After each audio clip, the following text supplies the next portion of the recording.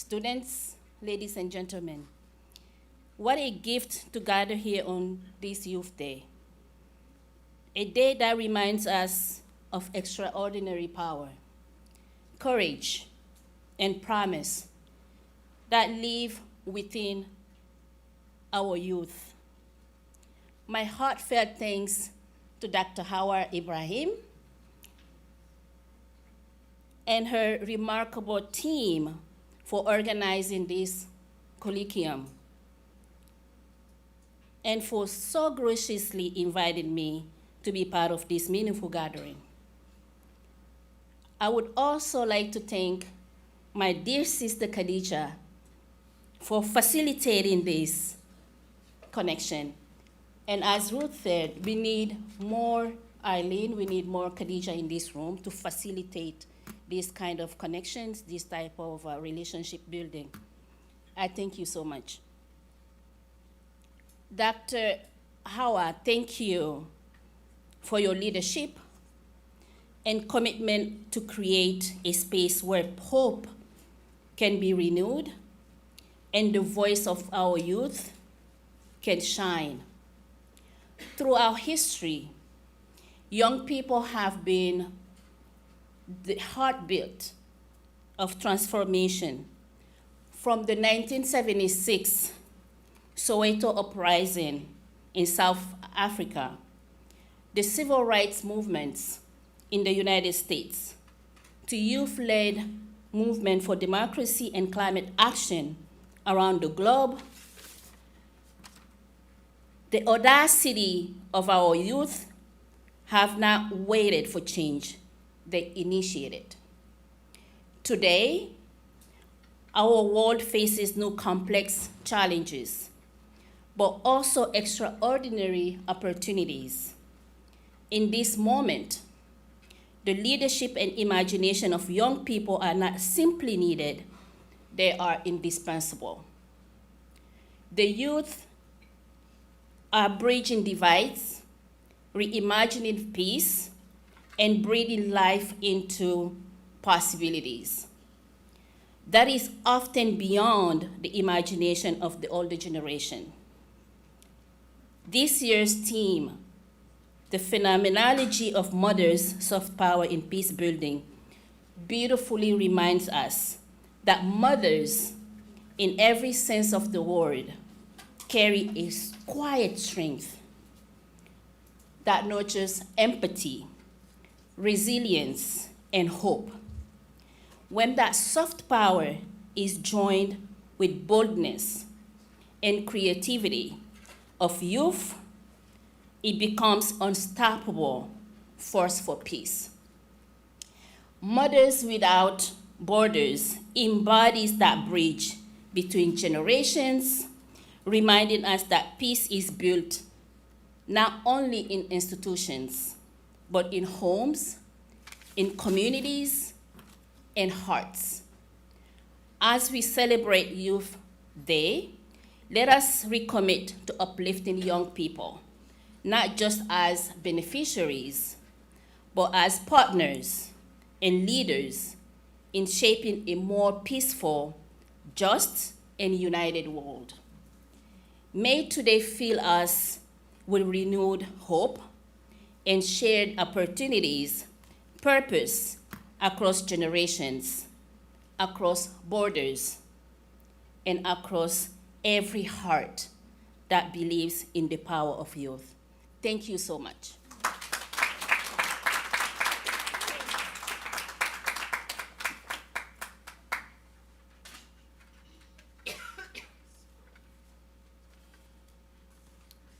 Remind me never to speak after Omar. Thank you so much. That was a lovely one. Good morning, everyone. I'm so honored to be here to share my goodwill message on the youth voices in peace building. Now, a lot of us in our African communities, when we grew up being what is called our mother's handbags. We basically followed our mothers everywhere, so we got to see firsthand how they mediate, how they relate with their friends, and how they deal with issues.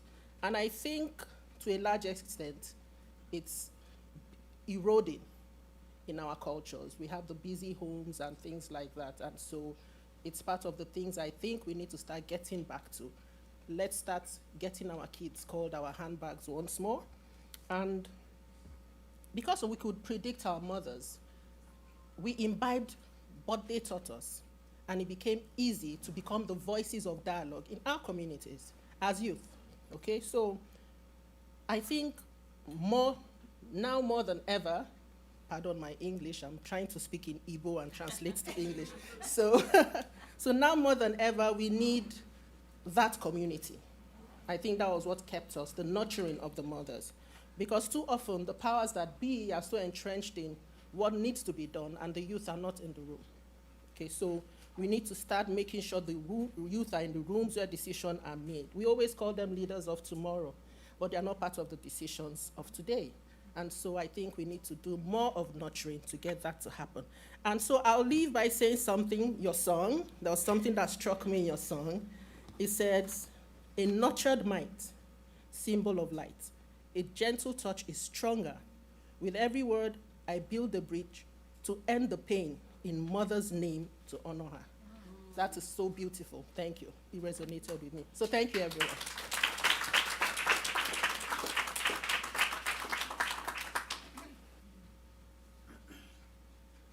Good morning, ladies and gentlemen.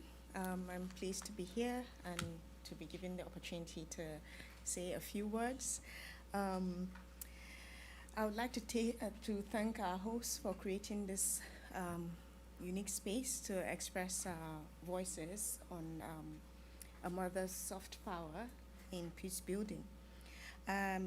What connects us all is the belief that peace is more than the absence of conflict, and it's about dignity, hope, and shared opportunity for every generation.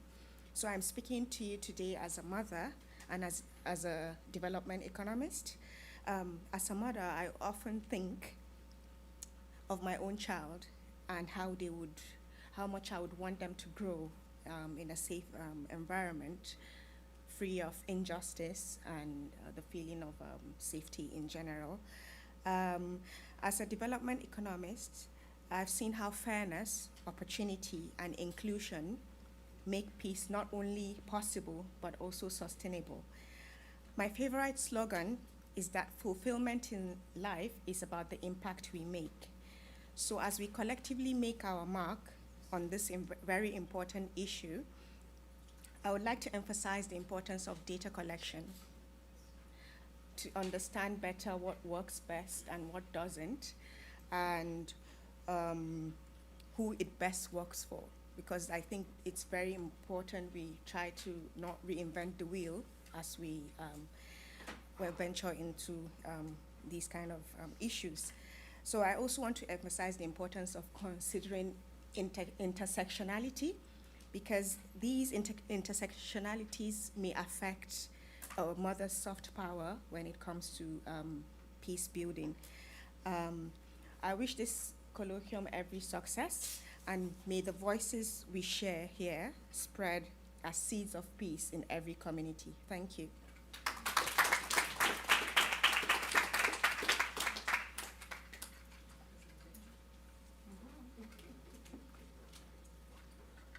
Okay. Good morning, everyone. I am excited to now introduce you to our two new speakers, Katharina Alshamari and Angelica Felici, who will be joining us virtually. So we're going to present their videos, and they will be giving goodwill messages. I also wanted to let you know that we are live streaming this event, and if you want to send the link to your friends and family, we have a link to our website that I will now read off. And you can send this link to them, and they can watch our presentations. This is for all 3 days, so also tomorrow as well. The link is https://colloquium. Okay. Sorry. Okay. Oh. I will try to write it down. We'll see if we can get a marker. But I'll say it really slowly now as well. Colloquium. Yes, colloquium. Can you guys see this?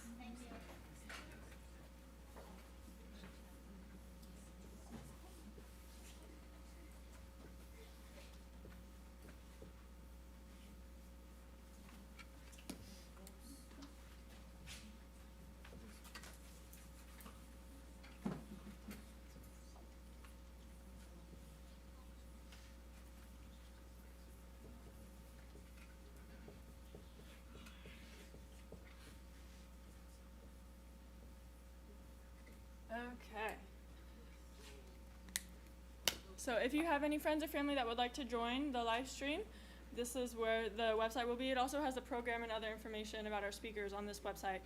So now we are going to hear from our Goodwill speakers online. Thank you.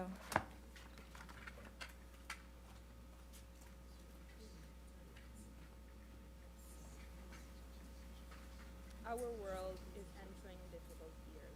Wars, inequalities, and climate crisis test not only our policies, but our very humanity.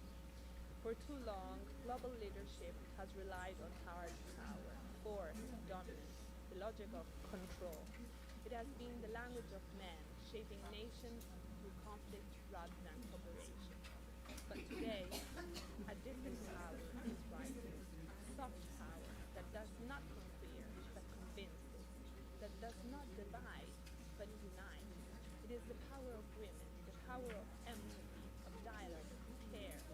It is the power that listens before it commands, that includes before it excuses, that seeks justice before it victory. The great task before Okay, my apologies. We're actually going to be moving on to Lita, her art show.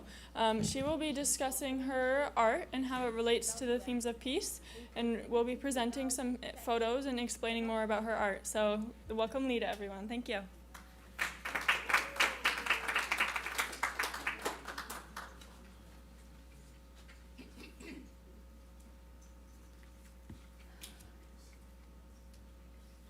Good morning. I'm very grateful and very honored to be here with all of you and to share my art, which has been my life calling ever since childhood. I will try to be as short as possible. So,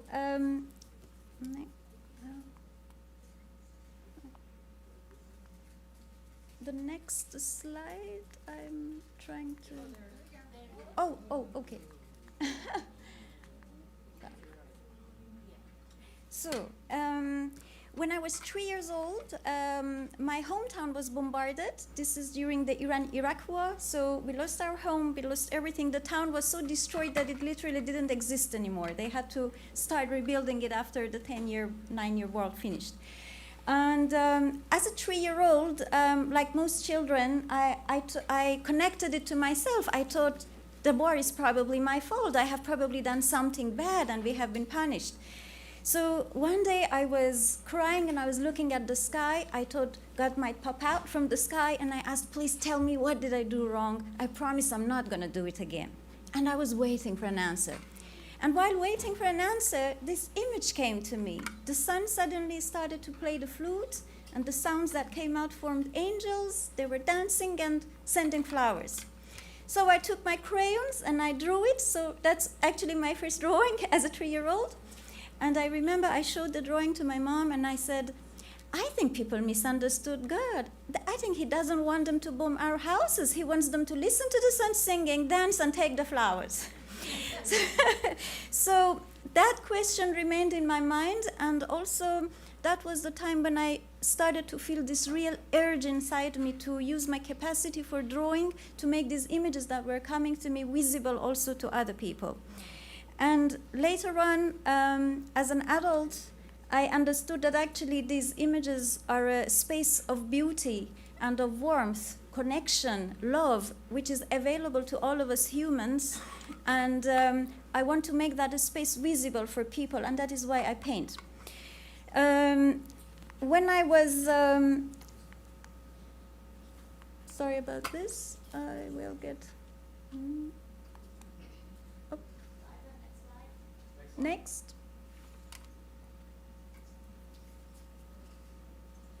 Well, when I was 16 years old, I joined Amnesty International in Malta. We had already moved out of Iran by then.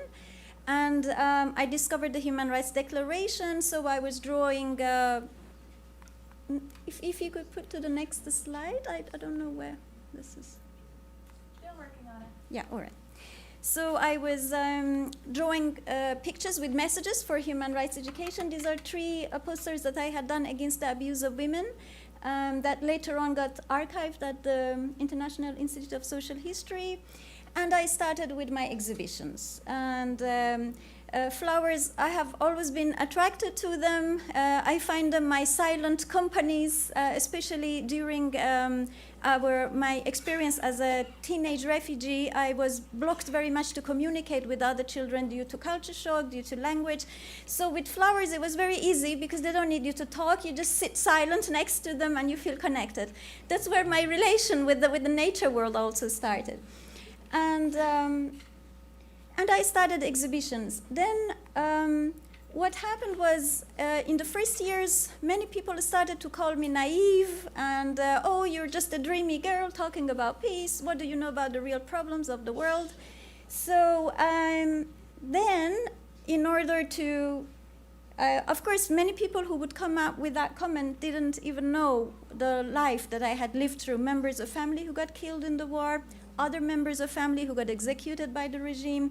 So I was not exactly a naive girl, but I was just holding on to the space of warmth and beauty and love that had opened to me, and I was trying to make that visible for other people. Then, so from then, I went to study international relations and political science, and together with my exhibitions, I was holding public talks, public lectures about our human nature, how the inner worlds that we experience as humans affects our relations with the outside. These were among the first exhibitions that I had. So let's say if majority of people in a country are often in a state of anger, how does that influence the relations of that country with other countries? Or how does that affect also the relations of that person with other persons? And these are just a few examples to show you the type of public talks that I have been giving. A number of universities, the Tor Vergata University of Rome, thanks to Dr. Hava Ibrahim, was one of the universities where I delivered this talk, at the University of Amsterdam, in St. Petersburg, in Paris University.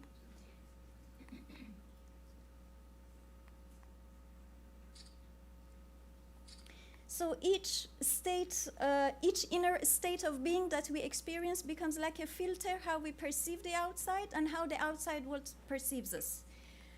Then came another challenge as an artist, being a former, let's say, refugee artist from the Middle East. The main art establishment expected a lot refugee artists to paint war, bloodshed, misery, pain, and I had a different approach because I had a different calling. It's not that I was denying the war, it's that I had a different calling in the middle of the war, in the middle of the bombardments. So on the right side, I don't know if you are familiar with Marcel Duchamp, the French artist who started the conceptual arts movement.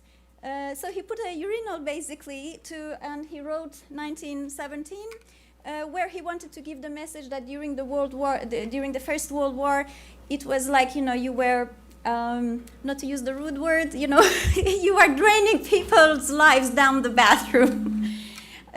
So I made a translation of that, and I turned it into the form of an iris flower, and I called it a florinal because he used his urinal of a fountain, so I called my fountain a florinal.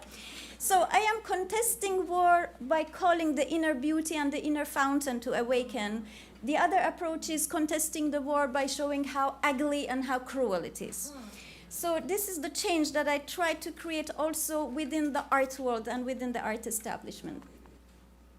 Next.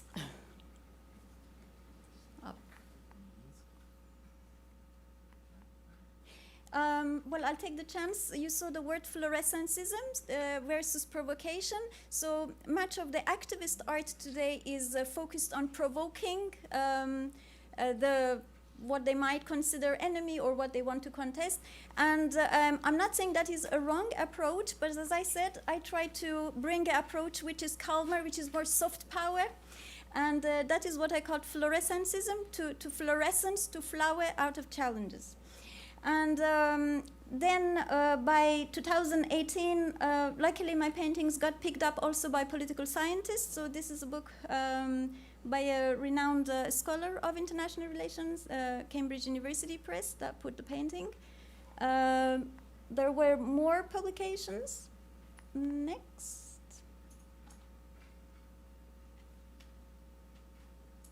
Oh, sorry, but it's not getting it. Yeah. This is another one. Yeah, I would like to go to the previous. So this is Women on the Islamic Republic, one scholar of Iranian origin who is based in University of Kansas here in the US. She chose that painting without knowing exactly what the story behind it was, and when I told her the story, she was indeed very happy. This fountain is made of the fuchsia flower, and the fuchsia flower in flower essence remedies helps to unblock any block which is stopping the flow in our life.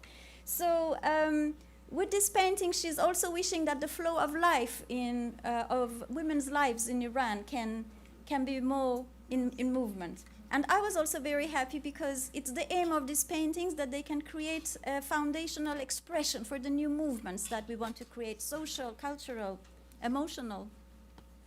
Yeah. The next one is also a book about Iran, a scholar who specializes on the Middle East. And he cites also about the work that I'm doing with this artistic concept of fluorescentism, how this is contributing to the presence of the Iranian civilization on the international scene, but also today's movements, today's social movements. And this is a painting which I called Women's Ascension. It was inspired in 2023. You know, there was a whole movement, very, unfortunately, very, I don't even know what to call it. Many women and men got killed in Iran when one woman had taken off her scarf as a contest to have the choice of putting the cover or not. And these are all women made of lily of the valley flower, which in flower essence remedies brings out the sweetness in our being. And they are in white dresses to symbolize like a bride, and they are going upwards. So they are like rising brides. You know, when a man and a woman get married, the moment of marriage is a symbolic moment of the tender love between a man and a woman. So by this painting, I wanted to call the tender love of the collective masculine to awaken. And I was very happy that on International Women's Day, the President of the European Parliament, Dr. Roberta Metsola, accepted to inaugurate the exhibition. And I had an online dialogue and public lecture together with the Iranian Sakharov laureate of Women, Life, Freedom, which you probably know of.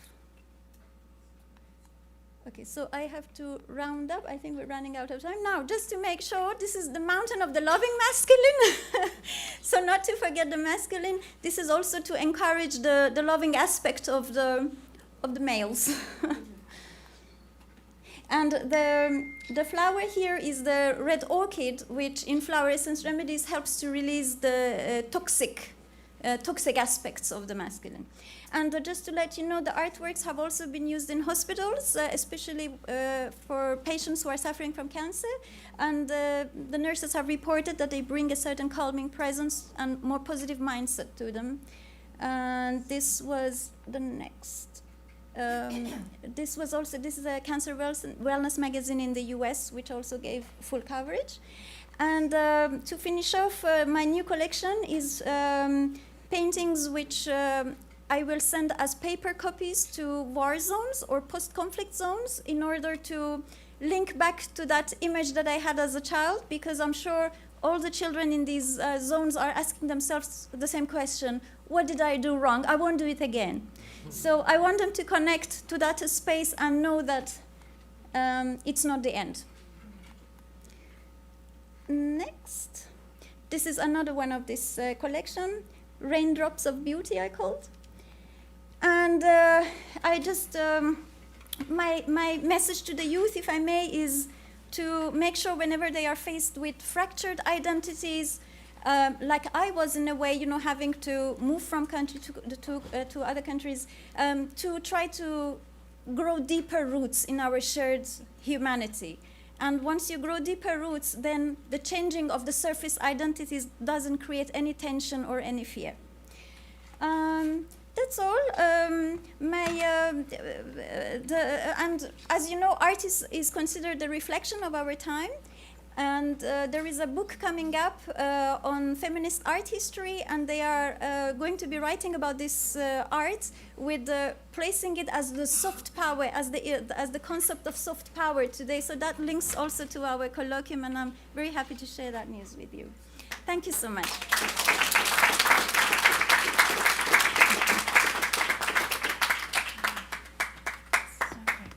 Thank you so much, Lida, for that incredible presentation. We are now going to hear a pre-recorded goodwill message from Katharina Alshamari and Angelica Felici. Also, if you guys could please take down this link. This is the live stream link for any friends or family that want to join the live stream. I'm going to erase it now, so please everybody take a picture or write it down right away. Get out of your pictures.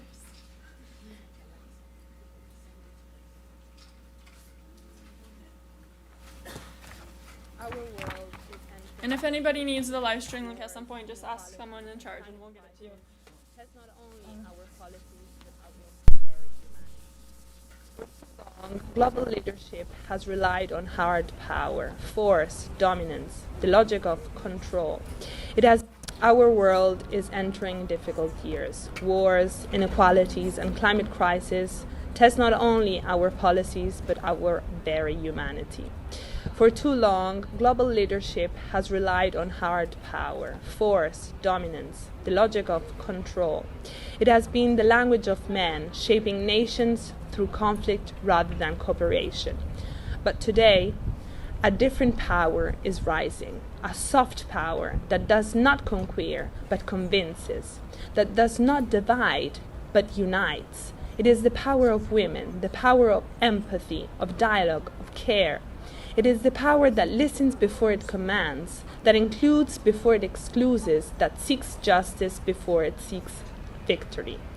The great task before us, dignity for every human being, justice across nations, education for all children, peace without weapons, inclusivity without exception, cannot be achieved by force alone. They demand a feminine strength, patient, resilient, creative, and compassionate. This is not about replacing men with women. It is about balance. It is about giving humanity both its voices, both its powers, hard and soft, masculine and feminine, so that together they can guide us towards survival, and beyond survival, towards hope. Let us choose the courage of care. Let us choose the power of inclusion. Let us choose, in this divisive decade, the leadership of humanity over the leadership of domination. Our world is entering difficult.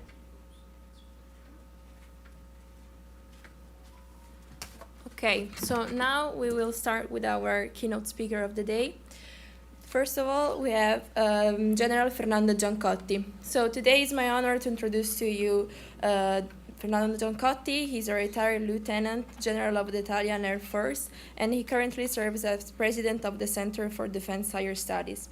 He's also an adjunct professor at Rome Tor Vergata for the bachelor degree in global governance, as well as member of the Teachers Committee of the Defense PhD.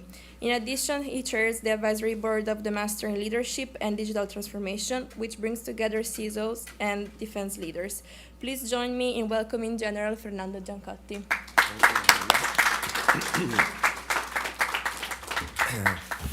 First of all, can you hear me well back there? Okay. Second, let's see if we can master this high...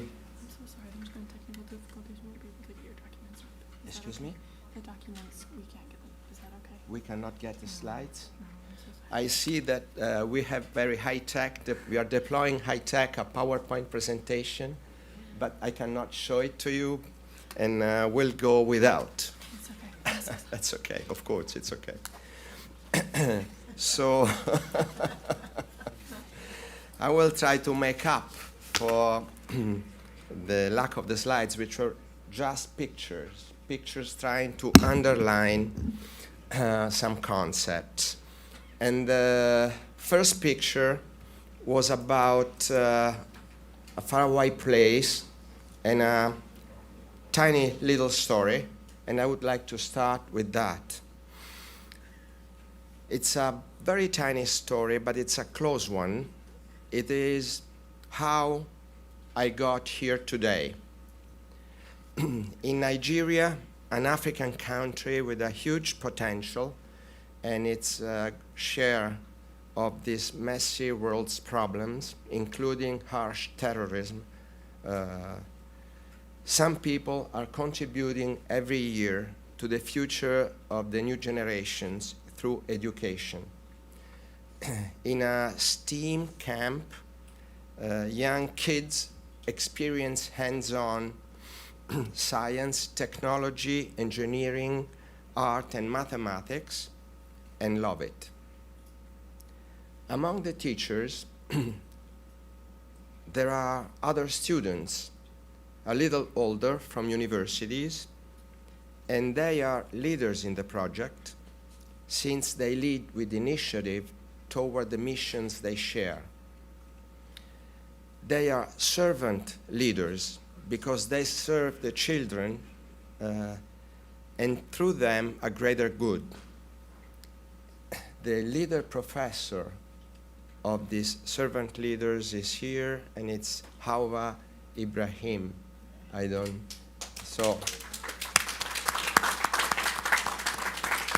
see her, but she's here anyway. So, yes, there she is. Going forward with our little story, some of the student teachers recall their leadership course, and here I had a little video of my students doing this group exercise, which was neat. And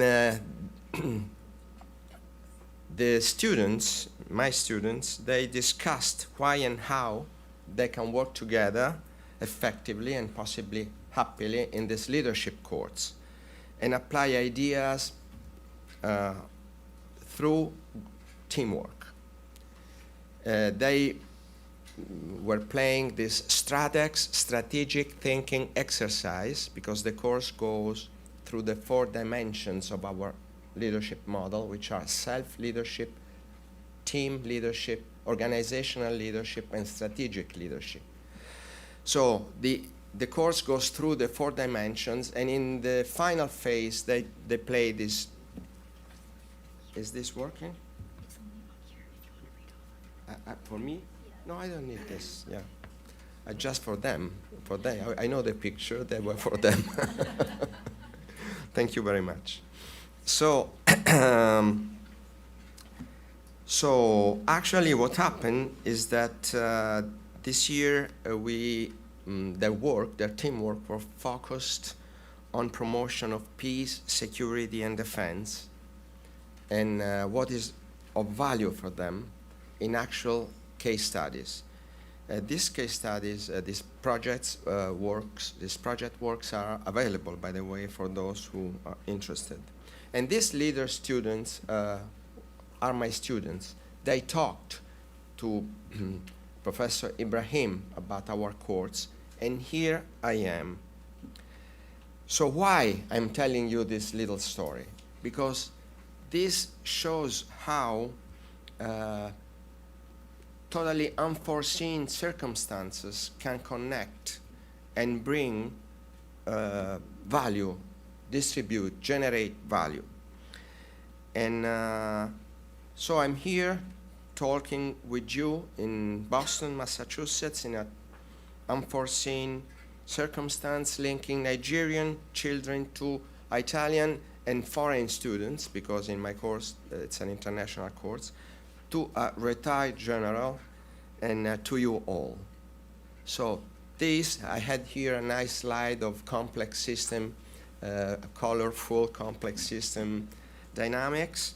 Here we can see the unfathomable connections of complex system.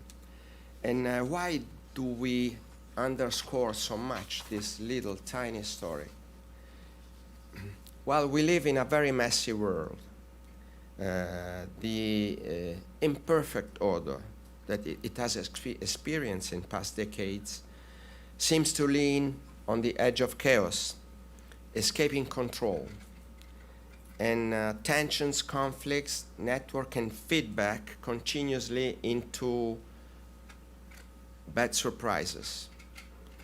And what have been of most value for us, peace, liberty, democracy, human rights, are facing dramatic changes and challenges worldwide.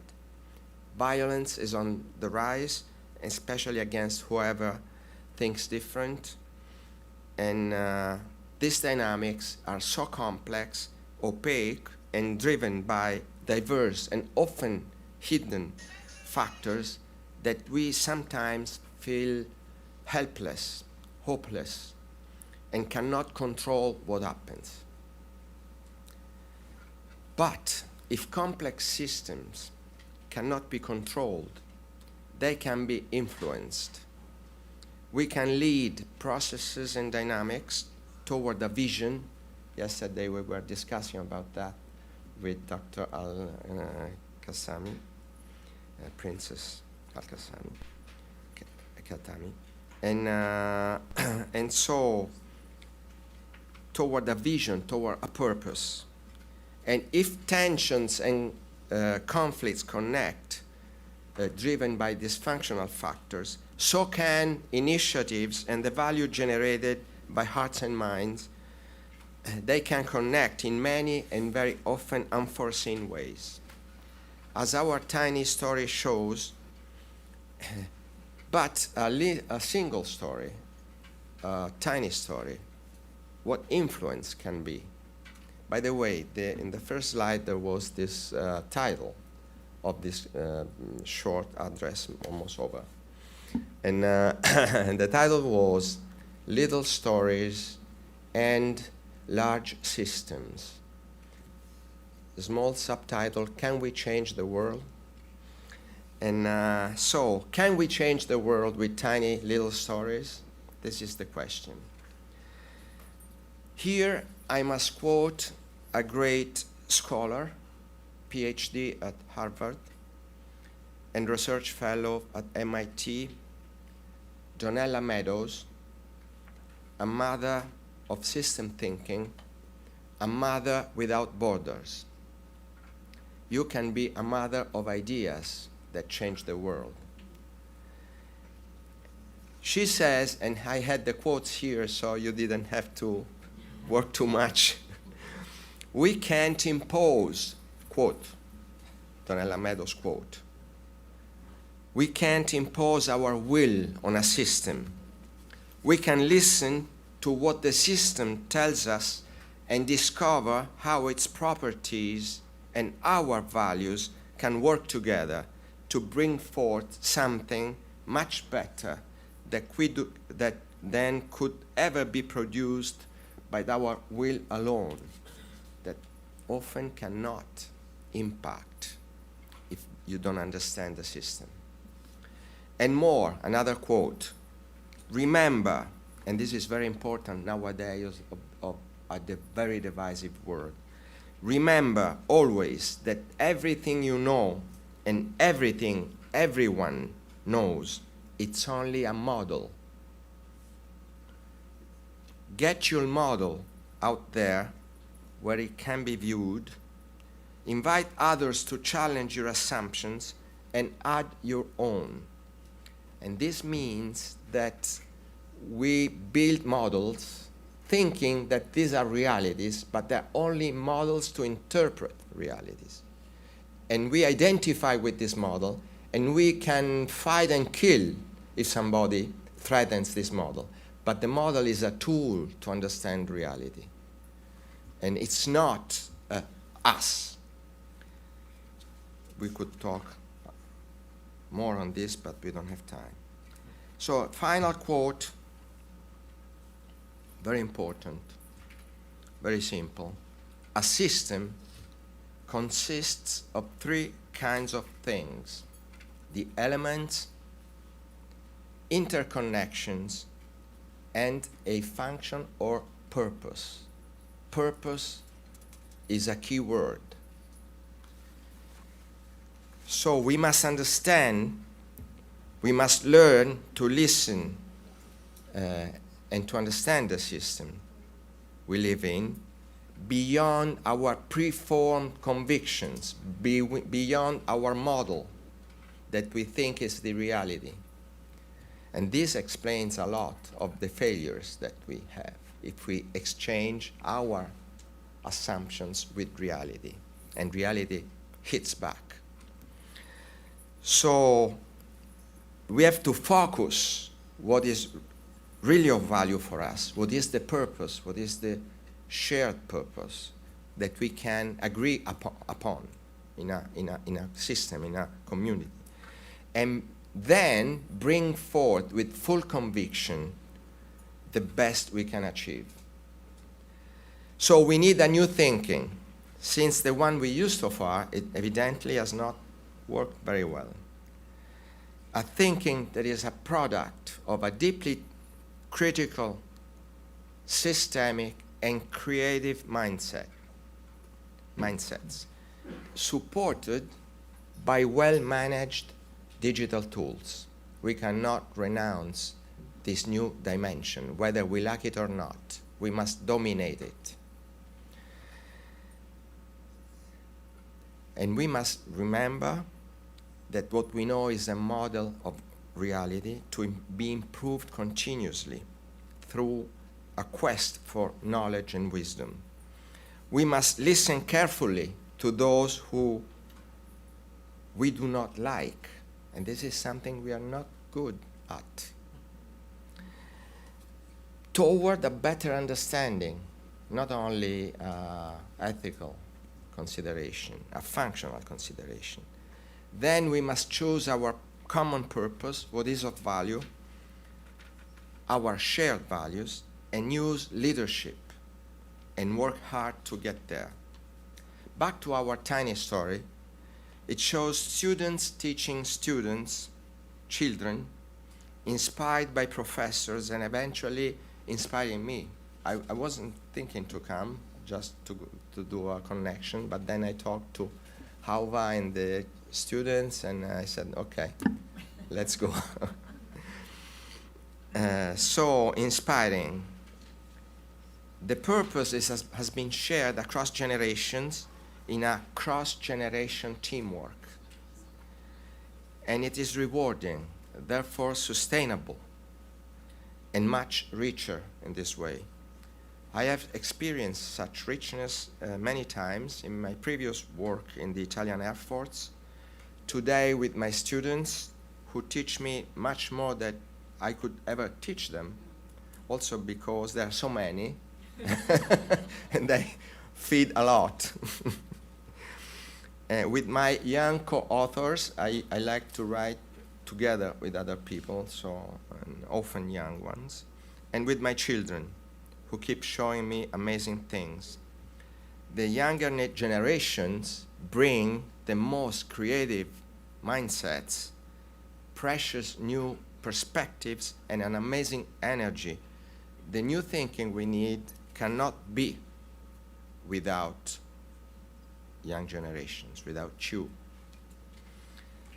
But, and here I had a very interesting mind map, but cross-generational teamwork is not yet common.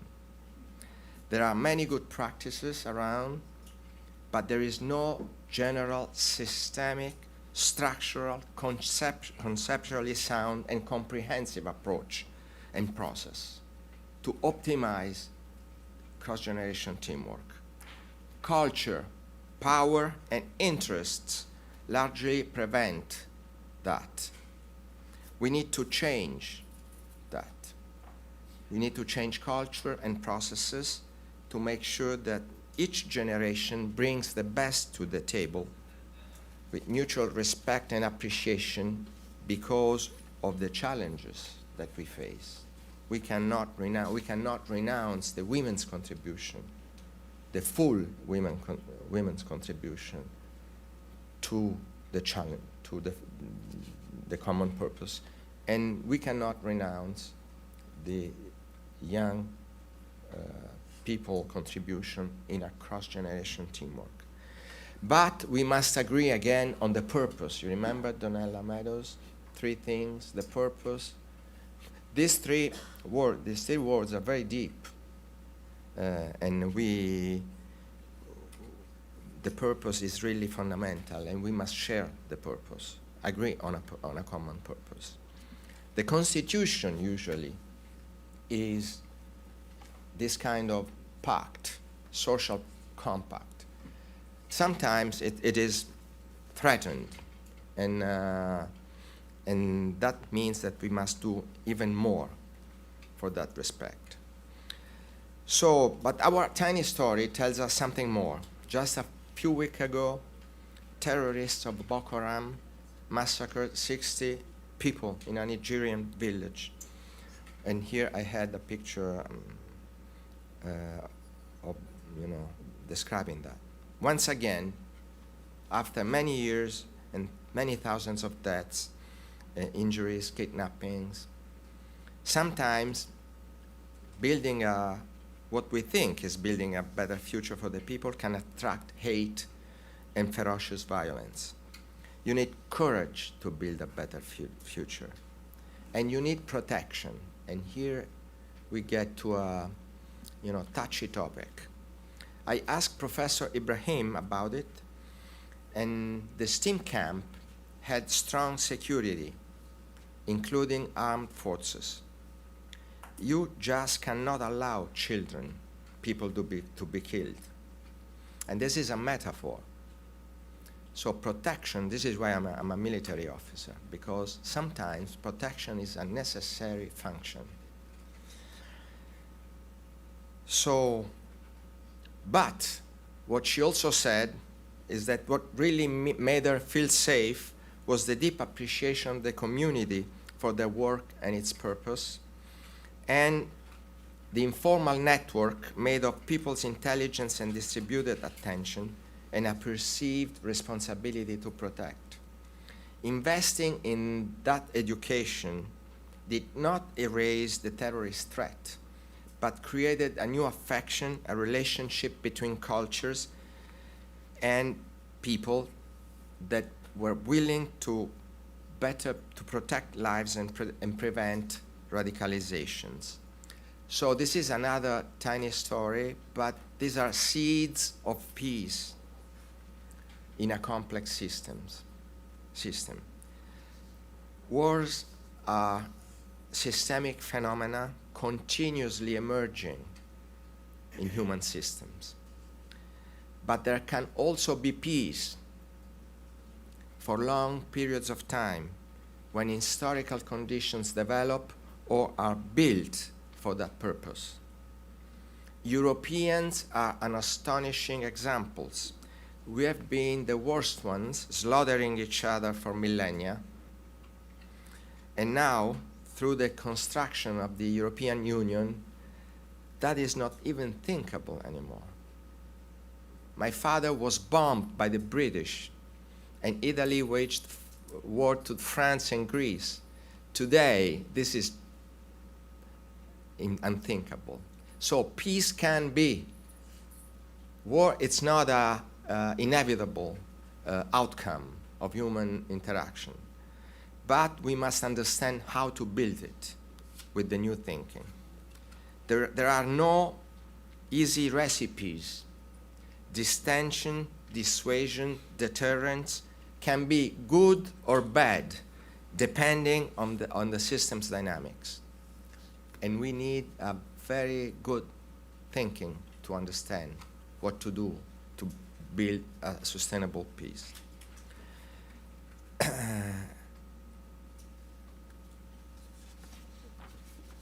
So I close saying that we need a new thinking, a strategic thinking. This is why I'm so interested in this topic, to to inform our leadership. And for that, I say to especially the students, you can start again with Donella Meadows' seminal book, Thinking in Systems, a Primer. Probably you know it. In Harvard, there is a Project Zero that is very much linked to complex systems. But I suggest to everybody to read this book because it explains a lot of why we cannot get things done and how to try to get things done, influencing systems. I'm almost done. So we need this thinking, we need your agency, we need your leadership, we need every and each one, everyone of you becoming leaders like the student leaders that are here working for free, taking charge of your destiny and striving for a deep understanding beyond ideology, beyond falling in love with models, and indifference, that is the other terrible killer of peace and values. So, and to understand how to build this lasting peace or to defend ourselves from their destruction. And we need to understand together through this powerful cross-generation teamwork, focusing what is of really value for us. My personal wish is that we can work together with your enthusiasm, an iron will, and a new thinking for a better, stronger, and fair peace, liberty, and democracy. They are not a given anymore. Thank you.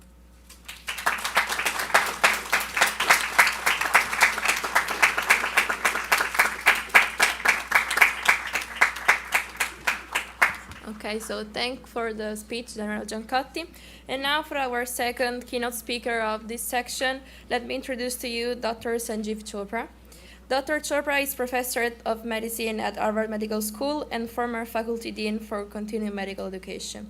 He serves as Firm Chief at Beth Israel Deaconess Medical Center and is Editor-in-Chief of the Pathology section of Up to Date, used by over 600,000 physicians worldwide. A Master of the American College of Physicians, he has received numerous honors, including the Ellis Island Medal of Honor. Please join me in welcoming Dr. Sanjeev Chopra.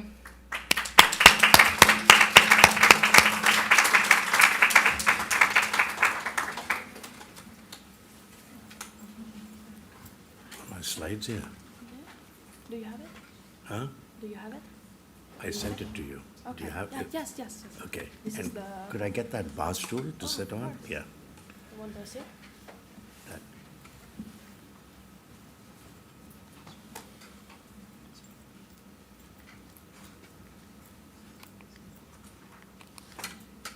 So, It's not working? yeah. Or do you want to? How does this work? Is it coming on? First slide. Oh, yes. No, go back. I cannot go back. Okay. We have Okay, thank you. it. I'll give this to you. Thank you very much for that very kind introduction. I'm really honored and humbled to be in your midst and to share with you reflections on a topic that I'm very passionate about. I've had the good privilege to give this, or iterations of this talk around the country, around the world. Also happen to have written a book about it. So, a lot of good research has shown that meaningful experiences surpass the acquisition of expensive objects in giving us happiness.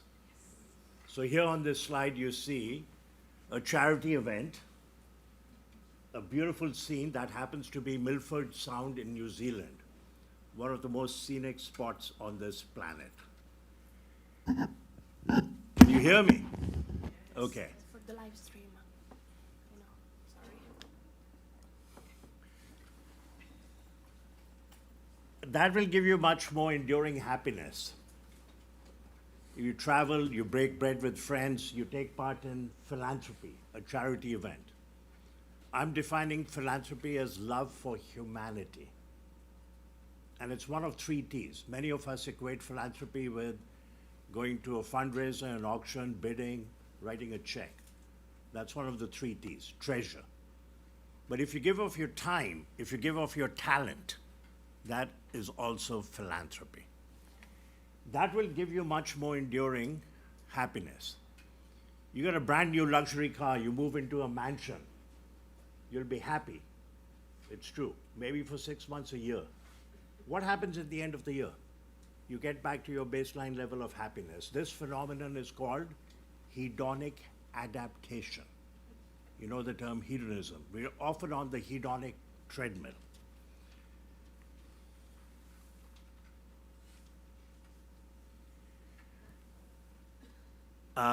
Go back, yeah. Now, this is what the research shows. Lottery winners. I actually happen to know a guy in Massachusetts who won $30 million from a scratch ticket. And he splurged it. Went to Las Vegas, took his family, bought expensive objects. At the end of 2 years, he was less happy than he was before he won the lottery. He actually made a statement, I wish I had never bought that scratch ticket. Ruined his family, ruined his friendships. The only people who win a lottery ticket, 10, 20, $30 million, who are happy are those who partake in meaningful experiences and give away 5 to 10% to a meaningful charity. Now look at the flip side. One of the worst fates that can befall a human being. You break your neck and you're paralyzed for life. Right? You remember that happened to Superman, Christopher Reeves, an accomplished equestrian taking part in a horse race, and suddenly the horse buckles, he goes flying, and he's paralyzed for life. And this is what he said before the year was over. I'm not living the life I thought I would lead, but it does have meaning, purpose. There is love, there is joy, there is laughter. Human beings are so amazingly resilient. Next slide. Now, Socrates was one of the first to argue that happiness was not just bestowed upon a select few. The prevalent belief before that was that happiness was bestowed upon royalty, nobility, poets, philosophers. He said, no, everyone is entitled to happiness, and happiness and virtue are inextricably linked. The ancient Greeks did not use the word happiness. They used a term called eudaimonia, which literally translated means human flourishing. If you're happy, you will flourish in life. Next slide. So I've come to the conclusion that there are 4 traits of the happiest people on this planet. And the first one is they have a cadre of good friends. I got extremely lucky to have the most amazing parents. My one brother, older brother, Deepak Chopra, we're very close. But I had no choice. I was born into that family. But you can select your friends. Your friends are your chosen family. Robert Louis Stevenson once said, a friend is a gift that you give to yourself. So instead of saying next, if I can nod and somebody can advance the slides, will that work?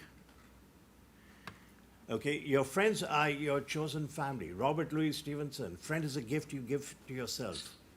Khalil Gibran said, friendship is a sweet responsibility, never an opportunity. Now, how many of you have heard of the Happiness Grant Study? Some of you? Yeah. This is the longest standing study on adult happiness. Started 85 years ago. What study goes on for 85 years? Funding disappears. People drop out, people die. Principal investigator passes on. Right? So the Harvard Grant Study, we can put that slide back? Yeah. No, go back one slide. Forward. Forward. Okay. So, 85 years ago, a year after Hitler's troops had marched into Austria, 750 21-year-olds were recruited into the study. 250 went to Harvard. The other 500 were from poor, dysfunctional families in Dorchester, Roxbury. Entered the study. Off they went to the war. They came back, re-entered the study. Detailed questionnaires, physical examination, blood tests, functional MRI, C-reactive protein, home visits. A cohort of their children, 2,000 are being followed in a similar study. Who was in that study? Nurses, doctors, accountants. Tragically, some skid row alcoholic derelicts, some people died of suicide. One became our president. John F. Kennedy was in that study. And the major conclusion of the study is that social connectedness brings back forth joy. Your satisfaction with relationships with friends is the strongest predictor of health, happiness, and longevity decades later. So nurture your friendships. James Rohn, a best-selling author, once said, you are the average of the 5 people you spend the most time with. How beautiful is that? So profound. You are the average of the 5 people you spend the most time with. So select your friends carefully, people with good core values. Nurture you. Next slide. This is Robert Waldinger. He's a professor of psychiatry at Harvard Medical School, based at Mass General Hospital. He's also a Zen master. And he's given this TED Talk, What Makes a Good Life? Lessons from the Longest Study on Happiness. #1 TED Talk given by a physician. When you have time, listen to this brilliant TED Talk. Next slide. The second trait of the happiest people on this planet is the ability to forgive. Anyone listening, if you're holding bitterness or rancor in your heart against an ex, a colleague, a sibling, a neighbor, my plea to you, get rid of it. And the moment you make that decision, you'll feel this enormous weight coming off your shoulders. It's not easy to forgive. The Buddha once said, resentment is like holding a hot coal with the intent of hurling it at someone who's offended you. That person's moved on. Meanwhile, you're burning your hand. Nelson Mandela, how many years did he serve in prison? 27 years. Can you imagine? 27 hours, days, weeks, months. When he's released, Mr. Mandela, do you harbor resentment against your captors? He gave the most beautiful answer. He said, I have no bitterness, I have no resentment. Resentment is like drinking poison and then hoping it will kill your enemies.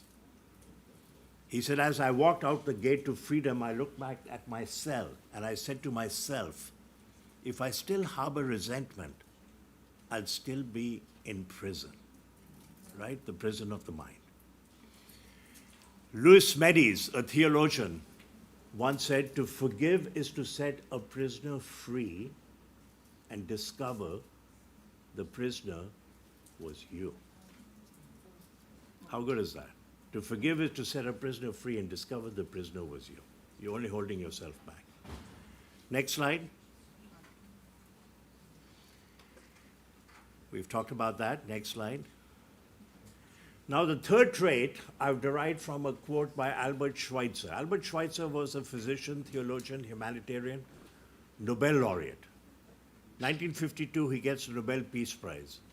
Very humble man. At the ceremony, he murmurs, now I have to go earn it. Talk about humility, right? And he once said, I don't know what your destiny will be, but one thing I'm certain of, the ones amongst you who will be truly happy are those who have sought and found how to serve.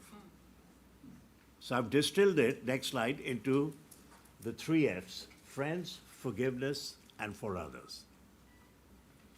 But the fourth one begins with G. What is it? Gratitude. You know it, gratitude. Some people say God, no.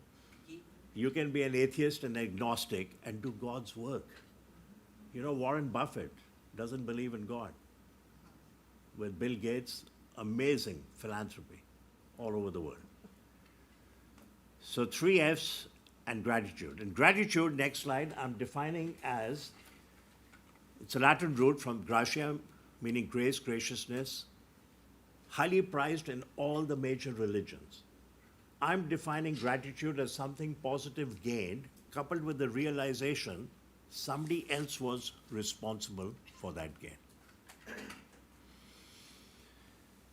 You can increase your happiness, next slide, in the following manner. This is a formula for happiness that's derived from studying monozygotic twins, comparing them with dizygotic twins. And what it says is that 50% of our happiness is a set point. It's genetic.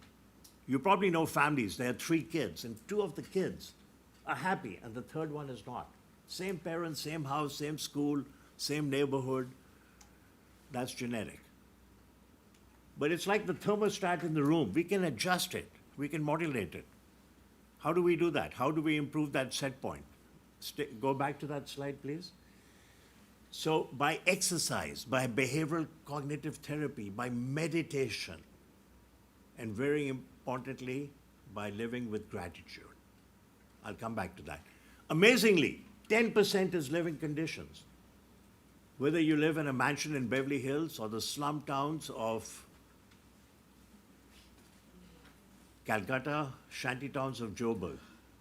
You have a roof, running water, friends, you're happy. And 40% is voluntary action. What we can do to make others happy.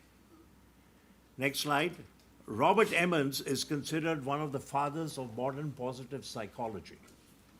Written a wonderful paperback. It's called Thanks, How the New Science of Gratitude Can Make You Happier. He did a large randomized study. Took a large group, and half of them, for the next 6 weeks, at the end of the day, write down 3 things you did.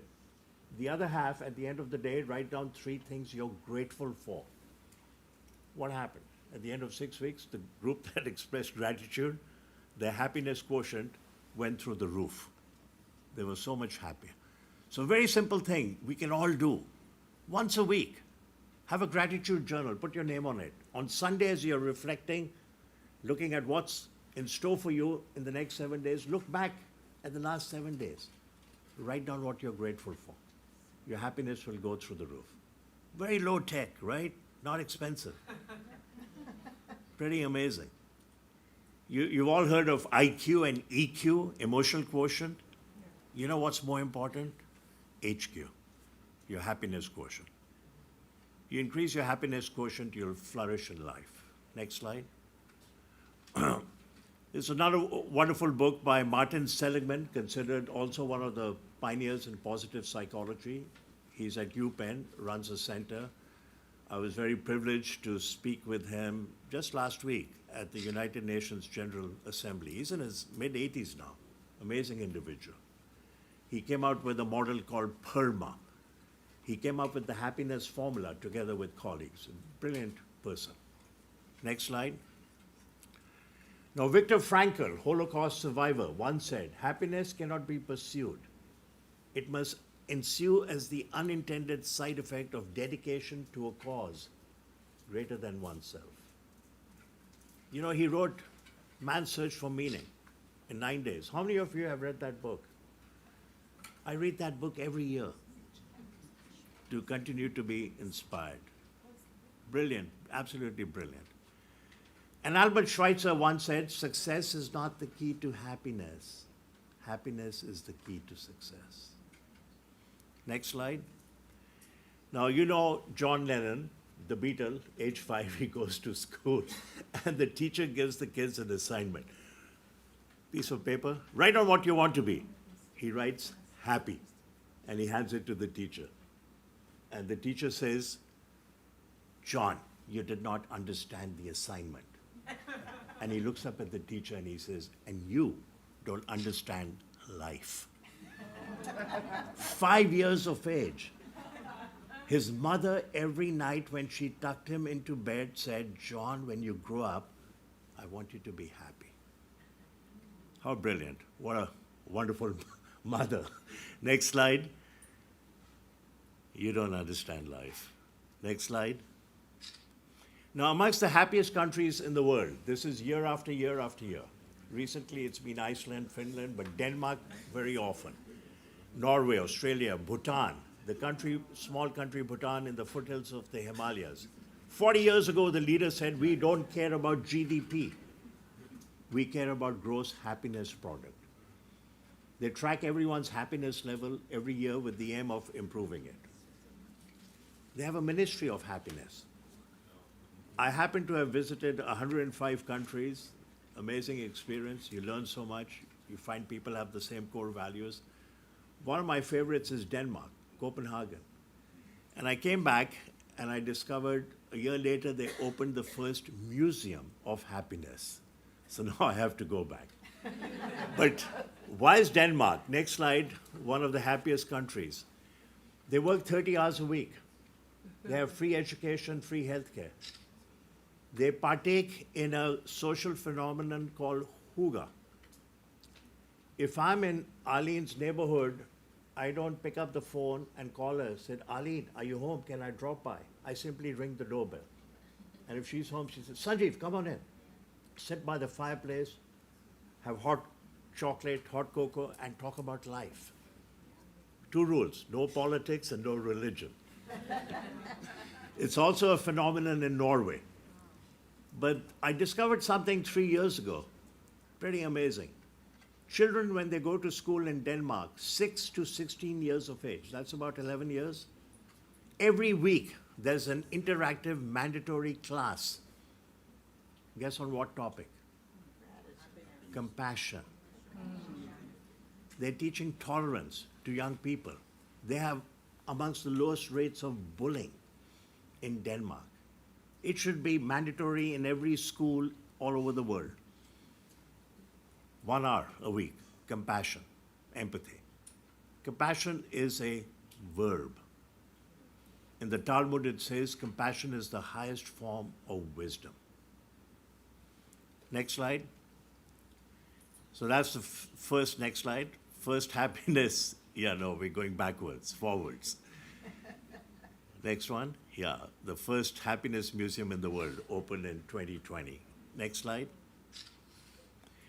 But happiness is more than the sum total of happy moments, right? Friends, forgiveness for others, and gratitude.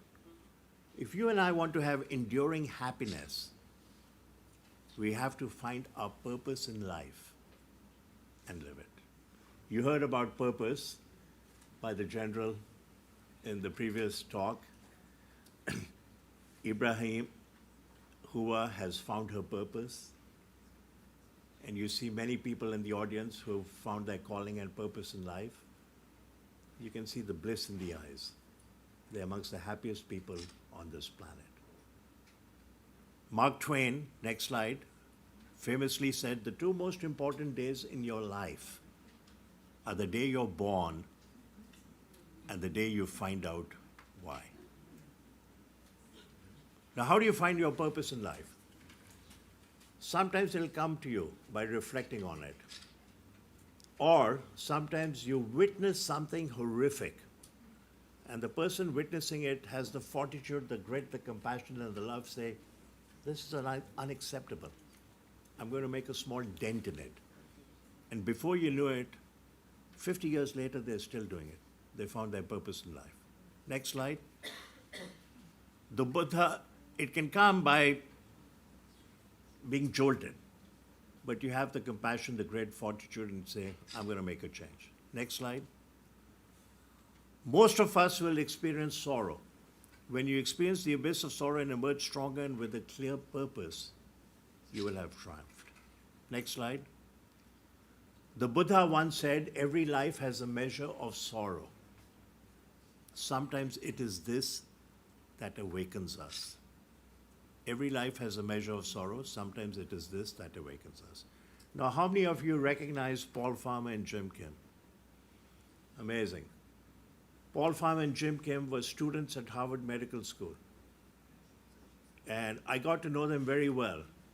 I used to direct the GI pathophysiology course, and they were my students.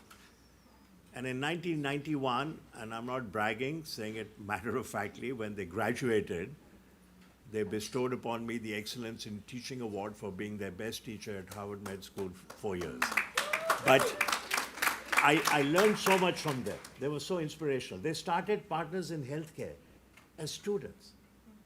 The most brilliant philanthropic humanitarian work all over the world. Peru, Rwanda, Haiti, Russian prisoners with multi-drug resistant tuberculosis, Native American reservations. Paul Farmer, Jim Kim worked with him for 17 years. Then he became president at Dartmouth.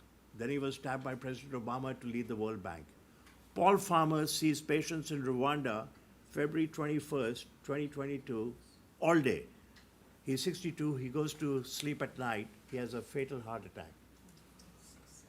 And Jim Kim flies to Rwanda with his family to bring Paul's body back to Miami, where he grew up with 4 other siblings in an old school bus converted into a mobile home. We had a wonderful ceremony at the Quad at Harvard Medical School. Freezing, below freezing. And all the speeches were given by students and professors he had inspired. The last speech by George Daly, our head dean. Short speech, he got up and he said, Paul Farmer will go down as the greatest humanitarian of our time. Then he looked at the audience and he said, and he was my mentor. For the head dean to say that of a former student. Next slide. Paul Farmer once said, the idea that some lives matter less is the root of all that's wrong with this world. His favorite billboard, one he encountered in Haiti 25 years ago. The only true nation is humanity. We create these artificial borders. Next slide. Here on the left part of the screen, you see this patient with end-stage HIV/AIDS. Skeleton of a man. He's on his deathbed. Paul Farmer and Jim Kim have now graduated from Harvard Medical School. They're attending at the Brigham and Women's Hospital. And they go with an empty suitcase to the pharmacy at the Brigham and Women's Hospital, and they sweet talk their way into the pharmacist, giving them $93,000 worth of antiretrovirals, medicines to suppress HIV. They fly to Haiti, administer it to this man. Next, same slide. No, go back, please. Go. This is the same individual, fully recovered, with that beautiful baby in his hands. Story, next slide, of Paul Farmer's work is told in a wonderful book by Tracy Kidder. Tracy Kidder is a 3 times Pulitzer Prize winner. He followed Paul Farmer for 3 years, then he wrote this book, Mountains Beyond Mountains, The Quest of Dr. Paul Farmer, a man who would cure the world. There's a wonderful documentary worth watching on Netflix. It's called Bending the Arc.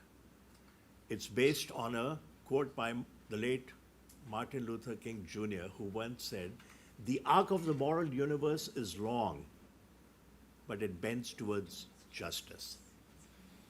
The arc of the moral universe is long, but it bends towards justice. It's all about Paul Farmer, Jim Kim, Ophelia Dahl's work. An amazing and inspiring individual, Paul Farmer. Next slide. Next slide. Now here are 5 things you see on the screen. I should have said I love you more often. I should have traveled more. I should have been the bigger person and said I'm sorry. I should have spent more time with my friends. I should have had the courage to pursue my dreams and aspirations. Who says this? You know it. Yeah, people in hospice. This is a nurse who interviewed about 1,000 people dying in the next 3-6 months. What are your greatest regrets in life? You see, nobody said, I should have had a new Ferrari every 6 months. You belonged to 3 country clubs.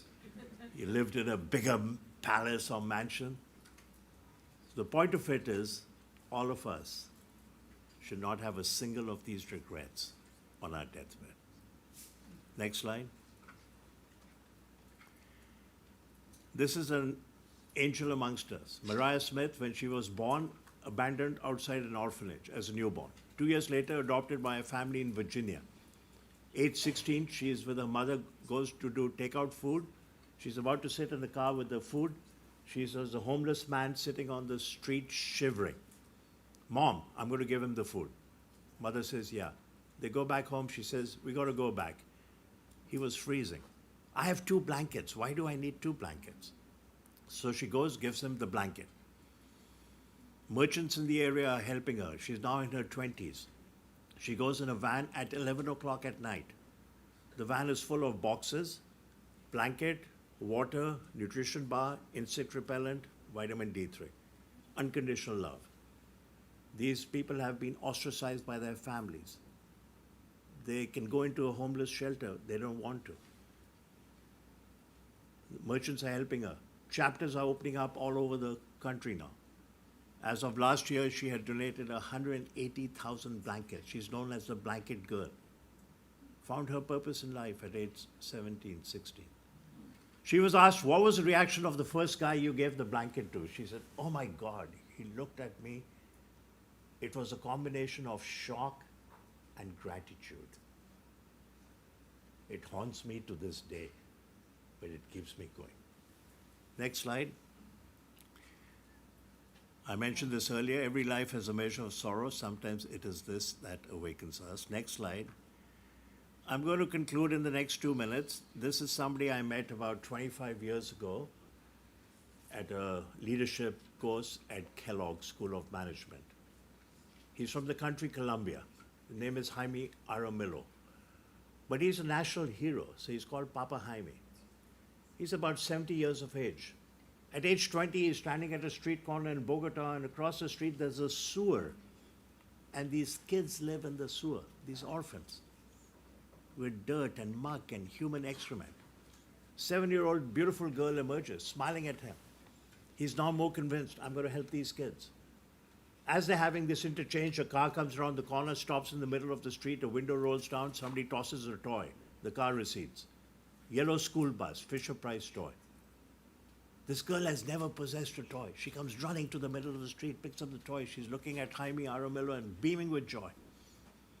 And tragically, as they're having this interchange, speeding truck comes around the corner, kills her. He says, this is it. This is my calling in life. I'm going to help these kids. He's adopted, house-schooled, and fed 100,000 orphans. National hero, Papa Jaime. I said, Papa, how do you pay for this? How many staff do you have? Sanjeev, 150 staff. I have a bakery. The only thing we make is cookies. And I've convinced all the restaurants, many of the restaurants, Medellin, Bogota, to put a cookie jar next to the cash register. People are paying the bill, grab a cookie. There's a shoebox with a slit. Drop change it all. I get 50% of my needs that way. I said, what about the other 50%? I'm a motivational speaker. I speak all over Latin America. I plow my honorarium into my foundation. I said, Papa, that doesn't cut it. I know what motivational speakers get. So he says, you're right, Sanjeev. Every time I need money, out of the blue, somebody helps me. He says, 3 weeks ago, I needed $41,000 US. I go to 3 banks, they turn me down. Papa, we love the work you do, but you got loans with us at such a low rate, don't even tell anyone. But we can't give you more loans. So he's coming back to the office. There's a street woman. She recognizes him, crosses the street, gives him a hug. Papa Jaime, he says, come to the office. She's sitting in the office, drinking coffee, eating cookies. He's on the phone, calling 3 other bankers, and she can tell that he's being turned down. So she looks at him, says, Papa, how much money do you need? Sanjeev, I told her I need $41,000 US. She looks at him, smiles, and says, Papa, I give it to you. He said, Sanjeev, I said to myself, she's cuckoo, street woman. She opened her purse, she had $60,000. Son had sent her the money. She had to go to a bank, deposit it, sign a piece of paper, move into her house. She says, I've saved some other money. The weather's good. I can move later. You take it now. No questions asked. Your children need it. You can return it if you want, when you want. So that kind of thing happens to me all the time.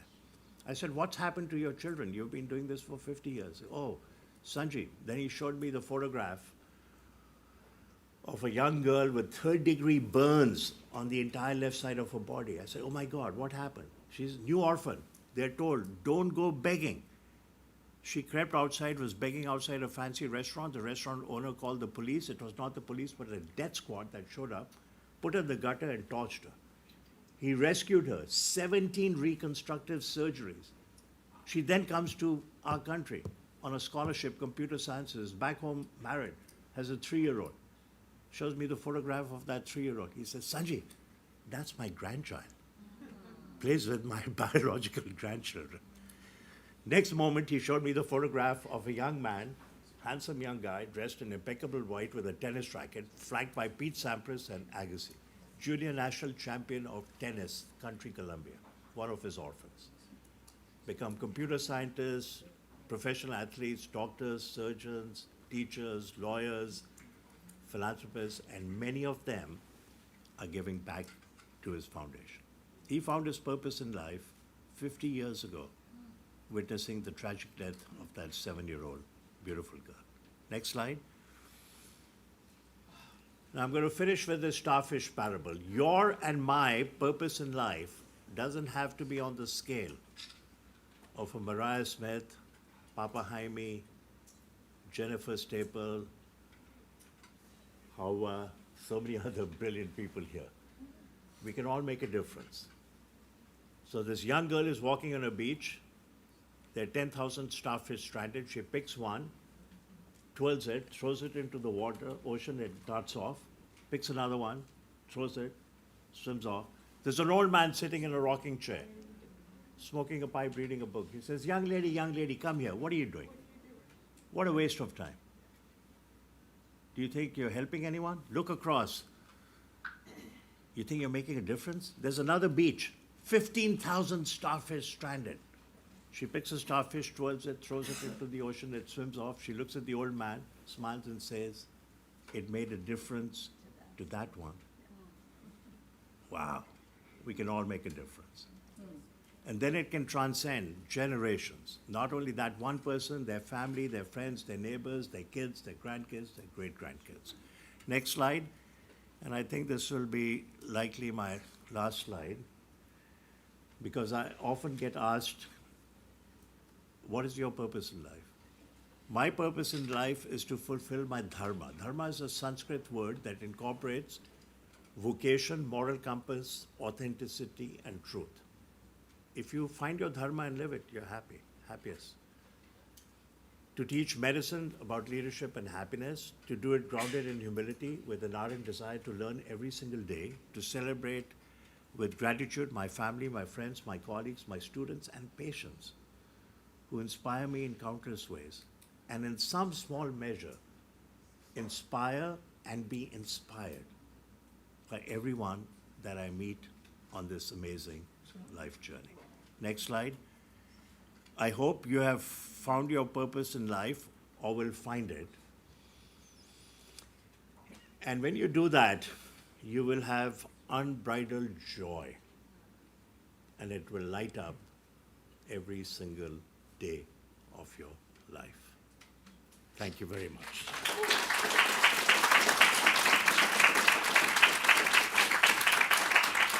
Thank you. Thank you.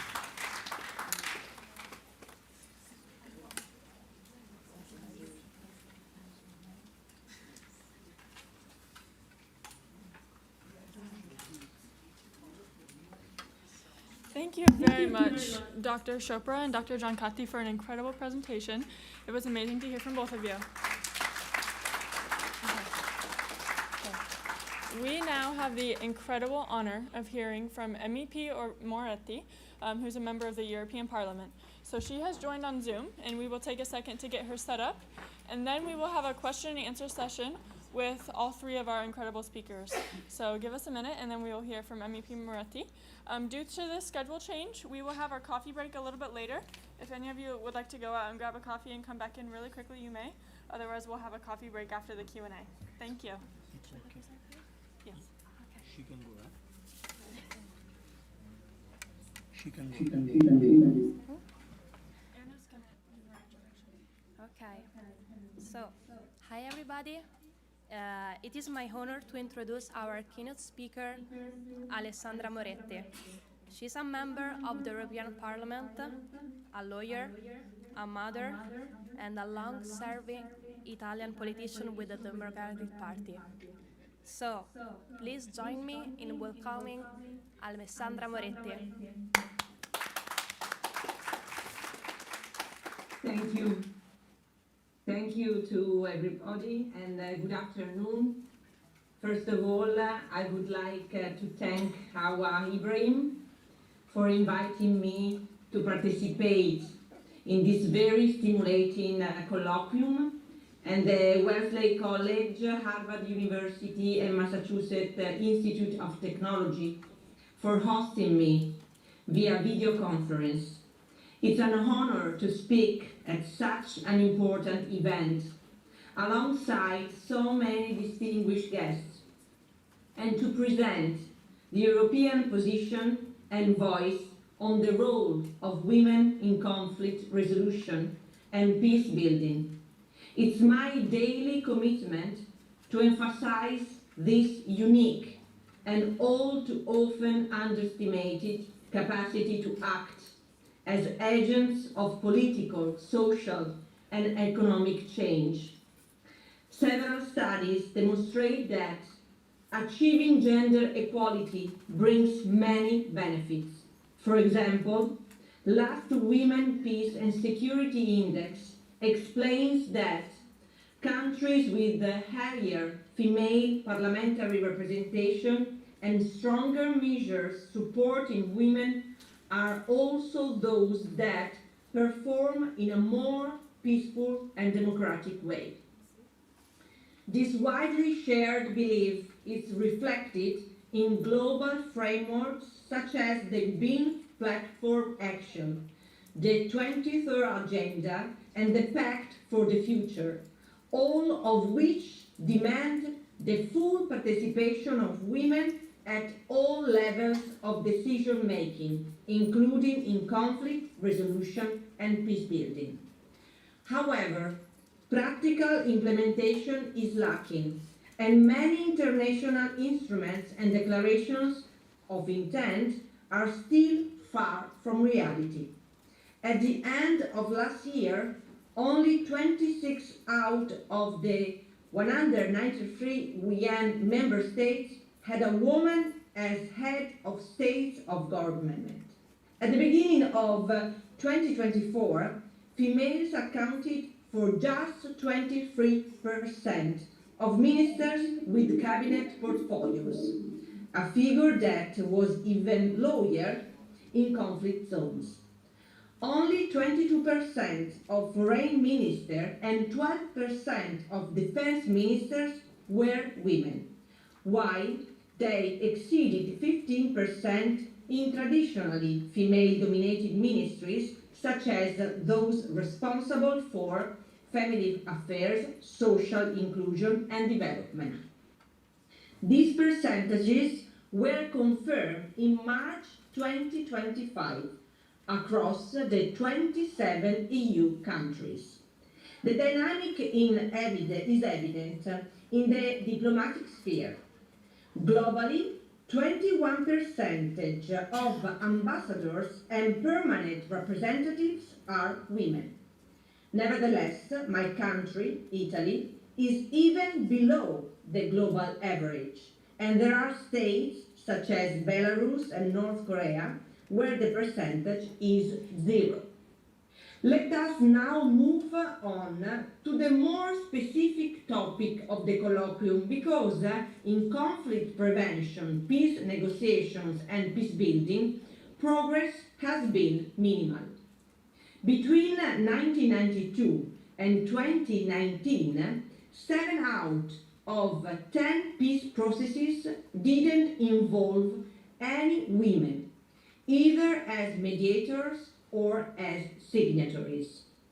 Although females are engaged in UN peacekeeping and special political missions, EU common security and defense policy, and field operations by the OCSE, their participation and leaderships in 2024 fell short of the gender equality goals initially set. None of the 8 force commanders of UN peacekeeping operations were women, and none of the EU military CSDP missions have ever been led by female commanders. Women participation alone is not enough to solve the gender-based foreign policy issue, but it's a key ingredient in moving toward the target. Our society is steeped in patriarchal culture, and women are always considered less competent and capable than their male colleagues are. It's therefore clear that empowering them means increasing their presence in positions of influence, and that this requires strong political will. However, I believe that the solution to this structural problem also lies in education for equality, respect, and an alternative language to that of violence and revenge, which is the most widespread around us today. To stop women from being regarded only as victims and to give them the possibility to act as agents of change, we need to address the way male-dominated powers and institutions view them. Events such as our conference are extremely important because they raise awareness and educate, reaching a wide audience that often includes younger generations. For this reason, I would like to dedicate part of my speech to reflecting on why it's significant to adopt a gender perspective in politics, and in particular in the peace and security agenda. With regard to the Women, Peace and Security agenda, a crucial year was 2000, when the UN Security Council adopted Resolution 1325, which calls attention to the role women play in conflict prevention and resolution, peace negotiations, peacekeeping and peace building, as well as in humanitarian intervention and reconstruction. 9 other resolutions expanded the system. In my regional system, OTAN endorsed a new WPO-PS policy in 2024, and the EU has its own framework and action plan, which I will discuss in more detail later. All this demonstrates that Resolution 1325 is not something from the past, but a living structure that needs to be implemented. Higher levels of gender equality translate into greater security and stability, primarily because women more often adopt a collaborative approach and tend to organize themselves across cultural and sectarian divides. It's an approach that takes into account different segments of the population, including the most fragile, thereby increasing the prospects for long-term resilience and reducing the risk of poverty, state failure, and the resurgence of hostilities. A virtuous example is provided by Israeli and Palestinian women, who have been striving for coalitions along national, ethnic, and religious lines in order to promote efforts for the achievement of non-violent security and to ensure civilians' access to the basic necessities. Secondly, women can contribute to reaching agreements because the parties sitting at the negotiating table often view them as honest brokers. This perception stems from the patriarchal nature of the security sector. Women are more easily perceived as political impartial mediators exactly because they are usually excluded from power structures and generally don't control the armed forces. When Sinn Féin party was temporarily banned from the talks, women of Northern Ireland continued to hold confidential conversations with the opposing factions, since they were considered honest representatives of both communities. In the recent years, women groups have employed highly visible measures and public campaigns to exert pressure to begin or resume negotiations, as well as to sign peace agreements. They have organized more mass actions in support of peace than any other social groups.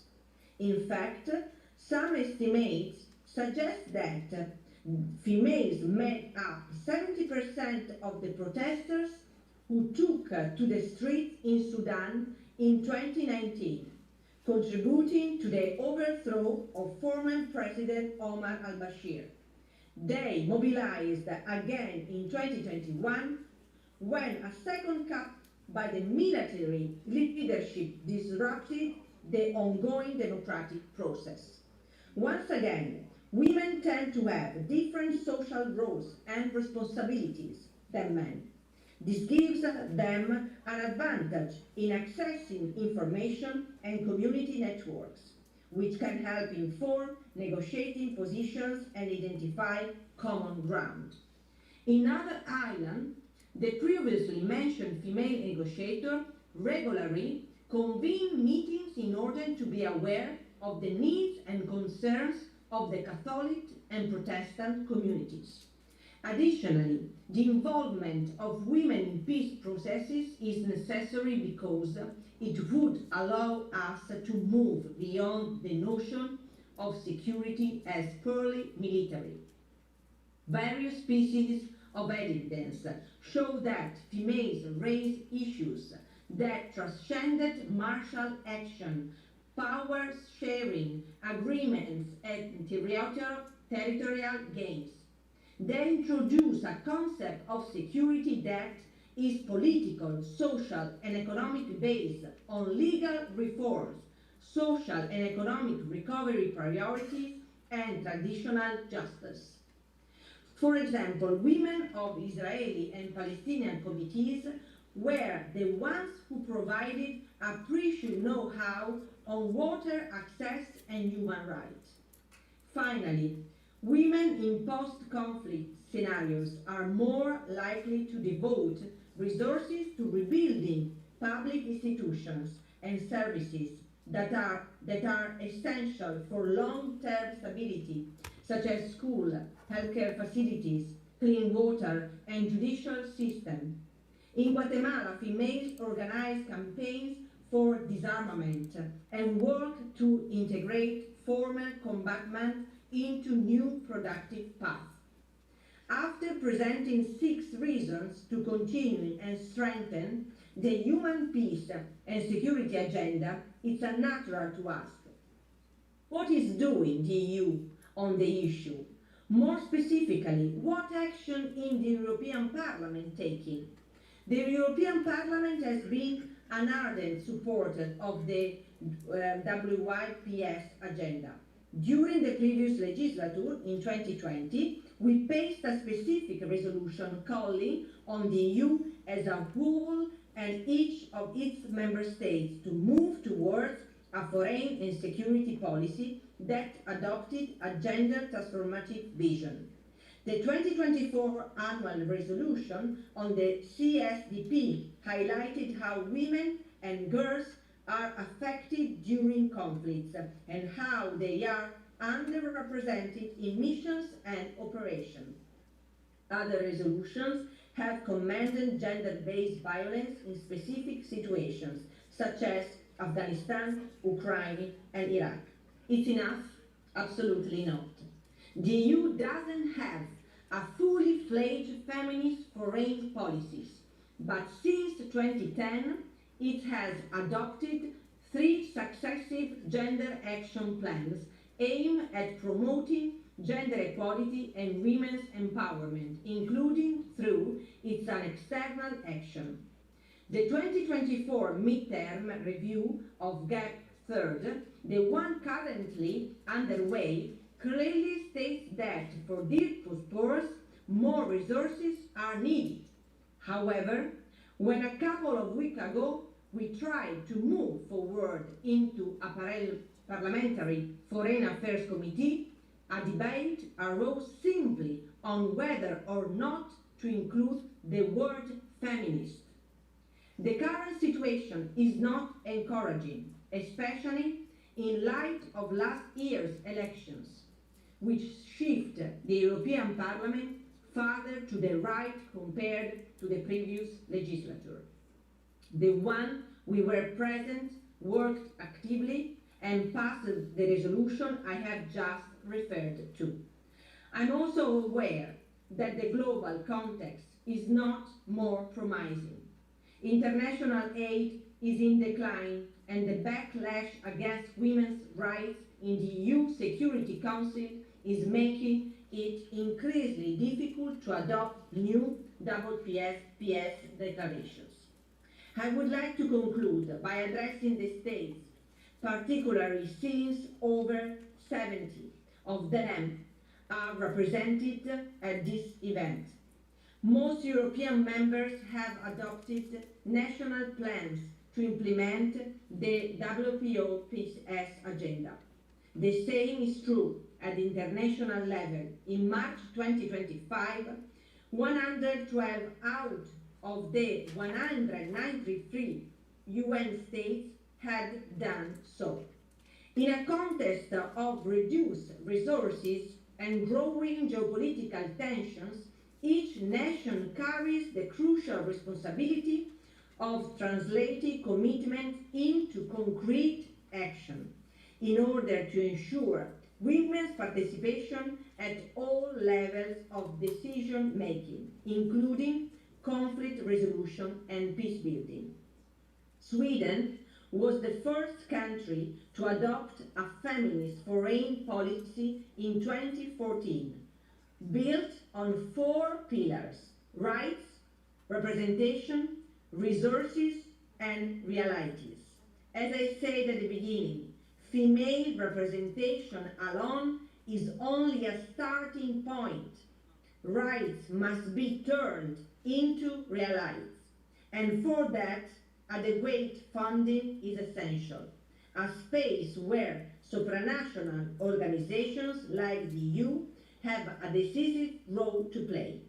For my part, I will continue to push in this direction and work towards a renewed concept of security, a concept that goes beyond military action and is rooted in human security, economic stability, health, and the fight against climate change. This is the work I'm focusing on in my parliamentary committees: foreign affairs, gender equality, health, and the environment. Thank you very much.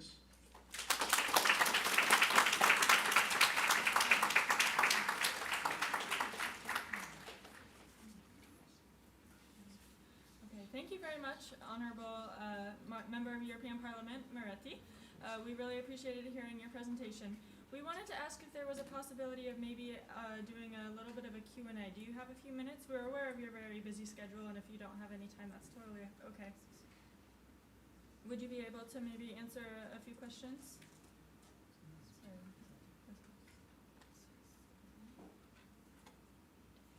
Yes. Okay. Thank you very much. Thank you. For 10 minutes. Thank you. Okay. We will just take 2 questions, around 2 or 3. Thank you very much. Okay. No microphone. Okay. Do you have any question? Please come here if you have any question.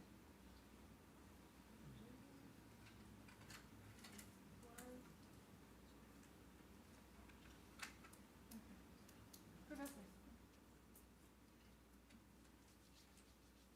No?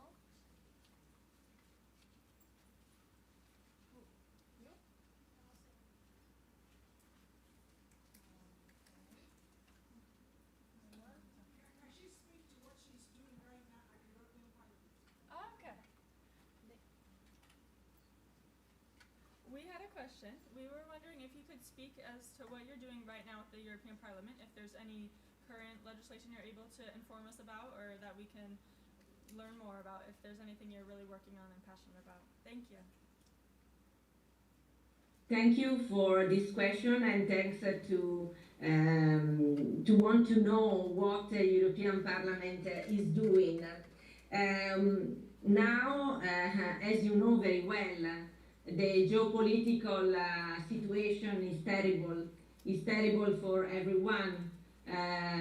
Cause the conflicts in Ukraine, the conflicts in Palestine, and the conflict in Sudan, in Congo. There are many, many places in which there are so many wars.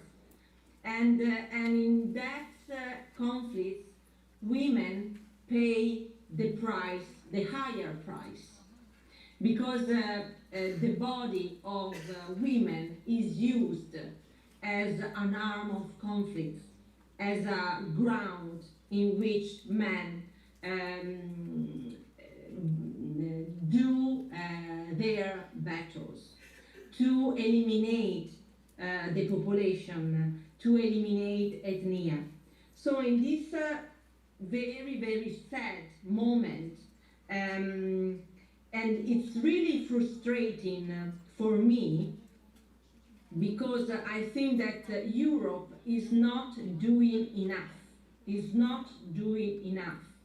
for this situation and for the situation, for example, for Afghan women or Iranian women or Congo women, Sudan women. And I'm inside a very important committee that is the FEM committee, in which we fight for women's rights, not only European women, but also women that are in third countries, as for example Afghanistan. We are trying to do our best, for example, to help the NGO in the health field, because a lot of women haven't got any support in a health care system. Or at example in Afghanistan, at the beginning of September, there is a terrible event, and many women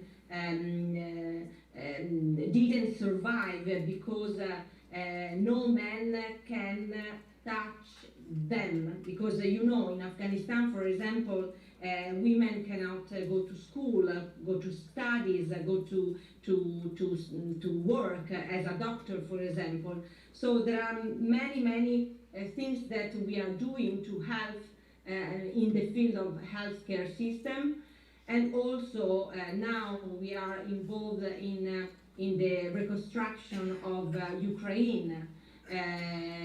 Another sector in which I'm particularly involved is the battle against cancer. Europe in the last term approved a very important plan against cancer, put many resources for prevention, and this is the legislature in which we need to implement this plan.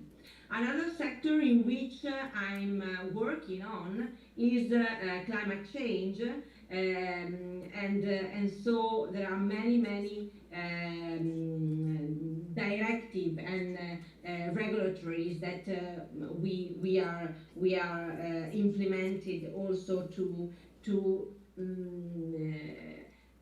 go ahead to implement the scenario, the quality of air, against the pollution. So you know that Europe trying to do a lot also in this matter. But my principal passion section is about human rights and women rights, about job, about equality salary, against salary gender gap that you know also in Europe is very high.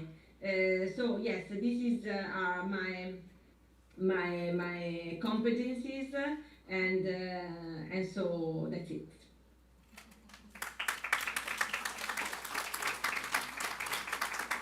Thank you so much. We have other two questions, if you don't mind. Mm-hmm. Yeah. Hi. How would we implement the idea of women into the government and women into the government for people who choose not to listen or just not to care? Of people, I don't understand the last part. How do you implement the participation of women? How would you like implement the idea or the participation of women into the government if the government or whatever government is simply like saying like no? Okay. It's not easy because you know the policies with which we have to implement the representation of women depends on the country and the states, because the competence is not a European competence, unfortunately, but state and government can decide which is the best way to promote the empowerment of women. I think that, and I'm really convinced about that, that for women is important have a job. For women is important have a salary, because a salary is the most important instrument to be free. Freedom depends on our job and our salary. And so this is very important. So we need to improve that young generation study. So the studies are important, school is important, university is important, the competencies of women. We are improving the STEM subjects for the university, so technology, science, medical, and digital, and knowledge about appunto about technology, and so on. And then the example that we can give to young generation. I hope to be an example for Italian young generation, because I'm a lawyer, of course, but my family is a family, my dad and my mother were teachers, so a normal family, not a rich family, and I studied a lot. I studied a lot to become a lawyer. And I think that it's very important to be included inside parties, for example, because politics is a wonderful activity also for young generation.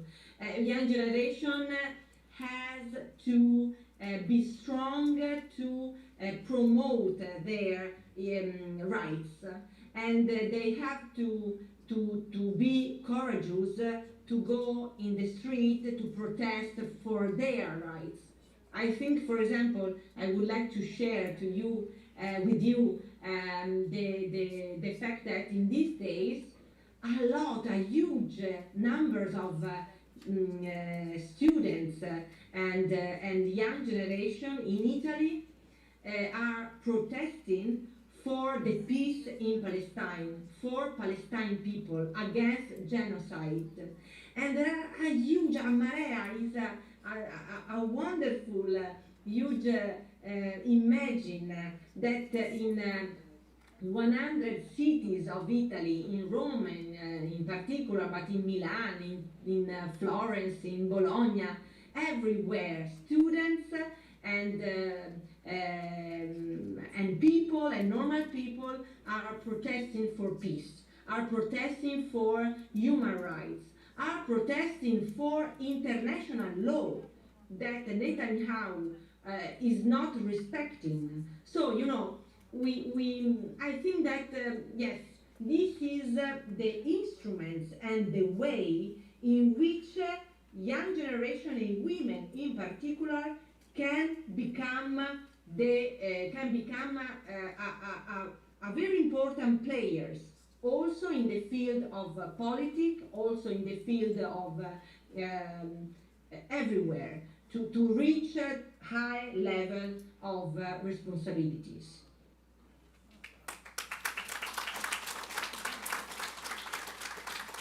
Thank you very much, Honorable MEP. We really appreciated hearing from you. We are now moving on to our question and answers with General Fernando Giancotti and also a Harvard professor, Chopra. If you would like to stay and hear those, you can. But thank you very much for your presentation. We really appreciate hearing from you. Thank you. Thank you. Thank you, you too. See you soon, I hope. Thank you. Yes, thank you very much.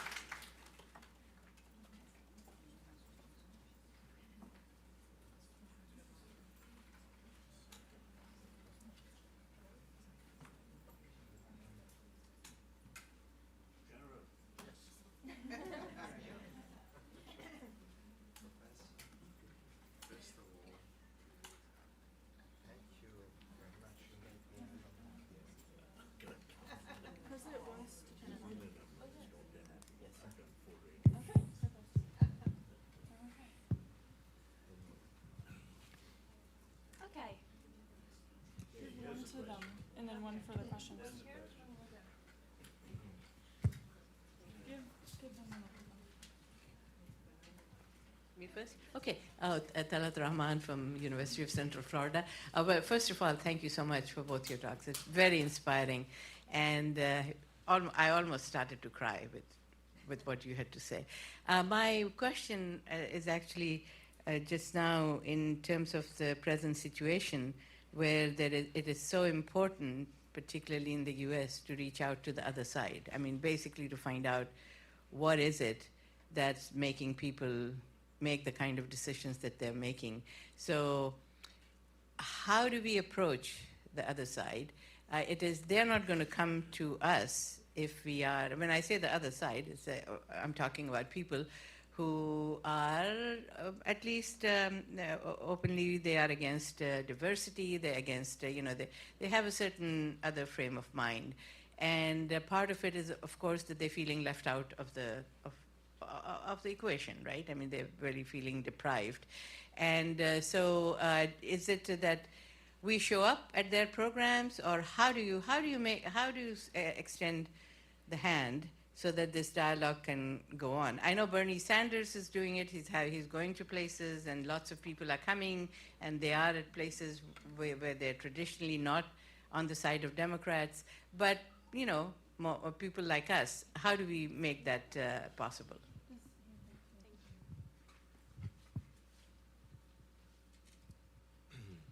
Thank you. Not an easy question. I would start from my speech. When, our world has become very, very complex and very, very fast. We are not made for such situations. The point is that it's hard to understand what is right and what is wrong. And it's also hard to identify common purposes. And most of the dynamics are emotional. Divisiveness, which is at the root of what's going on,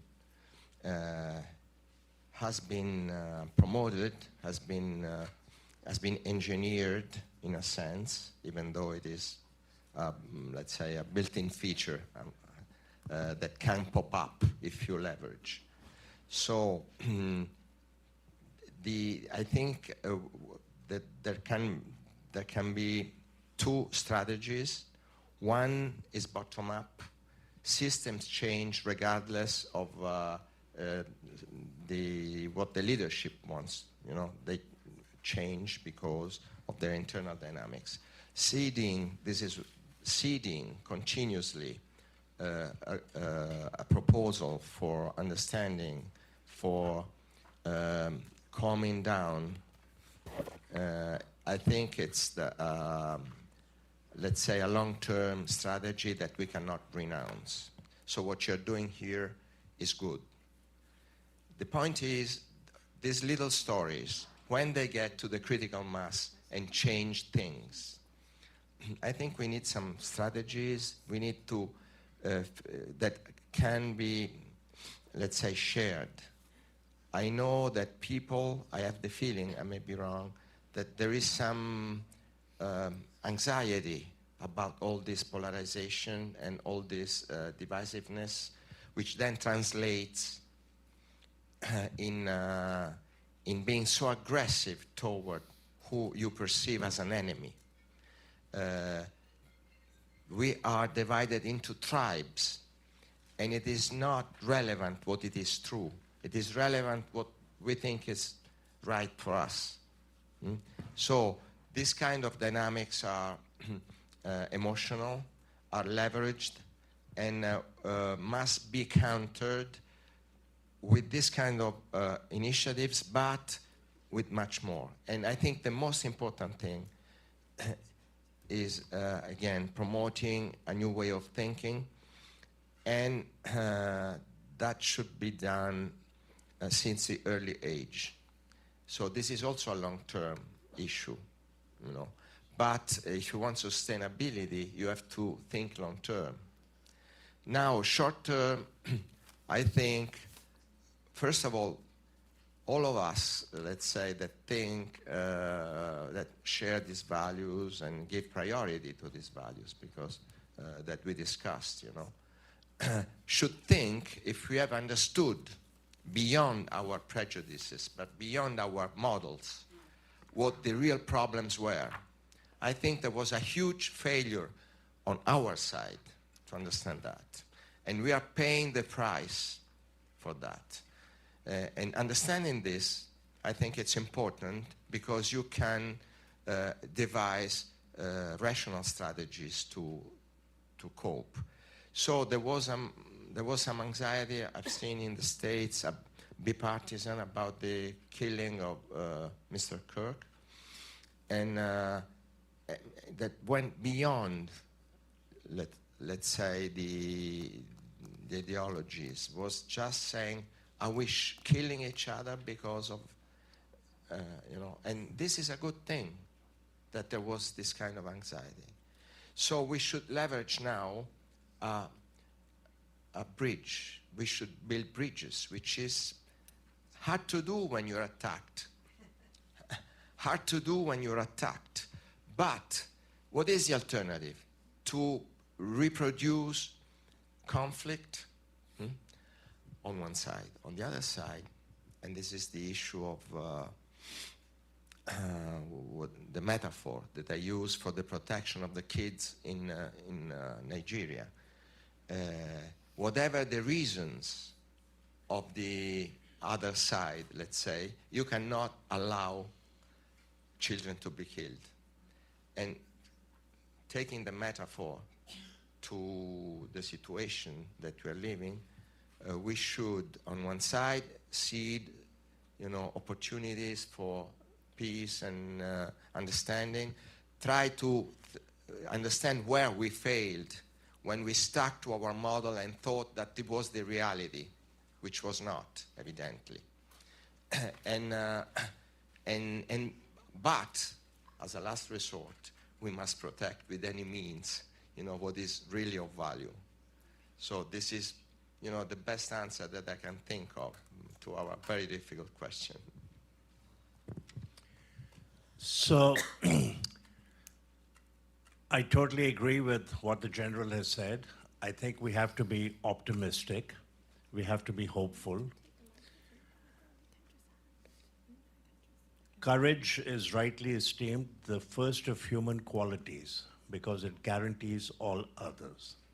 It's a quote by Sir Winston Churchill. We have to be courageous. In every adversity, there's a gift. Mahatma Gandhi once said, whenever I despair, I remember throughout history, there have been tyrants and murderers. And at times they seemed invincible. But in the end, they always fail. Remember, always. Times will change. Things will get better. And I think the key to all of this are going to be children, young people, and women, whom, as we heard, are much more nurturing. You know, Forbes magazine had a cover story at 6 months into the COVID epidemic, and the 7 greatest leaders in the world were all women. Jacinda Ardern from New Zealand, I think, is one of the greatest leaders of our time. Amazing, inspirational person. So children and women, and we have to back them up. We have to protest on the streets. We have to write articles. We have to talk to the press. We cannot amplify the problem. We have to come up with solutions. Rabindranath Tagore, Nobel laureate, once said, every child comes with the message, God is not yet discouraged of man. Wow. Right? With all the wars and killings, every child comes with hope. So we have to nurture young people. We have to serve as models, and we have to incorporate many, many more women in leadership roles. But if I may add, you actually provided a solution because you said that what we should be focusing on is compassion. Yeah. Okay, because remember, there have been articles now about we should not be compassionate, right? So if you can take that message, I have a feeling, or if we, not you, all of us, Yeah. I think that is perhaps one on which we can build. You're absolutely true, but where does compassion start? Starts with ourselves, right? If you don't love yourself, don't have self-love, you can't do it. And one of the, compassion is a verb. You have to act it out. And one of the easiest ways for all of us to be more compassionate, to be more grounded, to be more anchored, is by the regular practice of meditation.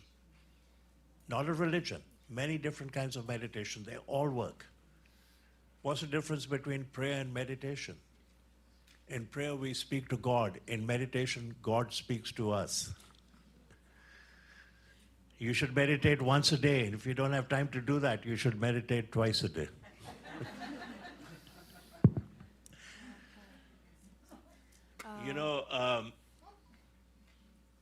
David Lynch started the David Lynch Foundation. He passed away recently, very famous producer, Hollywood.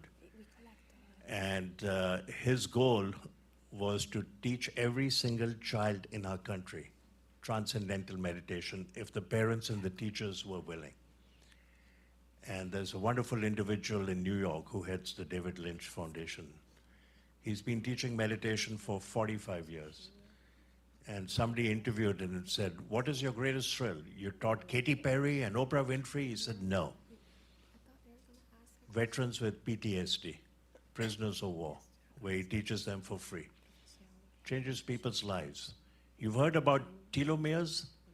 Telomeres are caps at the end of our chromosomes. And you can measure the enzyme telomerase in the blood, in the white cells. It's a major landmark discovery in medicine and biology. 2009, Elizabeth Blackburn with 2 other colleagues got the Nobel Prize in Physiology or Medicine for her work on telomeres. Shortened telomeres are linked to accelerated cellular aging. Who has shortened telomeres? Mothers of chronically severely disabled children. Stress of taking care of your loved child day in, day out. Caregivers of people with Alzheimer's. The person with Alzheimer's is clueless, but the sibling, the daughter, the spouse taking care is suffering every single day. Who has longer telomeres? People who exercise, people on the Mediterranean diet, people who meditate, and you'll be shocked about this, people who drink coffee. And here's the interesting thing. Increased caffeine intake is linked with shortened telomeres. What? What did you just say? Increased coffee intake is linked with longer telomeres. Coffee has 1,000 constituents. One of them is caffeine. So if you have Red Bull or 5-hour energy drinks, young people staying up to do the exams and do it regularly, you'll die sooner. You drink coffee, you'll live longer. Published, 5 scientific journals, New England Journal of Medicine, Annals, JAMA, men and women who drink coffee have lower total and cause-specific mortality. Best way to drink coffee? Drink coffee with a friend.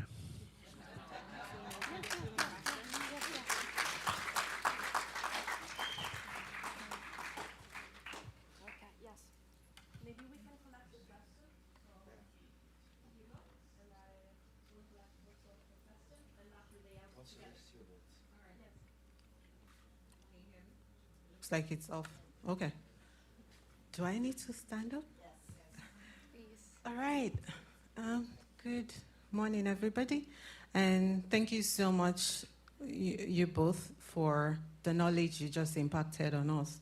But my question goes to Lieutenant General Fernando. You talked a lot of times about shared vision. I'd love to connect that to what we're doing in Africa, especially speaking as a federal government public servant. Currently, we have a very young population. In Africa, we have a population of 1.5 billion people. By 2050, we're going to be a continent of 2.4 billion. In Nigeria, we have more than 200 million. We're around 220 million, and our target is to get to 400, of which the median age of our population is less than 24.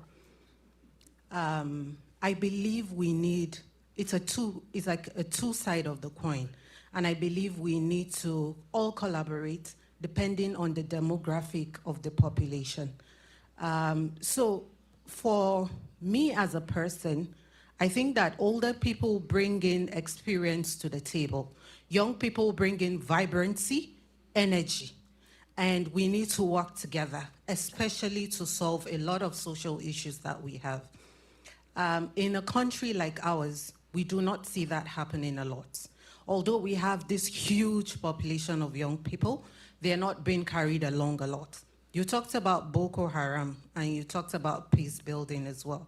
How do you think, based on your experience and your learnings, we could work together to create sort of a mixed pickle approach and a mixed symbiosis relationship between this segment of the society and the other segment of the society? Because again, we believe that the leaders of tomorrow are youths.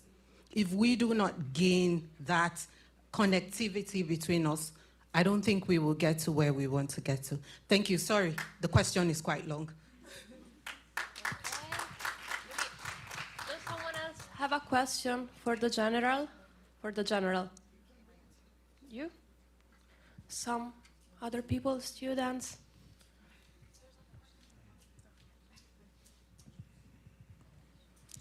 I think my question is kind of connected to what the speaker just said, talking about youth safety. So I was 18 years old during the Liberian Civil War, and I abruptly had to leave my home and leave my family. And so I felt very unsafe. I felt very vulnerable, and I had to get on the ship and go to neighboring Ghana, where I had no family, no one there, and had to make life on my own.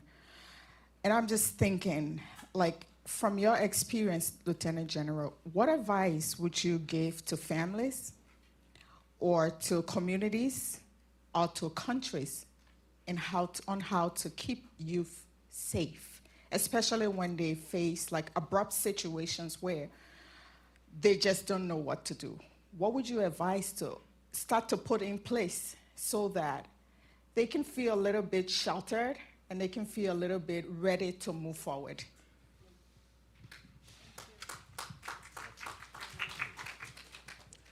So we have evolved in small groups. For 7 million years, we were in small groups. For the last 2 million years, we were in small groups of hunter-gatherers. And only 10,000 years ago, more or less, which is 0.2% or something like that, of the whole evolutionary history, we have been projected in this complexity. And you're going to be projected in a 400 million country. No wonder that we struggle so much. Biologically, we are not made for that. The adaptation that we have, let's say, developed to transition from a biology made for personal interaction, for deep affective relationships, trust, extremely high trust of these small groups that were living together 24/7, not having a watch and a calendar, but all the times, you know. That is what we are made for. Now we don't have that anymore. And we are projected in a huge complexity. So this is what I call the leadership question. In the small groups, leadership was an emerging function to optimize collective action, depending on who was the more apt to promote the common good, which was survival. Very simple. Purpose. What was the purpose? Survival. And now we are projected in a huge complexity, and we make a mess, and no wonder. We are not good, neither emotionally nor intellectually, for such complexity. Of course, we have developed a culture and technology. We have built culture and technology. We have built this complexity out of culture and technology. But we have forgotten, we don't know how to manage. So, this little introduction to say that we need to reproduce as much as possible the trust dynamics that have allowed us to thrive and more on this planet, because we were just a few 100,000 individuals in the whole planet, an animal of no relevance, as Harari says, no impact on the ecosystem. Now we have had this huge success. We are the victims of our own success. So how can we cope? I think on one side we said a new thinking. We are obliged to use this tool much better, as in the best possible way. And we can do a lot about this, because science has, let's say, found out a lot of interesting concepts and tools to think better. But we are not taught of thinking as a primary tool to minimize mistakes, because in complex systems we'll always make mistakes. So thinking and the new thinking. Of course, the discourse is very long, but we won't do it here. On the other side, leadership. Leadership builds trust. And to build trust, you must have again, a shared purpose.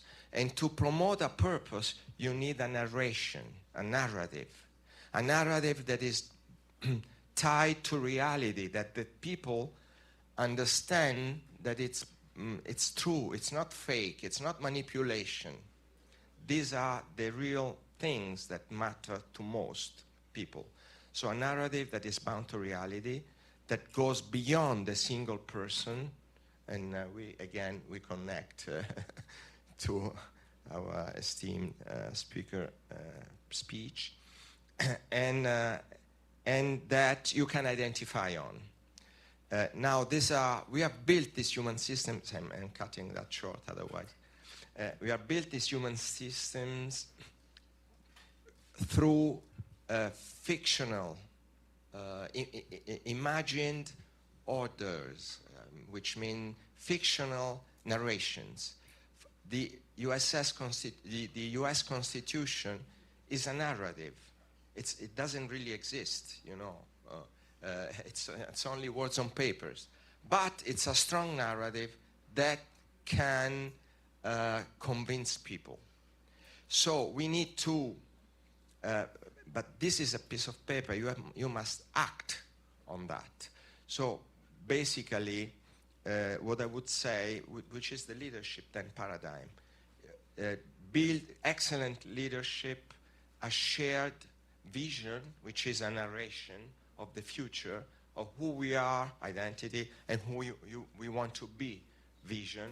And that is convincing, and then you must walk the talk, because otherwise the people understand real soon. And while in the small group, we diffused conflicts continuously through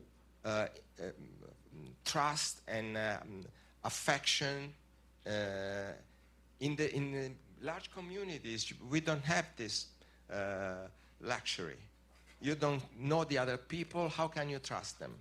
So you must really build this strong cohesion through a very good leadership.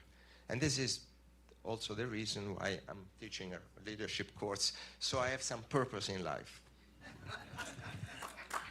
I think what a brilliant answer. Let me ask a question related to that. You were concerned about young people and how do they feel safe. What's the second leading cause of death in individuals all over the world between 15 and 24 years of age? Death by suicide. What have we done as a society? So we need to have to address that. I think we're living in an amazing time where there's artificial intelligence. If you want to speak to a psychologist in Boston today, it'll take you 3 months to get a hold of a psychologist. But you can connect with ChatGPT, 24/7 available, not judgmental, anonymous, and it may very well help you come out of the morass of depression. Not perfect. There's a 16-year-old who went to, in May of this year, went to ChatGPT, was very depressed, said, should I kill myself?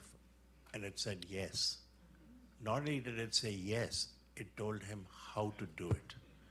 Parents are now suing, so we need some safeguards. But I think we need to bring happiness and joy back into people's. And one of the best ways is to ask the young people, what would make you feel safe? We don't have the answers. Adults think they have the answers, but we often don't. You know, Susan Hockfield became president of MIT many years ago, and she reached out to Richard Levin, her mentor at Yale, said, give me some advice, give me some advice. He said, I have 3 pieces of advice for you. Listen, listen, and listen. We need to listen to the young people.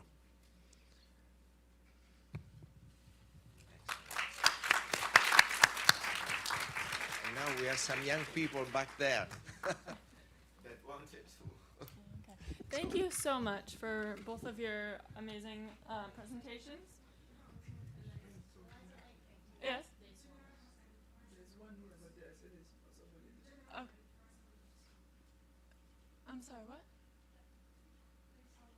Yes. Okay. You had a question? Yes. Oh, okay. Thank you very much for your wonderful presentations, Dr. Prof. I've just been thinking about the purpose for life, and also trying to relate it to the Japanese ikigai. Is it something similar? Because for that one, whatever it is that you're doing, you should also be able to bring in some income. So I don't know how it works. Thank you. You know, there used to be a saying, do good and then you can do well. No, do well and you'll do good. Don't be attached to the fruits of your action. Attached to the fruits of your action. Focus on the action. Do good, find your purpose in life, live it. All kinds of good will come. All kinds of good will come. The fruits of your action, not to the outcome. Be focused on the work at hand.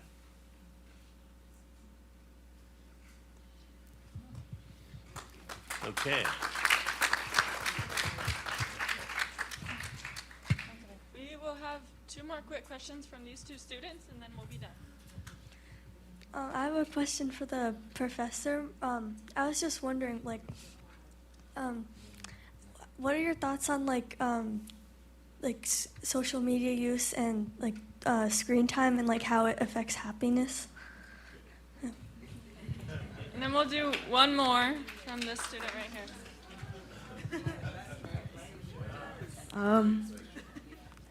Who is a person or what is a story that inspires you to do what you do today? Okay. All right, so I'll answer quickly. What was the first question for social media, right? And screen time.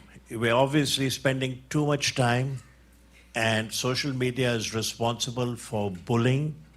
You know, you don't get invited to a party and you see on social media your friends are all going, they're all going out to eat or see a movie, and you feel left out.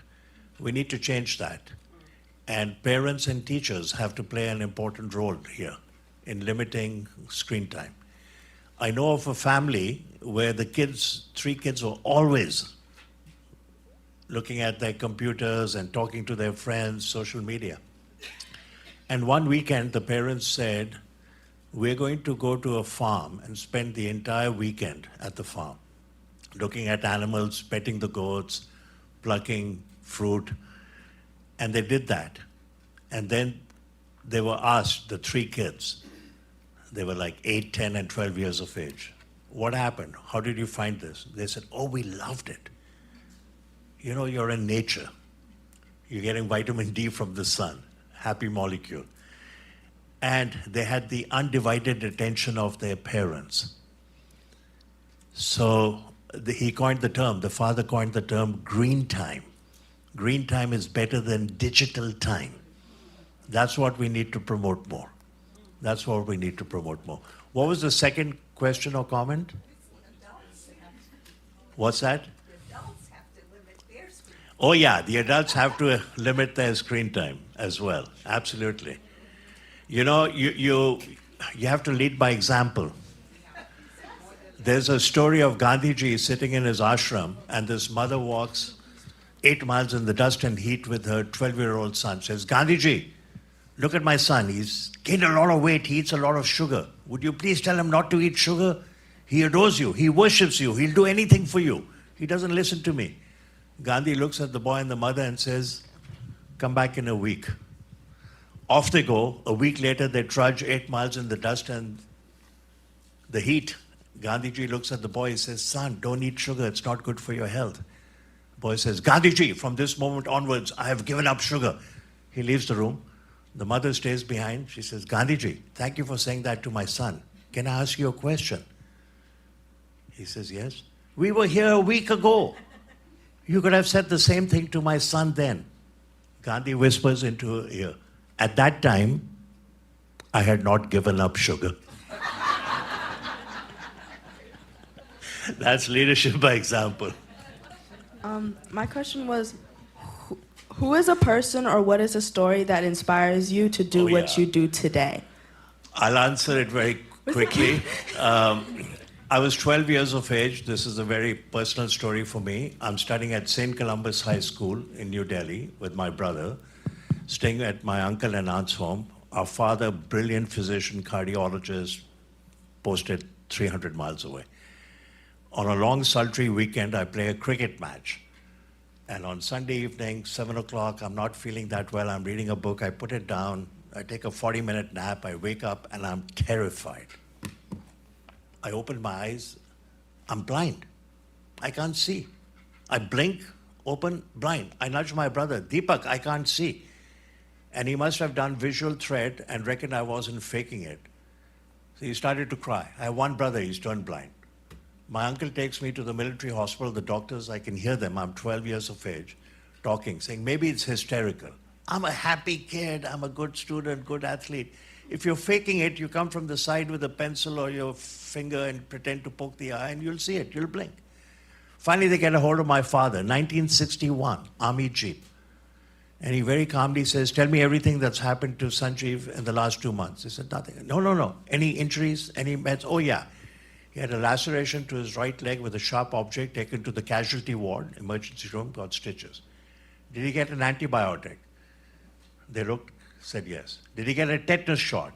Very proudly they said, yes, he was given a tetanus shot. My father asked one more question, what kind? There are two kinds, anti-tetanus serum, ATS, or anti-tetanus toxoid.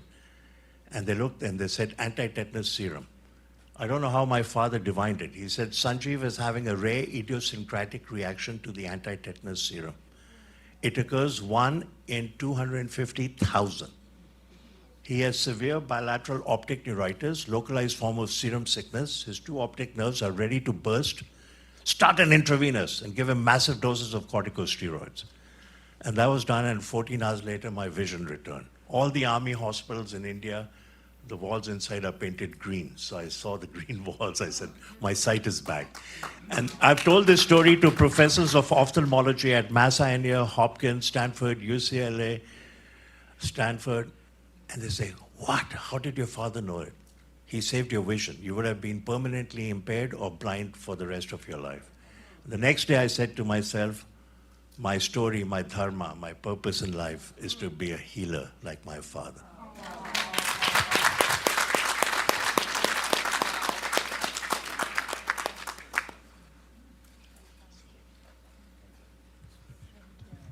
Unfortunately, we are very behind schedule, so if you have any questions for our speakers, you can please come up to them during the break. We are now going to have a short 5-minute stretching break just because we've had a lot of incredible speakers this morning to listen to. And then we will hear from Rodrigo Carvalho Santiago and lawyer Stuart Frost. Rodrigo Santiago is an astronaut, and so we have a very exciting presentation from him. So we will do that right after our break. So a very quick 5-minute stretching break. Let's start right back at 11:45. Thank you.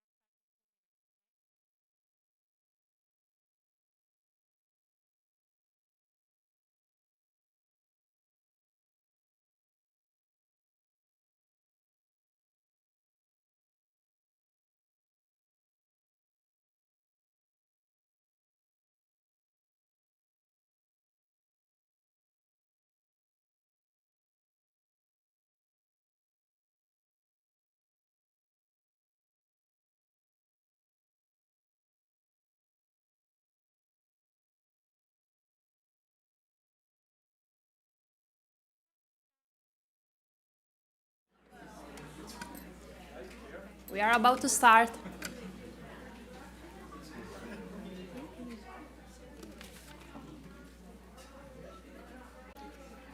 Okay.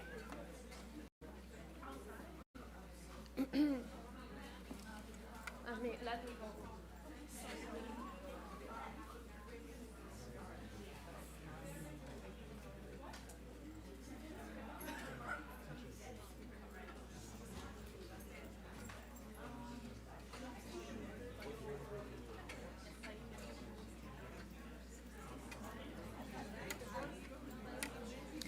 Okay. Thank you. Thank you so much. Yes, we can.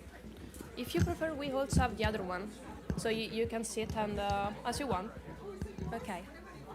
So maybe I will start.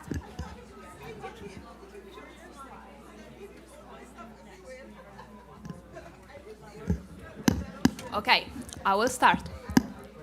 So, hi everybody.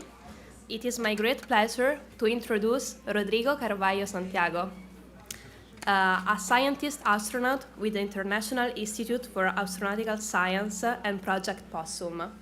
He has conducted high-altitude research flight at the edge of space and collaborate with NASA and MIT. So please help me to welcoming him, join me. Okay, I'm sorry. But yes, welcome. Thank you. Oh my gosh, all in one. Invite. You are so tall. Yeah, it's always a problem, you know. They cut my head. It's anniversary photo, you know, birthday picture. Yeah, they cut me. Hello, guys. My name is Rodrigo Santiago. I'm an astronaut candidate for IAS, International Institute for Astronautical Science. I'm a former Space for All Nations from the same institute. And I've been working with kids, mentoring kids around the world for a long, long time. And yeah, it's a pleasure to be here with you guys. It's an opportunity everyone expects, you know, to talk with so distinguished people here, you know. And I think, and I hope you guys to enjoy a little bit. I'm gonna talk a little bit about me, you know. Please, the slide.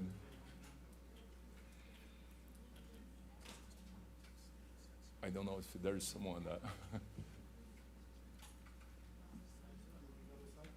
Oh, no, yeah, sorry. Perfect. Thank you.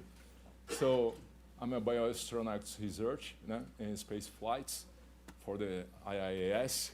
The institute, we call like a mini United Nations because we have students for abroad, for every country, you know, have from India, we have from Spain, from Italy, from Portugal, Brazil, Chile.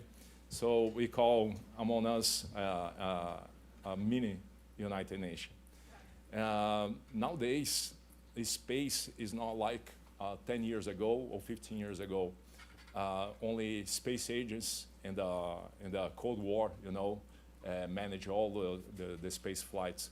Now we have the new space, and the new space means that it's accessible to everyone. So it's accessible for students, it's accessible for artists, and we are working very hard, you know, to spread this idea that space is a commonplace for everyone. Because when we go to space, every astronaut, they have the same view about space. There is no borders. It's a unique place. It's a whole place, you know, where there is no borders. You check, you see, and you can see anything, you know, separate people. So it's the most important icon, you know, to say that humanity is only one. You don't have races, you don't have, you have human beings. And you have living beings. One of my experience, it's a high altitude flight. So this high altitude flight changed my mind about Earth, about people, because you see that thin layer, blue layer, that contain lives is troposphere. And so far I know there's no planet, that contain life. So we need to protect. We need to respect each other here. We need to respect the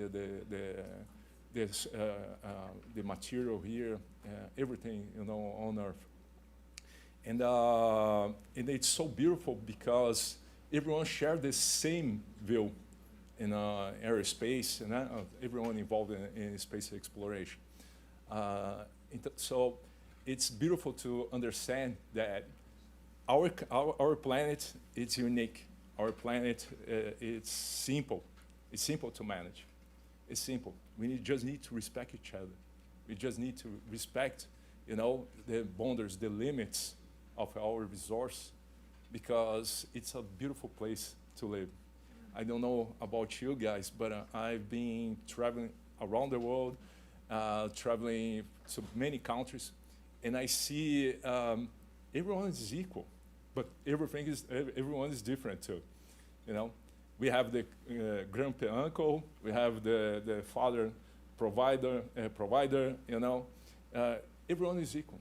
Some different rules in each country, in each community, but we understand that everyone is very equal here. Please, next. So I'm going to present a little bit about me. Yeah, I did all this here. Here.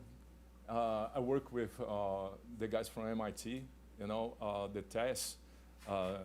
It's a project with a satellite to scan the sky for exoplanets, to search exoplanets and other celestial bodies. Incredible and amazing group. Next, please.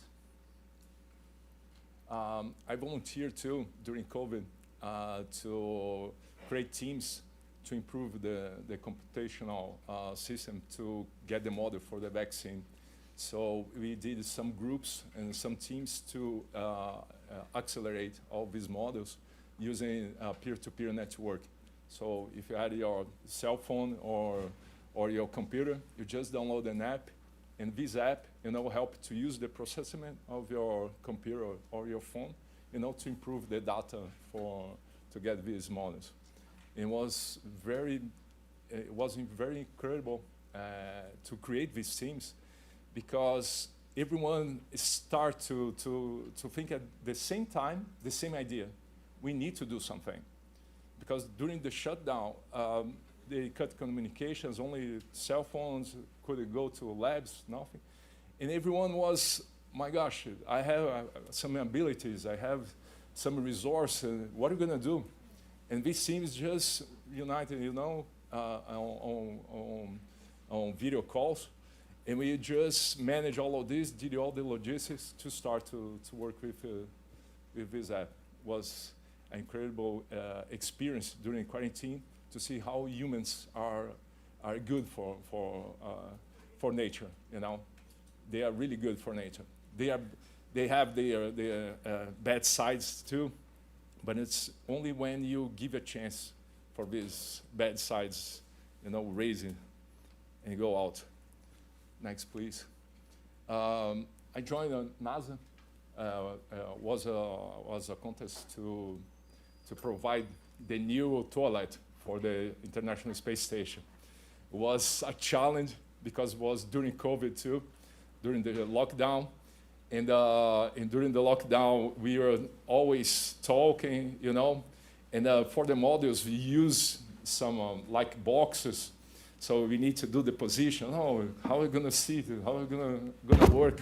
And it was really, really funny, and with brightest minds, from Brazil, from Chile, from Australia.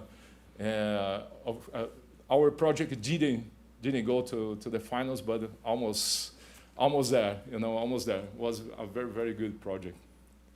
Next, please.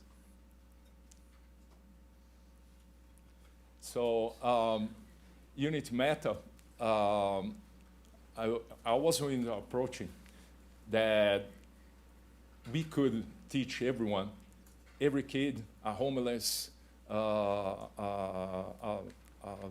driver, how to develop systems, VR systems. In a talk with Meta and other Unity systems, I propose this challenge for them. I say, guys, we can take anyone, and we can provide the tools, and they can develop software. It was incredible because they ask, what do you need? I say, I need a kit to develop, a development kit. And I wait for 2 weeks, was a good start. I wait for 2 weeks. And one day, I was walking here in Cambridge, and I received a call. Sir, your package arrived, but you need to come here to sign. I say, no, leave in the corridor. No, sir, you need to come here. I say, why? No, please, come here. And now I went to my building, in front of my apartment, and it was 3 pallets with a glass, VR glass, with computers, with drones. And I say, what? And I was, my God, but I can't fit inside my apartment. And say, I don't know, sir, but you need to. And that moment was the first time in my life I disappeared with 2 pallets, in less than 2 hours. I started to call everyone and say, hey, do you want to participate in a project? Well, which project? No. Do you want or don't want? I say, yeah, I want. So come here from my house, come and take your development kit. Guys come, hey, you work with me, I know we are not STEM, we are not, but do you want to participate in this project? Yeah, I want. So come here. So lines, in less than 2 hours, I took most of the kits, and we start to work with them. It was incredible, the results. And part of this equipment, I took to Brazil too.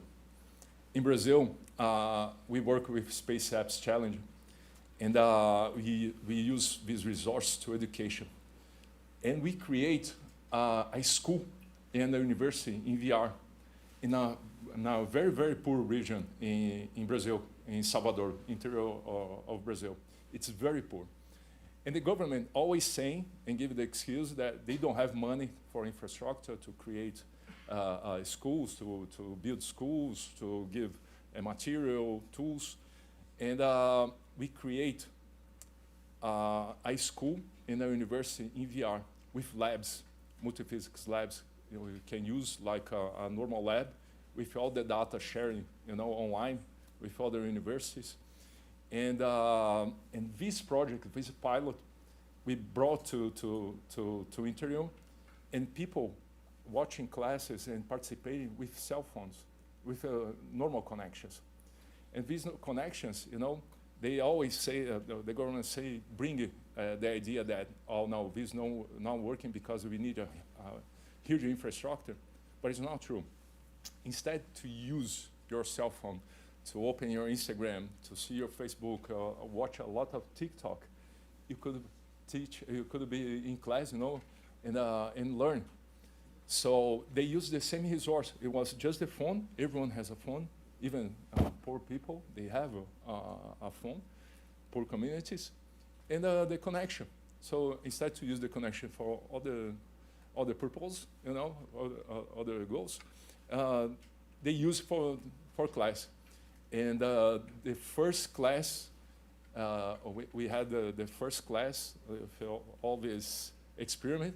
It was so successful, and we really loved the results. And we started to do workshops in the coast, and other states too, explaining how it works. And it was very, very incredible.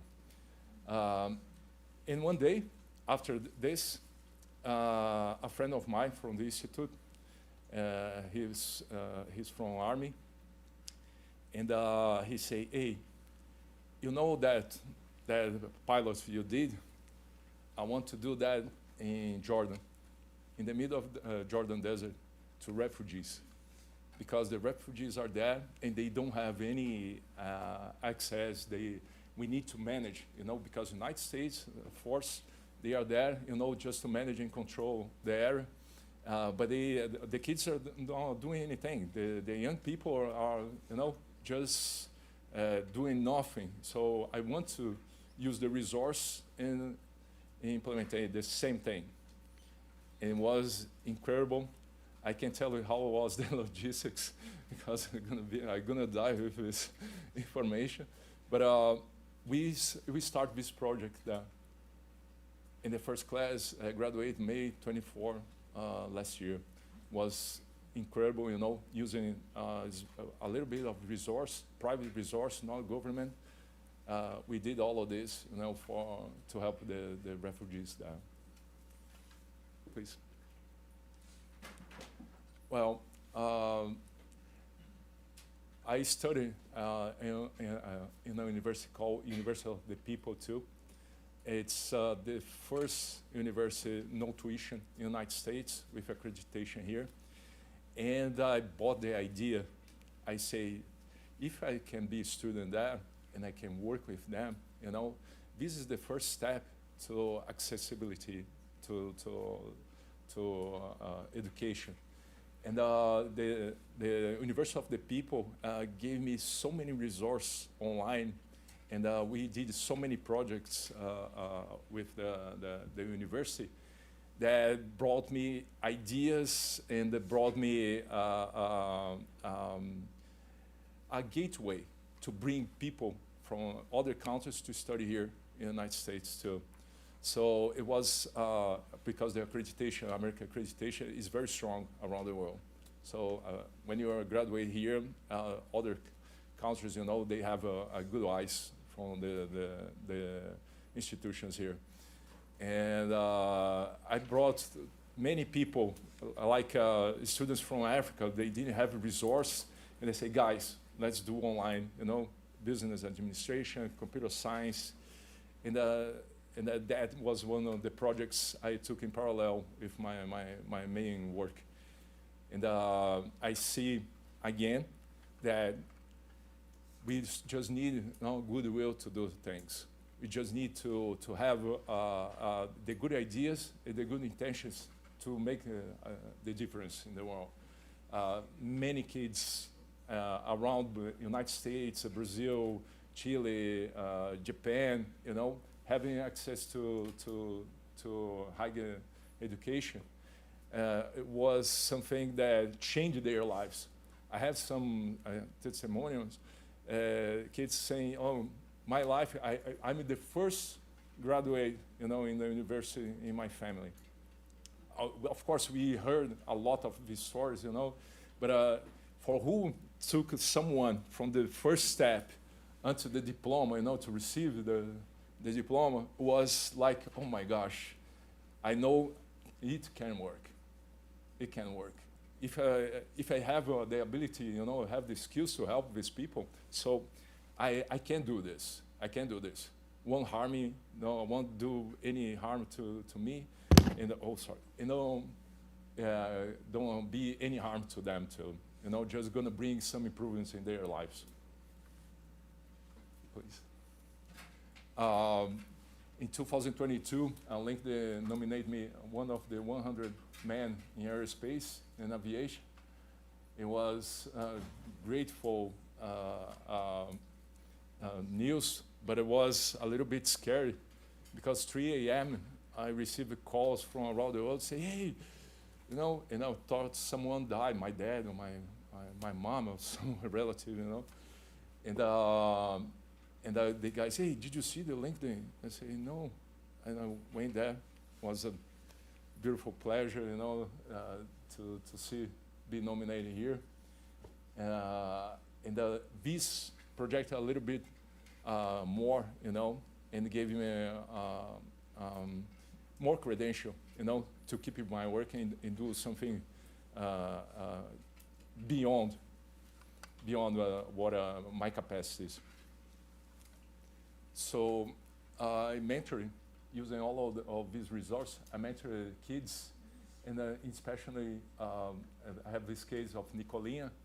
She is a Brazilian, and she's the youngest astronomer in the world. So yeah, and we received awards in Dubai from the Sheikh of Dubai in 2022 for the child prodigies in 2022.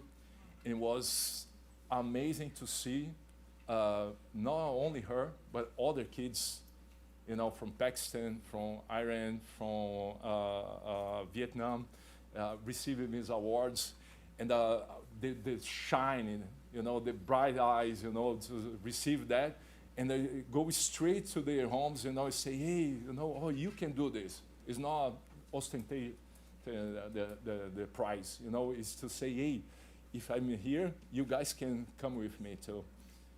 It was so beautiful to see these kids, you know, sharing, you know, the prize with the community, with other countries too. It was really beautiful.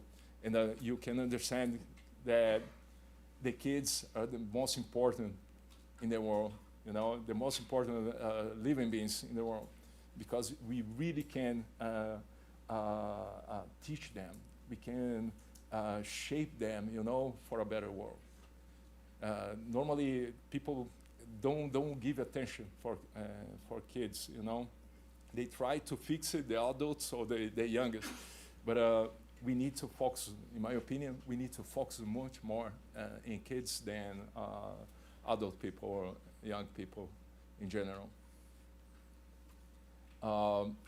This was my team that won the NASA Space Apps Challenge. They created a solution to clean the oceans from plastic debris. So it's attached to every ship, and it works amazing. We did prototype, you know, NASA granted an award for us. It was super beautiful to see these kids from the interior, from that poor community in Brazil, you know, go and receive the prize in Washington, D.C., in the headquarters, NASA headquarters. Next, please. Well, I do flight tests, and it was something that I dreamed since I was a kid to be pilot and to be an astronaut. It was like I was 2-3 years old, and my parents went to a store and say, "Hey, you can choose your frame." And I was, oh my gosh, let me see. And I saw a SR-71 Blackbird. It was a spy, jet fighter spy from United States. And now it's retired. And the other was the Challenger, one of the first space shuttle. And that is always in my mind, it's stuck in my mind. But people don't understand that in my country, this is like the dream of the dream of the dream of the dream, because we don't have this culture, we don't have this technology. We were raised for other profession, but being an astronaut was something above. Even because back in the day, to be an astronaut, you needed to be national. So to go to NASA, you needed to be American born and raised. To be a cosmonaut from Russia, you need to be one of the federations of Soviet Union. And all of this, you know, so in the mind of a kid, in the brain of a kid, that was, oh my gosh, why this barrier? And for God, I don't know, for wish of God, this new space opened. You know, the private companies came, and they started the projects, you know, to put everyone in space. Next, please. I'm a civilian consultant too for Space Force and FAA, and I never imagined, you know, to do such a thing in the United States, maybe in the world, because, like I said, the resource or even the culture in my country wasn't aimed to this kind of profession. And here I had all the opportunities. I was talking here with Stuart too, and we here in the United States, we have a lot of opportunities. Americans, sometimes they don't realize how rich in opportunities they have here. So sometimes we need to see the other countries, you know, to do comparison, to understand, you know, why they acted different, why there are these frontiers born, you know, they are raised, these frontiers. Oh, one more, please. And I show all of this for you guys, not to be a show off for you guys. People always say, oh, he's being a show off. No, it's not. I'm saying that because I embrace the opportunity I had here. You know, I embrace my dream. And I say, hey, I can do it. I can change. I can study outside, abroad. I can do my own destiny, my own future. And it's hard. Who is immigrant here? No one is immigrant here? Oh. So you guys know how hard it is to come to a different place, different language, different culture, different laws, and adapt to all of this. And not only adapt, but go beyond in a field that is so restricted for people. Our community in aerospace, for example, everyone knows each other. Now it's occurring the IAC, International Astronautical Congress, and the other editions of the IAC. Every time arriving at the Congress, everyone knows each other, or everyone knows what they are doing, you know, because it's a small community. To get into this small community was really hard, a long way, a long process to get there.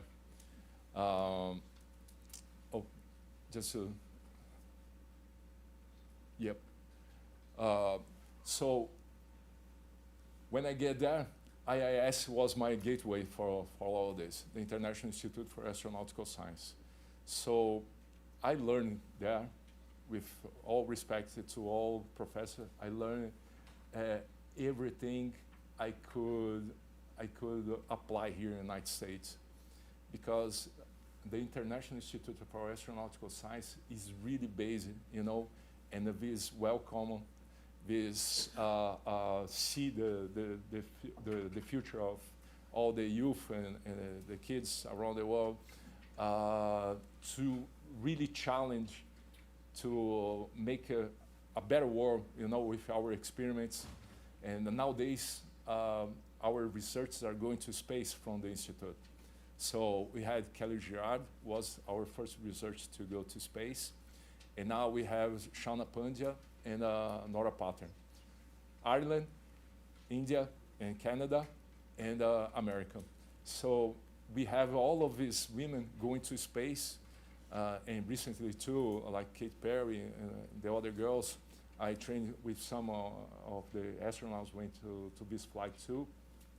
And the opportunity, it's a gigantic opportunity now, you know, for all of these people in aerospace. 99%, not 99, exaggerating, but like 75% of the aerospace market is dominated by men. So with all of these opportunities with the private companies, the private sector, we are trying to increase and at least get balance, equalize with the number of men in the market. And IIS gave you all of this, all this gateway to reach this goal. I appreciate here everyone. This is a little bit about me, and yeah, ready for class.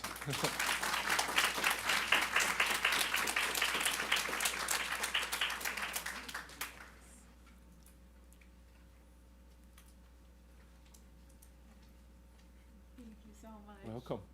All right, everyone, thank you so much. We will do a Q&A shortly, but first we're going to hear from Stuart Frost, and then we'll do a Q&A. Thank you so much. Welcome.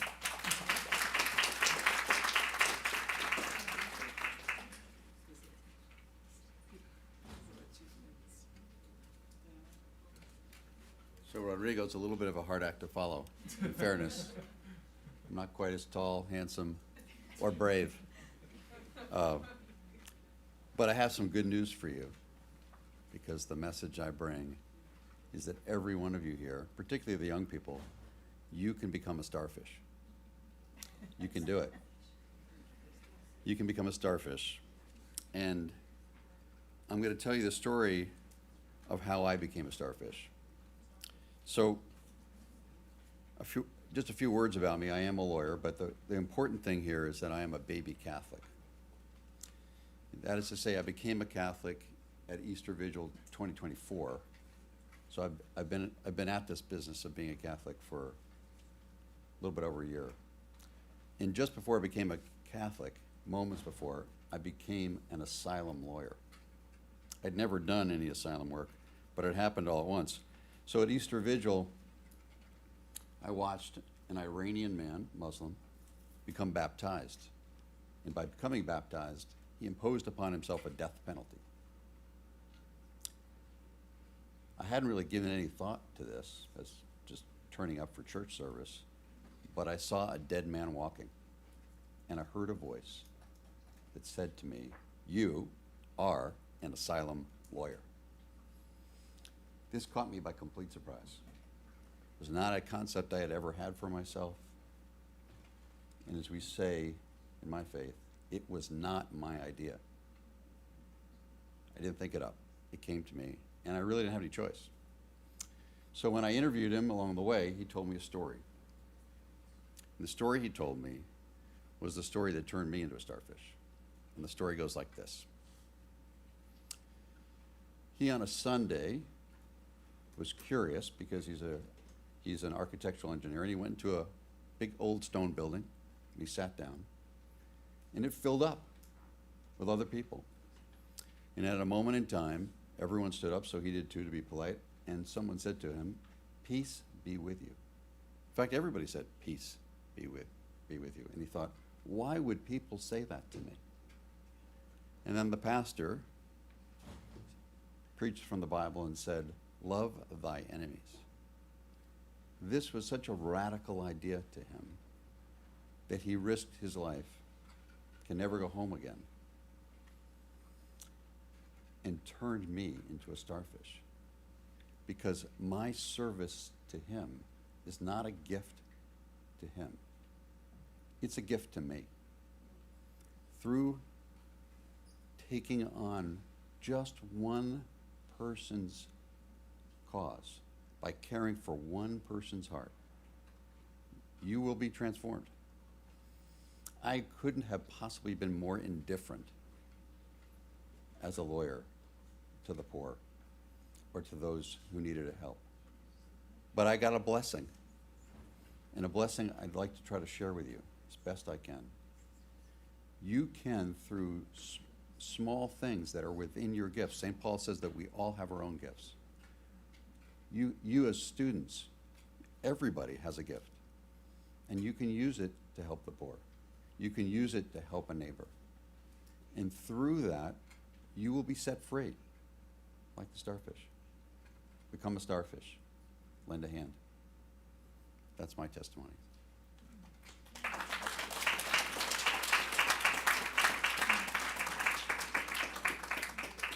Thank you so much. That was lovely. We have a little bit of a change up in the program. We're now going to hear from Neeraj Sternberg and Huda, and we will hear from them shortly.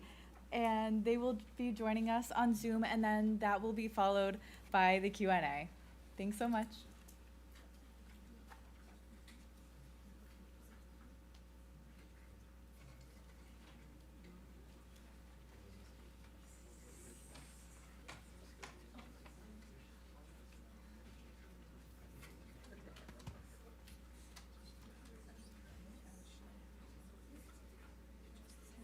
Huda and Neeraj, we are ready for you in just 1 minute.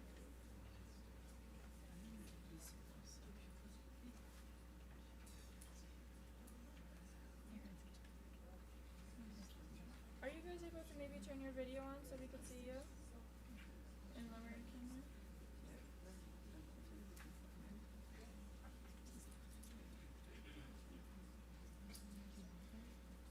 What?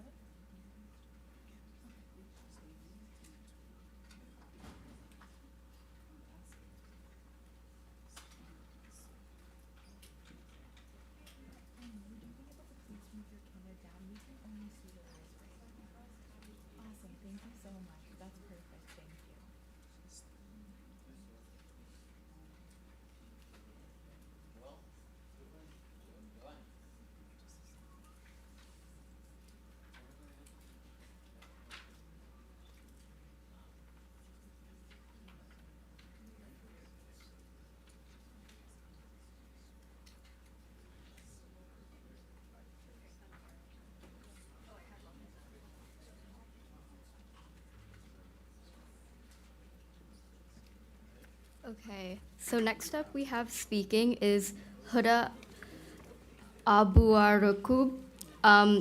She is a respected leader in conflict transformation, peace building, and feminist inclusive political activism, with decades of experience advancing justice in Palestine and beyond. Formerly the country director of Search for Common Ground's Palestine office, she played a key role in securing the largest U.S. investment in regional peace building and continues to champion inclusive dialogue, women's engagement, and narrative transformation in the Israel-Palestinian conflict. Recognized globally, she has received honors such as the Laudato Si Prize and special recognition from the Dalai Lama for her visionary leadership in fostering collaboration and reconciliation. And alongside her will be speaking Ms. Neerat Sternberg. Ms. Sternberg's organization, Women Wage Peace in Israel and the Women of the Sun in Palestine, drafted the Mother's Call, a joint plea for just peace, proving that even across conflict lines, women can unite for a common goal. She has stressed the need for women to play a role in the negotiating table. Okay,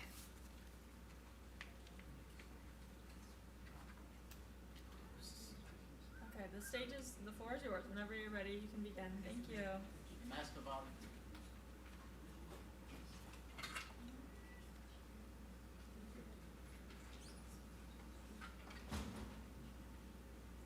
What do you mean by that? Okay, when you guys are ready, you can begin. Begin doing, we are just going to talk? Yes. Okay. Huda, go ahead. Yeah, so I'll start because I need to. Hi, everybody. We're sorry we don't know many of you, and also I hope that you were introduced to us. I feel like you're. Can you hear me? Can you give me a thumbs up? Great, thank you. So my name is Huda Abuarakub, and now I live in El Khalil, Dura, Hebron area. A few minutes away from Gaza, but I've never been to Gaza.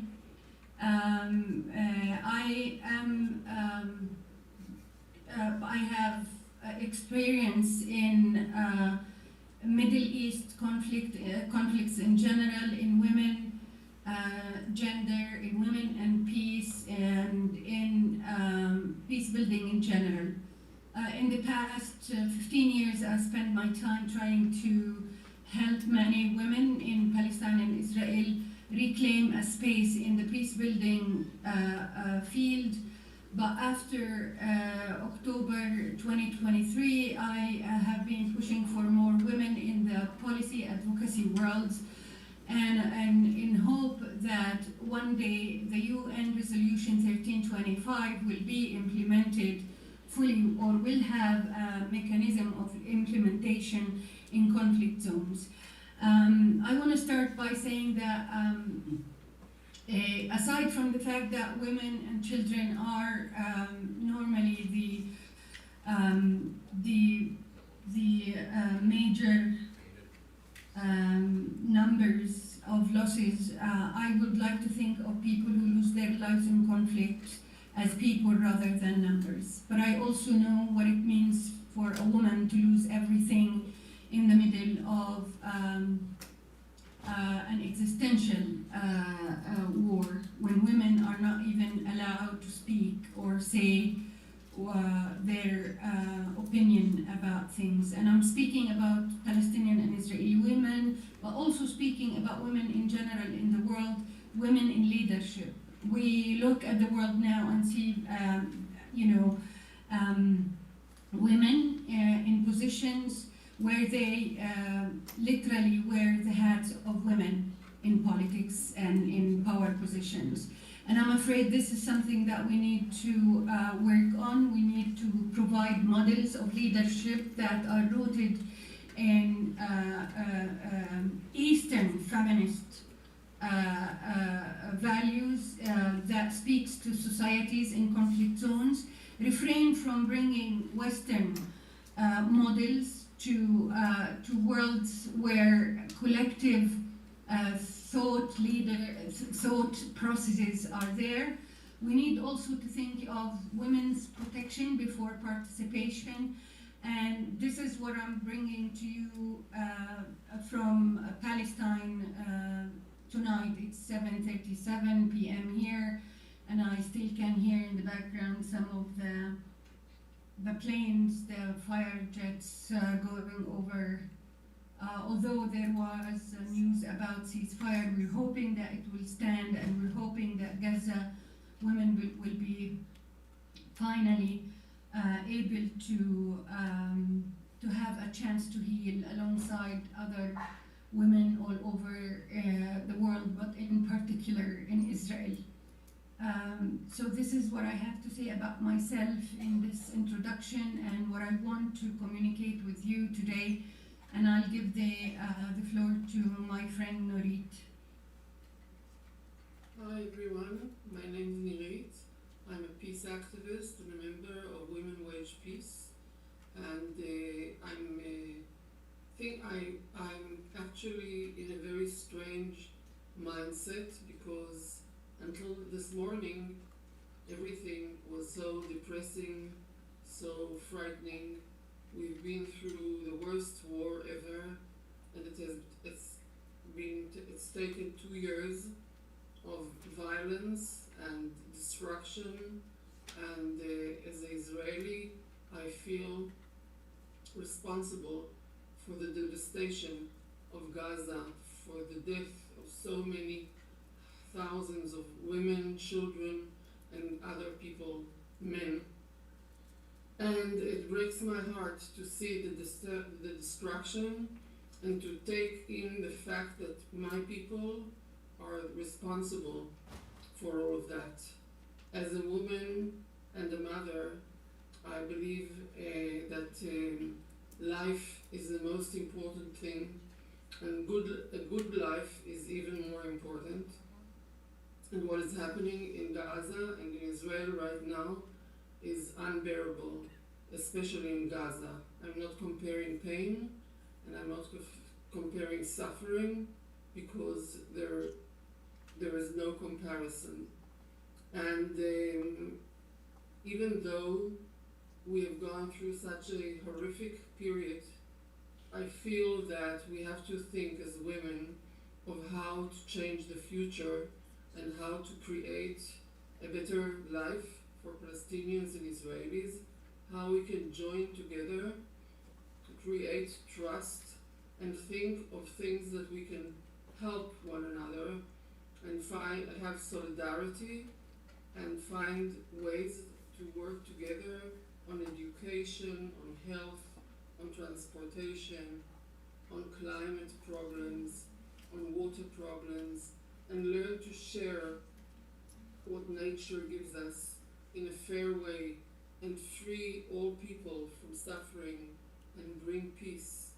And this is it's an opportunity for the Israelis to do good after all the destruction they have created, and to work together to build up Gaza, to change Gaza into a livable, vibrant place where people want to live in, to understand if the Gazans want this kind of cooperation. But it's a chance for the Israelis who have done the worst thing in history, in the modern history of Israel, and which will not be forgotten or forgiven for many, many years. It's a chance for the Israelis and for Jews around the world to do good and to turn Gaza into an opportunity and to turn Gaza into an example of how we can live together and create together and change our way of living and bring peace to all people so that we can stop suffering and start living a good life, both people. And that's my message to you right now.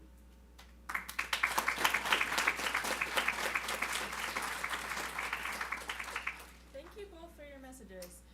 If we have time, I know Huda, you do have to leave in a little bit, but we would love to have a few people come up and ask some questions. Okay, perfect. Okay. While we have people start coming up, please raise your hand, and Ada here will arrange who will go for the questions. I just wanted to ask a really quick one, if that's okay. I was curious just how we internationally can contribute towards helping the war in Gaza. If there's something you think women could do, children could do, youth can do to help do what we can for the war. And then I also wanted to ask on if you could share very briefly about the UN Security Council reform on the statehood of Palestine, and just briefly comment on what you think about the UN's in relation to the war in Palestine and Gaza. And then if we can... I'll do the later, because I have been involved in the circles, the policy circles in which the Saudis were involved in, the Europeans also. Back in May 2024, when I was part of a number of working groups talking about what would make sense at this point. And of course, because of the fact that we have no honest broker in the Middle East, and with the United States taking completely one side rather than being the broker that is expected, and the fact that the Europeans in general have been waiting for the Americans to take the first step towards sustainable peace in the Middle East, we've lost 25 years of Oslo. And so one of the things that we were discussing in these working groups is how we can come back to the region and have certain actors in the region leading on initiatives to end the war, to end the occupation, to revive the two-state solution. And the Saudis at the time got involved and wanted to play that role alongside with the Jordanians and the Egyptians, who have been sidelined by the Israelis, by this government. History tells us that Egypt and Jordan have been the first to sign peace treaties with Israel. But also people tend to forget that the Palestinians have been the ones who validated this peace process by sitting on the table and negotiating and making the biggest compromise ever, which is sharing the land. And this is from the narrative of the Palestinian youth now. This is how we see it. We were the ones who were occupied, but for the sake of peace, we sat on the table. Our leader at the time, Abu Ammar, Yasser Arafat, decided to go to the UN. At the time, the United States did not allow him to go there, and he had to go to Geneva, similar to these days. So I would say that as Palestinians, we welcome the regional-led, supported by the French and other European countries, to revive the two-state solution, refraining from Oslo, but building new paradigms for it. So the acknowledgement or the recognition of Palestine could be a huge historic symbolic move that needs to be accompanied with rigorous negotiations that are based on justice and the UN resolutions. This is what we are hoping for on the long run. Immediately, what we need as women in Palestine and Israel is for this war to stop now, and for us to save as many lives as possible, and to engage in processes that can bring very needed humanitarian aid. Remember, there are thousands of Palestinians who are living or have forced famine on them, and we need to engage literally as women in processes of trauma healing. This is the time for us, after humanitarian aid, to engage in trauma healing, to rebuild the human beings and their lives, their stories, their buildings, their memories, everything. I think this is a responsibility. We women in Palestine take it seriously. We want to intercept any process that would alienate thousands of children in Gaza and in Palestine in general, also in the West Bank, I live in the West Bank. I see the violence happening every day. I see how it's changing the trends and the behavior of the young Palestinians in the West Bank. We are literally being pushed to the wall, and we have not been witnessed until recently. And one of the things that I want to add towards the end is that this initiative also, recognizing Palestine, tells us that somehow people learn from history that the Holocaust was not witnessed, and there were many people who talked about the fact that they didn't know that the Nazis were alienating and committing genocide against millions of people, including 6 million Jews. And the Arabs were there on the list. This is something that we need to remember. And we need to make sure that this genocide unfolding now is witnessed, and that we have partners as women on both sides in order to stop it. And I think the international community, including international women organizations, can help with that. So humanitarian aid, trauma healing, rebuilding people's lives, and engaging in processes in which women are present on the table, because by evidence, by research, the history tells us that when women participated in negotiating peace processes, they were more sustainable and had higher rates of success rather than only men. And here, I don't want to offend men. There is no enough leading thought leadership, real leadership models out there for men and women to follow. And I think this is something that we can engage in based on our experiences, and this is what I call you, specifically this audience, to engage in at some point. Thank you.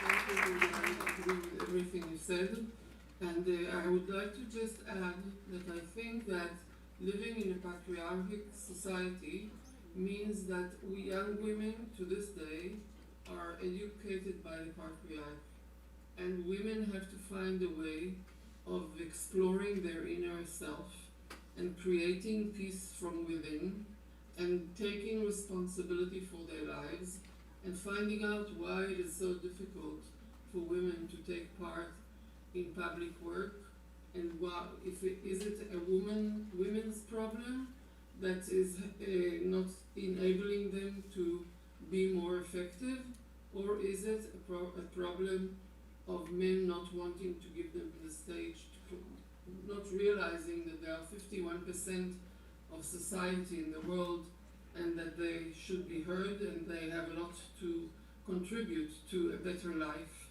So you young generation should, I hope, will do whatever you can to change that for your better lives and your children's lives and the next generations to come.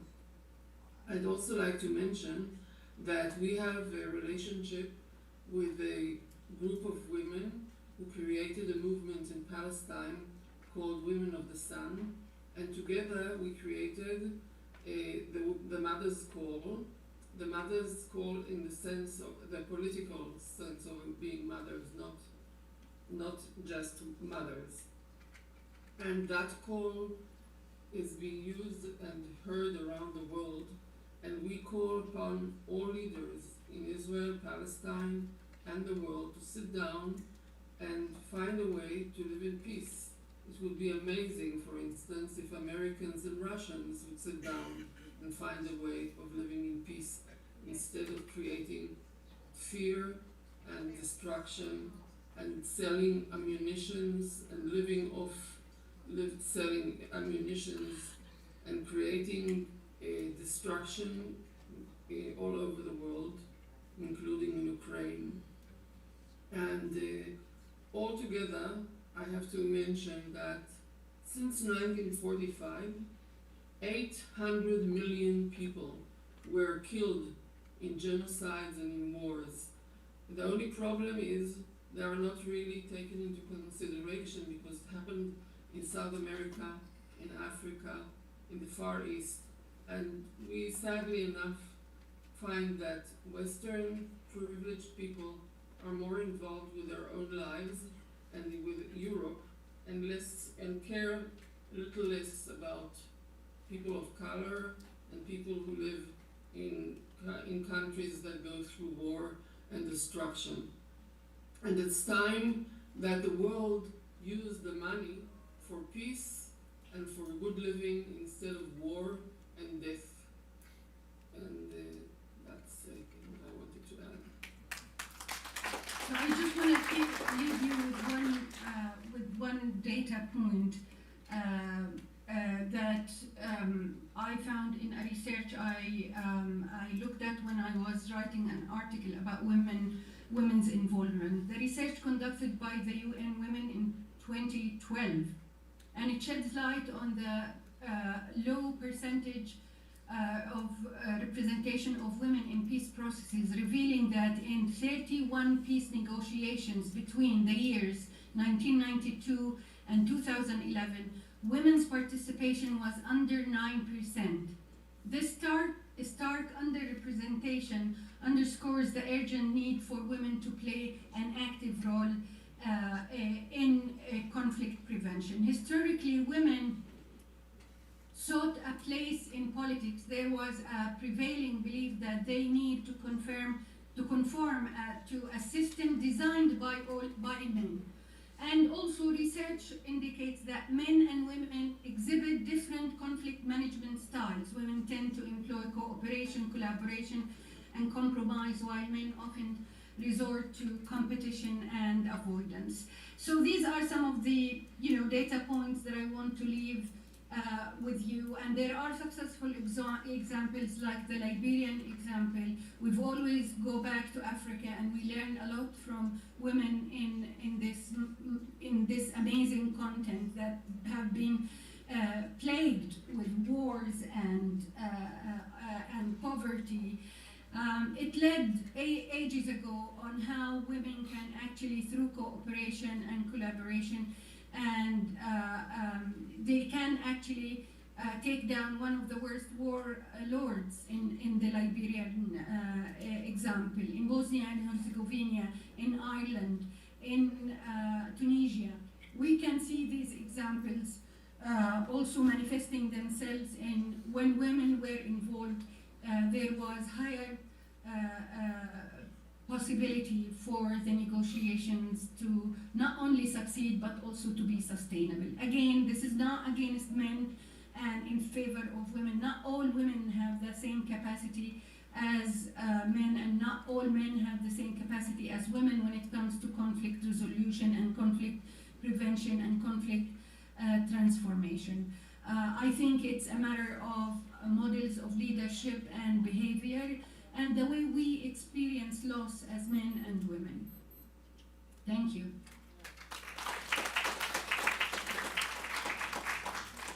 Okay, thank you both of you. We really appreciate hearing from you, and we know you're very busy. So thank you so much for your time. We really appreciate it.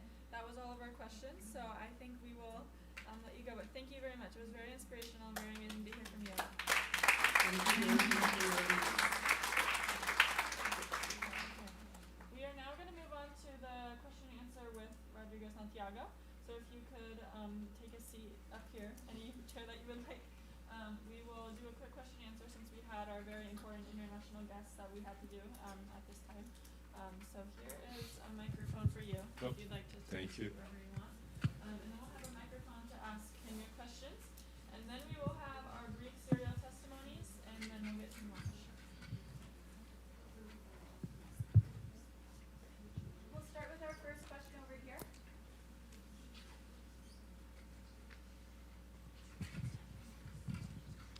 Hello? Okay. Hi.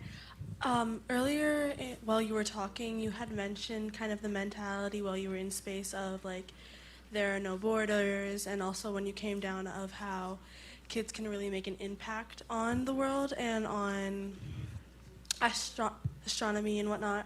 I was wondering, how do you like share what your ideals and like what you think?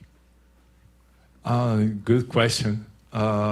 Normally, I share with passion, you know, because this respect, this good we have inside, normally this is what you need, you know, to share. Because when you are not tolerant, when you are not someone patient, so raise all of these conflicts. So if you do with a good will and you do with passion, you know, to talk with people, to explain to them nicely, with patience, with an open heart, I think it's easy to share this will. You can prepare these people to feel, to put in your shoes, you know, to understand this experience.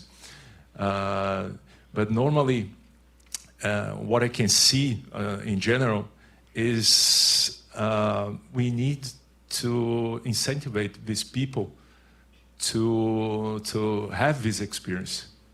Because nowadays, it's more accessible than before, like I said in my presentation. Now, a TikToker can go to space.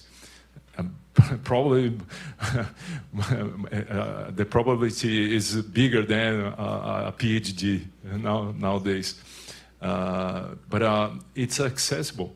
So share this kind of idea, you know, no frontiers, no politics, nothing ruling, you know, our world. We are one entire whole world, you know. It's something we need to share, but you need to see if this person want to have this experience too. Because we can just smash in their heads and, you know, try to input all of this in their heads.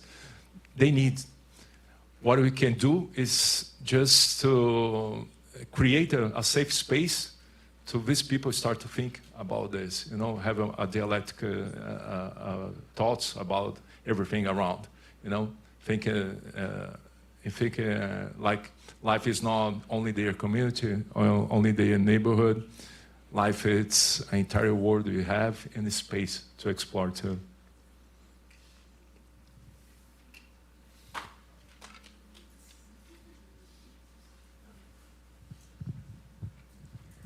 So basically, I have a question. How do you feel waking up as a person who is living their dream of a dream of a dream with low opportunities when you were young?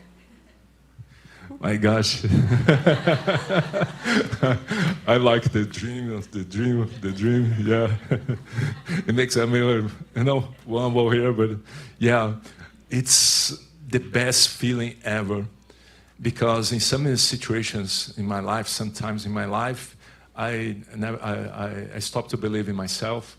You know, I had many questions if what I was doing was correct or was a good way, a good path to follow, you know. And when you see that you change your mindset and you say, no, I can do it, I'm gonna do it, you know, and you achieve that, oh my gosh, it's like, you know, go on a roller coaster and scream so loud. Scream so loud, it's incredible, you know, the result for yourself. And when this happens, and you believe yourself and you see you're capable to do that, there's no horizontal, there's no limit anymore, you know, there's no boundaries. You really, you know, with your passion, with your goodwill, with your actions, like most of the speakers say here, you know, the actions are the most important, you know, middle, beginning, middle, and end, you know, always. Don't start, you know, and stop, go. Beginning, middle, and end, everything you do in your life, you know, don't think twice, go. And always start something. Don't think, oh, I'm gonna plan to be perfect. No, start, you know, and do your adaptation during the way, you know, and you're gonna get your utopia, your very, very perfect place, you know. But it was a good sensation, one of the best sensation of my life, guys. It's that I can say for experience. Okay, so we'll take 2 to 3 more questions. Okay. Yeah.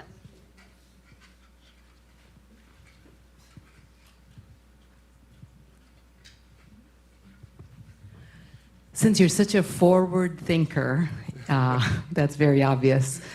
But I'd like to hear that you went through the journey of discouragement and that as well before you got there. In regard to AI, how can we as a generation capture this and be used in a powerful way for every person? Because there's so much fear that people talk about with this, but I know you think differently. Yeah, I think differently, but I'm a little bit skeptical to the way it's going, you know? Because every technology, you have the good use and the bad use. Wars, they taught us, you know, about that. Some of the biggest improvements of our lives came from wars, you know, so they improved technology for war. And AI, I think most of the people don't know how to use it. For me, this is the common point. They don't know how to use it. And they are letting everything for AI, and this is scary a little bit because your freedom to. You start to be manipulated and you don't know that. I work with some algorithms at Google, and it's incredible how they can predict with extreme accuracy you're going to do that day.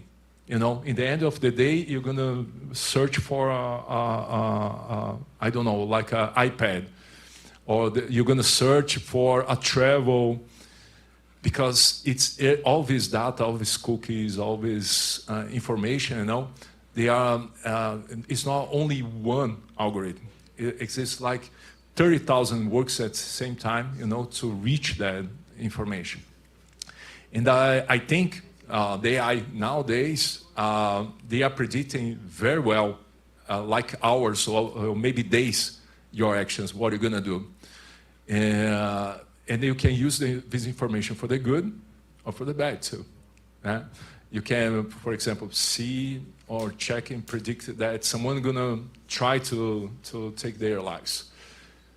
And you can use this information to save this person. Or you can send all this information to a pharmacy company, and they start to put advertisements, you know, to medicines.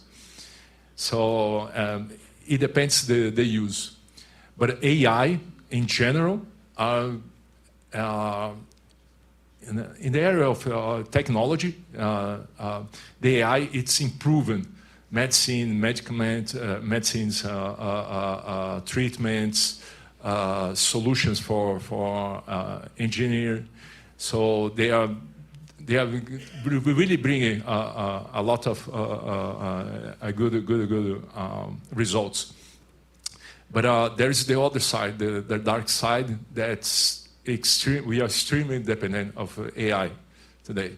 You can't. Oh, I don't use ChatGPT. No, but you use an iPhone, you use Android, you use your computer, you use your car. Your car gives you so many informations about you, you know, a Tesla car, a BID car from China, so many sensors, so many information, traffic information, and all of this use it, you know, to generate profits for companies, because all this data is using to sell this data for profit.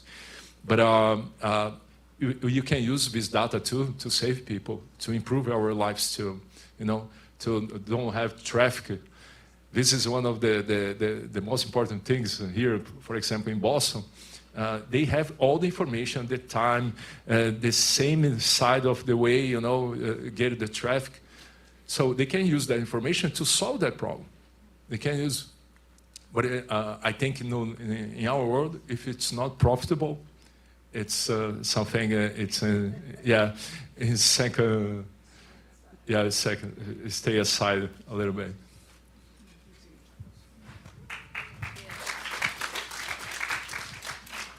And then one last question.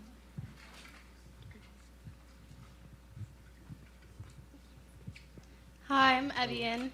I wanted to ask, considering being an astronaut takes you not only away from your country, but away from the surface of the planet, takes you across far distances, how do you manage balancing your connections with your family and your friends and maintaining something that makes you happy while pursuing something that also makes you happy?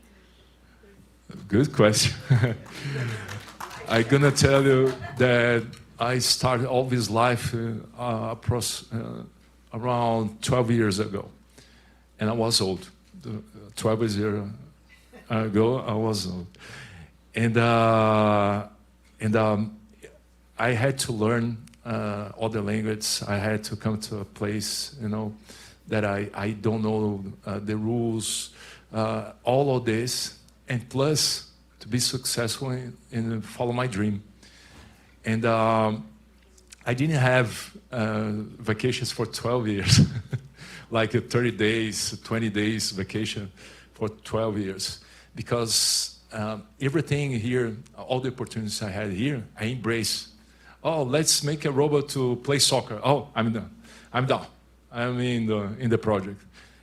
Even not gain money or nothing, because I didn't have this in my country. I didn't have this opportunity in my country to participate. So I was so busy sleeping 3 hours in the night, 4 hours, working 2 jobs, different jobs. And this was my life.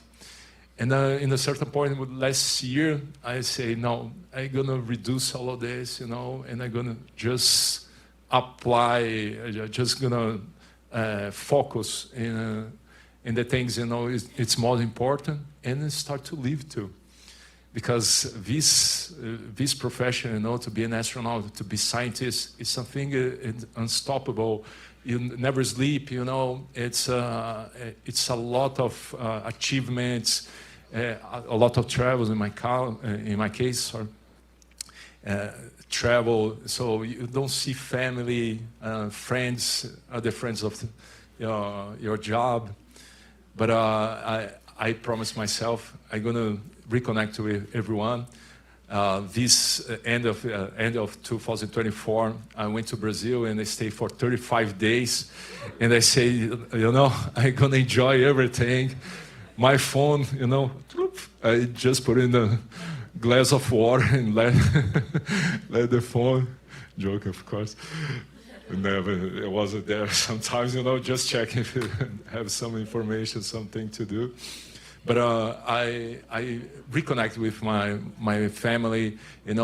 I met someone amazing there too. I think gonna follow my life. I'm gonna follow her, and she's gonna follow me in my life. And I learned again, to give value for these moments of life that are more important maybe than the other achievements or dreams I have. Because in my opinion, family, it's everything, Family, it's the part, it's the beginning of the health society, the health community. If you are all connected, you have value, you have the morals, you share all of this, it's the beginning of a good society.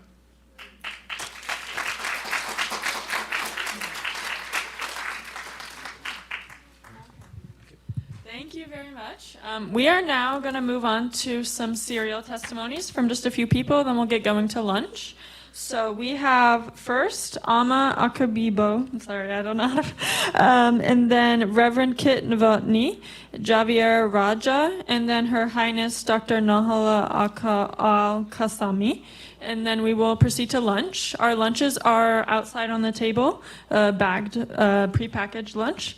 And so we'll enjoy those and get to talk more with our serial testimonies and the astronaut. If you have any questions for our speakers from earlier today, you can speak with them during the lunch. So we will now move on to Ama for her serial testimony. Thank you. Hello, everyone. Can you guys hear me? Hello? Oh, they just have to raise it up. Okay, perfect. Hello, everyone.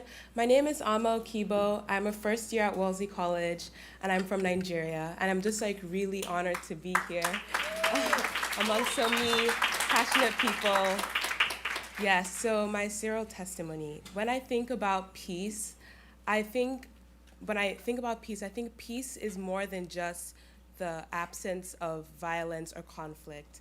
I think peace is the presence of dialogue, of hope, of so much more. I think peace is also something that's very practical. And it can be seen in like how we interact with people every single day, from the presence of respecting people who have different views, listening to people that have different views, even though it may seem uncomfortable. It is being able to do all these little things and seeing the humanity in people rather than the difference in people. I think as young people, we're often told that we are the future, but the truth is we are the present. We are already changing things. We are shaping our communities. We're fighting injustices, and we're kind of revisioning or reimagining what peace looks like. So I think like my message to everyone is to never underestimate the power of your voice, because our voices kind of connects people, inspires people, and just inspires change.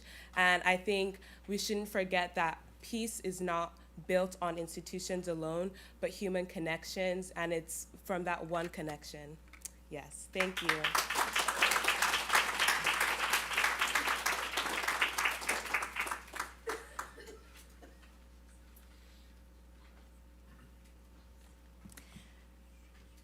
Good afternoon. My name is the Reverend Kit Novotny, and I serve as one of the ministers at the First Parish in Lincoln, Massachusetts, where if you come on a Sunday morning, you may meet our most distinguished congregation member, Hawa Ibrahim, and we have many others here in the house today. I want to begin just a few brief vignettes from my life in ministry, but I wanted to begin with the poem that we sometimes pray as a prayer in our church. The poem is called On Children by the Lebanese-American writer Khalil Gibran. Your children are not your children. They are the sons and the daughters of life's longing for itself. They come through you, but they are not from you. And though they are with you, they belong not to you. You can give them your love, but not your thoughts. They have their own thoughts. You can house their bodies, but not their souls. For their souls dwell in a place of tomorrow that you cannot visit, not even in your dreams. You can try to be like them, but seek not to make them just like you. I want to speak to 3 soft superpowers of mothers that I have seen in my ministry. I've served churches across this country. The first is the superpower of grief, and the story comes from a coffee shop in Des Moines, Iowa, right in the middle of the United States.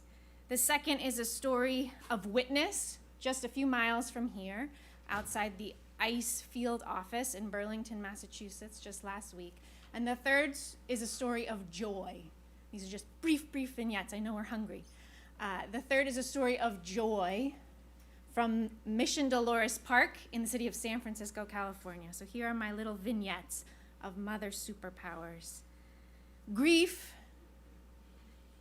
In a coffee shop in Des Moines, Iowa, I came to know a woman named Denise. Grief threatened to destroy her life. She had lost an young adult son to one of the diseases of despair that plagues our country and the world, especially among young people. He had died by suicide in the year before we found ourselves sitting at this table in a coffee shop. And through glistening eyes that she felt there were no tears left in those eyes, in her deep grief that threatened to destroy her, she told me of news she had this week. A letter arrived in her mailbox. Her son, Jordan, had elected to be an organ donor. And she had found out that week that her son's eyes were now walking around in another child's body and giving that child the gift of sight. And she said through her own glistening tears, she said, I forgive him. I forgive him. To be a mother, it is sometimes said is to choose forever to watch your heart go walking around outside of your body. And this woman, in her superpower of grief that threatened to destroy her, yet she alchemized that suffering to mobilize her to continue to serve and make meaning. And she stood up from that story of grief, and she went to serve and mentor students with disabilities who she was helping train at that coffee shop to get life skills, to be a barista. A moment of grief. My next story is just a witness down at the ICE detention center field office where they are housing people in horrific conditions unconstitutionally. Back in April, 2 people decided to begin to witness to what's happening in so many places around our country. And the next week there were 7 people, and pretty soon every Wednesday at 11 o'clock, if you go down to Burlington, right behind the Burlington Mall, there are now hundreds and hundreds. A few weeks ago there were 500 people gathering peacefully to demonstrate, all at a bedrock of nonviolence. I was there last Wednesday, and the 2 signs that stuck with me was a woman pushing a stroller with a sign, "Families belong together." And the other sign that stuck with me, which speaks to the superpower of witness, was, "ICE, your mother is ashamed of you." And it spoke to that the accountability of a mother's power, that not only calls inhumane conditions and horrific cruelty to account, it also humanizes us all, and humanized the guard standing outside the field office to say,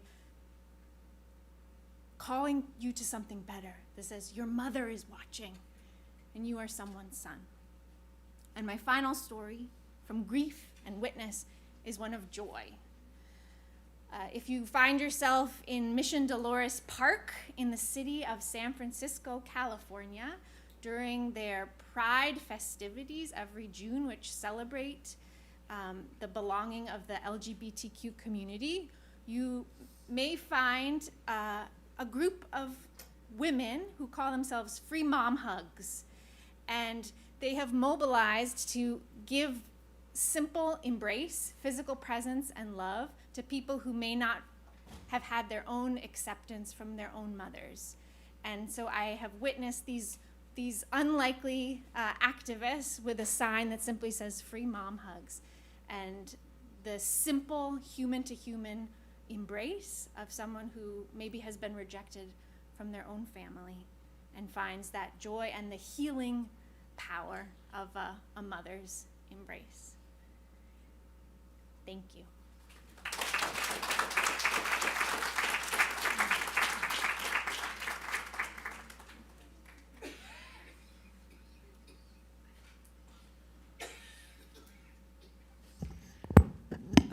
Hello everyone, this is Dr. Nahla Al-Qasimi coming from United Arab Emirates. I'm here addressing my words to the future leaders, the new generation. Remember that peace is not an abstract dream, it's your daily choice. Let your generation be the one that transform pain into healing, differences into diversity, and fear into trust. Carry your mother's soft power, the legacy of your mother's soft power, to be your own. The future belongs to you.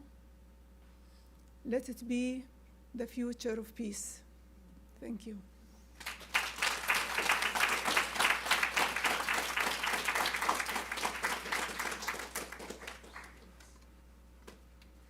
Good afternoon. My name is Anaya Raja, and I'm a junior at Wellesley College. Over the summer, I had the incredible opportunity of conducting human rights fieldwork in Yerevan, Armenia, where I was able to speak to dozens of women who have been forcibly displaced from Artsakh, which is an occupied region between Armenia and Azerbaijan. Life in Artsakh has been threatened for over a century. One of the most prominent incidences occurred in 2023, when Azerbaijan imposed a blockade and forcibly displaced hundreds of thousands of people. In speaking to them, who have now been scattered across Armenia, we talked about what life means to be as an Artsakhi for future generations, not knowing if they would ever return to their homelands. However, questions like these transcend the bounds of Artsakh. They bleed into places similar, like Kashmir. I am Kashmiri through blood and through my ancestry, though I have not been able to identify with this part of my heritage due to generations of cultural disconnect because of a mass migration that happened pre-partition, when the Dogra Raj discriminated against my great-grandparents, leading them to flee Kashmir forever and into Pakistan. Since then, my grandparents, my parents, and I have identified as Pakistani, but at what cost? Since 2019, Kashmir has been stripped of its semi-autonomous status, leading to greater military presence and occupation, making it almost impossible for me to return to my and my ancestors' homelands. I have found myself bound by my own identity and context as a member of a diaspora that has been forcibly displaced, who has not been able to connect back with my cultural roots due to generations of suppression of Kashmiri culture. I never got to be the young girl to listen to their grandparents speak in the Kashmiri dialect. I eat rogan josh and yakhni, or hike through the picturesque mountain ranges of Azad, and it scares me knowing that I could have lived the rest of my life without it. But it will not and it should not end with me, and neither will the resistance. As the generations have passed, it feels easier not to care about the right to return when you're so far removed from your culture. However, I do believe in the power of our generation, as the youth, to speak out against the hard powers of cultural erasure and ethnic cleansing, and to promote soft power, human rights, and peacekeeping from the ground up. I'm proud Kashmiri through the distance, and I'm on my journey to finding where I belong amongst a community of resilience and fighting for recognition. Whether as a Kashmiri, an Artsakhi, or to anyone who has identified with the lost culture, the time is now to resist the further removal of our people and our lands from life itself. We can start in this generation to secure a next. That one day, we and our children don't have to imagine, but we can live in a free Artsakh, a free Kashmir, and a free world. Thank you.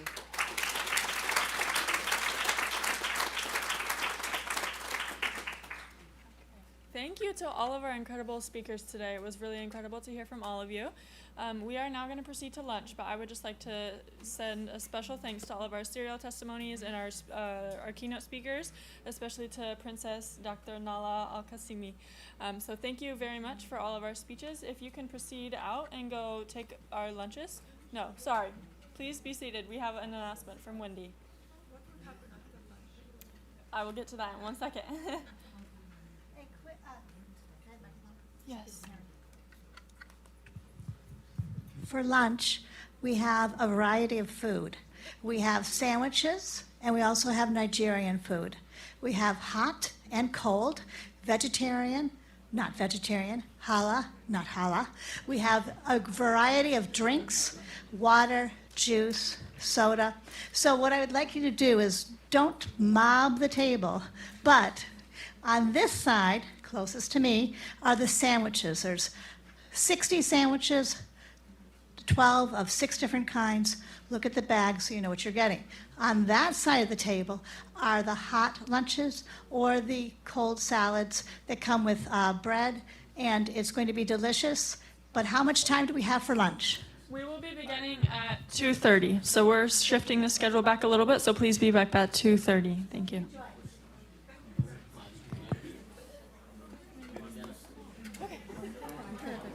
Just check and make an announcement with like 15-minute warning. Yes. 5-minute warning, so everybody's in your Yeah. seat. Yeah. We're checking to see if the dancers can come at 3:30, at 4 instead of 3. Okay. Dancers 3 instead of 3:34.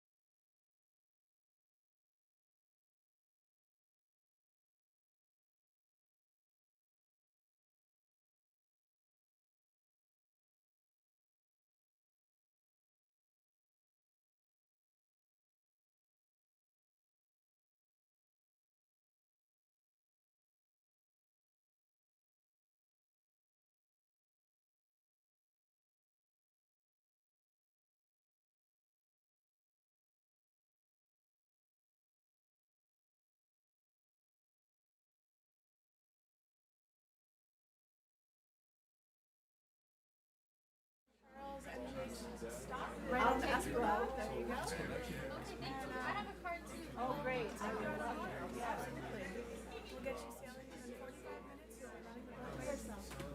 Okay, perfect. Thank you so much. Well, I met Howard and I met Rodrigo, a friend of us, at a conference at BU with all these people from Boston. And he approached like very pale, cleaning everyone up. Like went to the lodge and then came to the slum. Like that's incredible. It is. Wow. Incredible.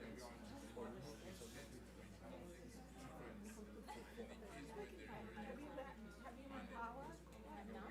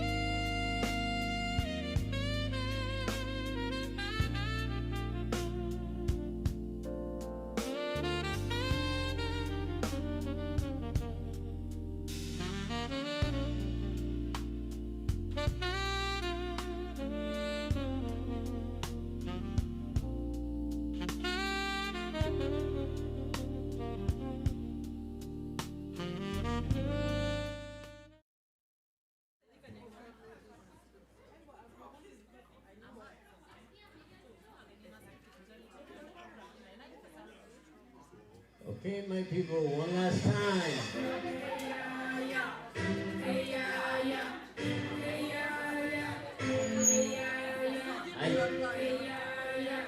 Are we ready? Yes, I know we're nice and full. Hey ya ya, hey ya ya, hey ya ya, hey ya ya, hey ya ya, hey ya ya. Hey ya ya, hey ya ya, hey ya ya, hey ya ya, hey ya ya, hey ya ya. You. Hey ya ya, hey ya ya, hey ya ya, hey ya ya, hey ya ya, hey ya ya.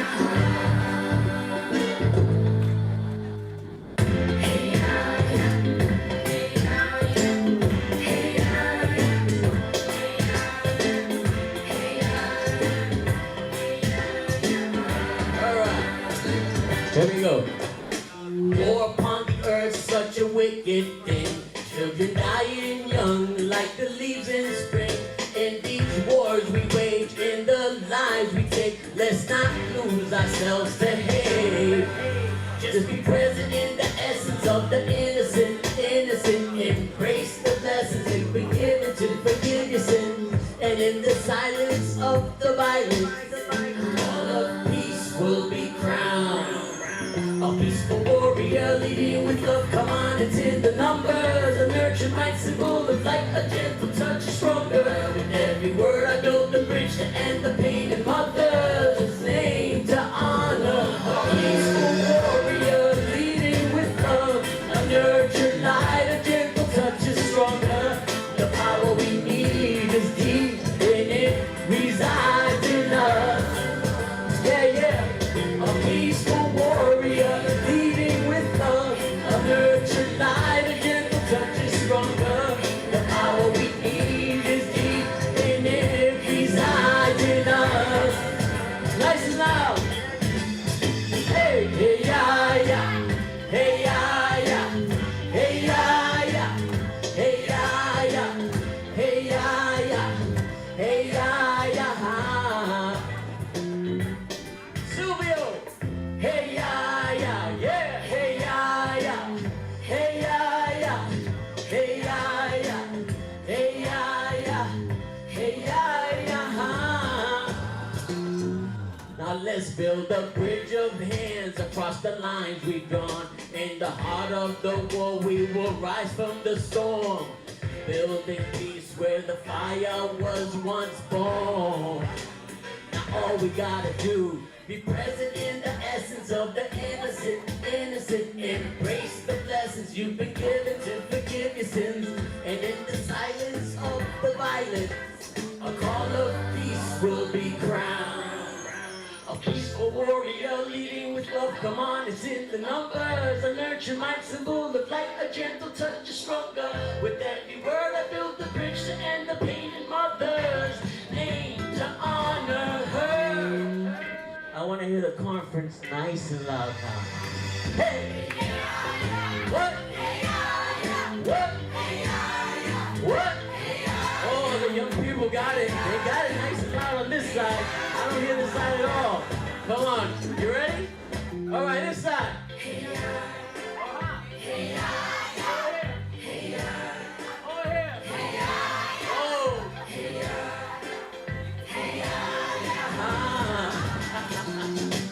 A peaceful warrior leading with love, a nurtured light, a simple touch is stronger.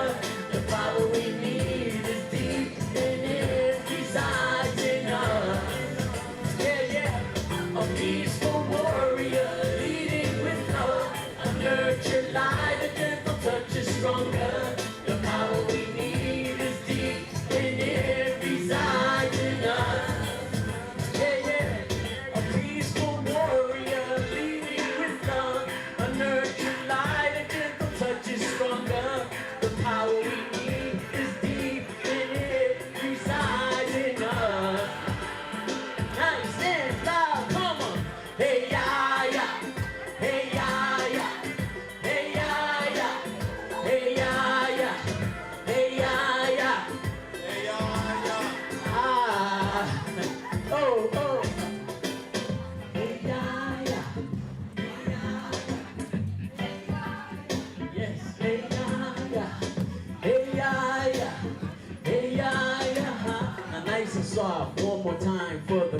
fingerprints. You ready? Hey ya ya, hey ya ya, hey ya ya, hey ya ya, hey ya ya, hey ya.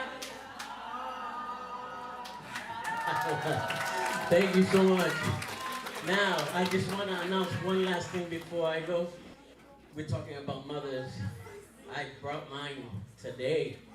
She's in the back. We're talking about soft power magic. And her soft power to me was always a lot of love, a lot of patience, and staying away from stressful things in life, and maintains youth. I'm 52 years old. Yeah, so that's thanks to mom. Huh? I was, in the beginning, I considered myself, I was a troublemaker. I gave my mom some headaches. I also wrote her a letter when I grew up and apologized for all the terrible things I did to her. So, I love her to death. I'm a mama's boy. Anyways, thank you. Mom, thank you. I love you. And my sister's back there too. Hi, sis.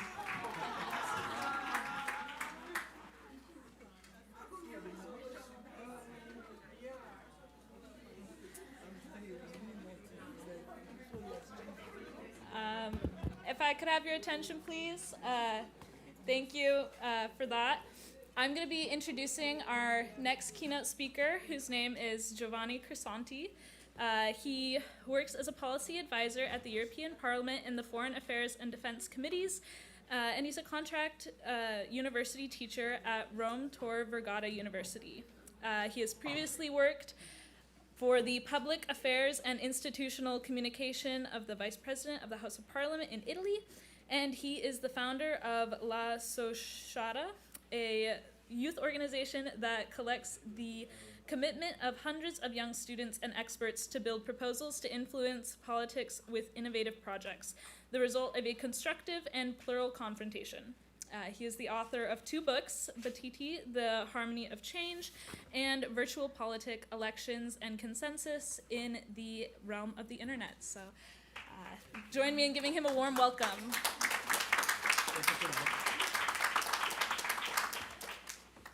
Okay, so thank you everybody here, and thank you for the introduction. I will cut a part of my speech then, because I'll be shorter for this. So thank you for this wonderful colloquium. Thank you for these days. It was a pleasure and an honor of being here and listening to you all. It was super inspiring. And for what regards me, when I was invited, I was thinking, how should I start? And when I decided what to focus on for my speech, I started by asking myself a simple question with a very hard answer, which is why? Why these wars? Why now? Because my generation was raised in Europe with a general certainty and idea that wars would have only been spare, rare events, limited in some areas. Of course, something violent, something rude, but limited. And our role, we were raised and born and taught that would have been the ones of trying to see how to do our part in order to, bring a little bit of peace, help, something like that. Then, when I did my thesis in 2020 with General John Cotti here, and then also the update with the masters, we realized that actually it wasn't like that, and that international community, the UN, the EU, democracies in general were failing a lot in helping countries in recovering, failed states in building new states and democracies. But still, if they could follow some criteria which we try to identify in the approach to complex systems, they could give a help. And that was our idea. But we were talking about local issues, regional issues, Afghanistan, Iraq, Somalia, Libya, Vietnam, all cases which I know since when I was born in 1999, which were limited, which were regional. Now the domain is changing. Within some years, we know about Ukraine, we know about the massacre in Palestine, we know about, these days we're working on it at the European Parliament, the invasions on the borders of drones and other domains of wars, with AI, drones, new technologies which are entering. And we don't hear much global leaders about how to solve these issues. We don't hear them talking a lot about peace, but we hear them talking about wars and how to use the force for the first time, more and more, without even hiding themselves in front of the public opinion. Why? And what's the role of the younger generations in this? Because after World War II, we were thought that we would have had ministries of defense, departments of defense. So the role of the armed force would have been the ones of defending us. And now we are listening about departments of wars. So we're shifting from defense to offense. Why? What's the reason behind that? And does offending really serve security? The answer is quite simple. No, absolutely not. We are seeing it in Ukraine, in the Middle East, etc. And in Europe, this is to give you just two personal experiences. We are talking a lot about how to reach this objective of securing Europe. And in the last years, I was working on this in the committees. We are working on this so-called program of Rearm EU, which in the title has itself the idea that we are rearming states to do something with these weapons, and this is crazy. That's why it was super hard on our position to foster an idea of these investments in defense for something common, not to use the force. But it was super hard because there's the idea that we have to rearm single states for putting stronger actors against each other, for putting stronger actors in front of weaker enemies. And there's the idea that this will serve security, but this will not at all. And so we try every day to, I mean people who share these values, to foster the idea that we need to invest in common responsibilities, so common spending, so common investments, so common risks, so common trust. And this is the idea that is missing. We don't have anymore any trust among each other. And we know also from the speeches we heard in these days that putting stronger people against each other is not deterrence at all. And deterrence can be as such only if it is common, not if it is built upon the idea of individualism of member states. True deterrence lies in community building, it lies in dialogue, it lies in mutual trust. But this idea is very hard to be fostered.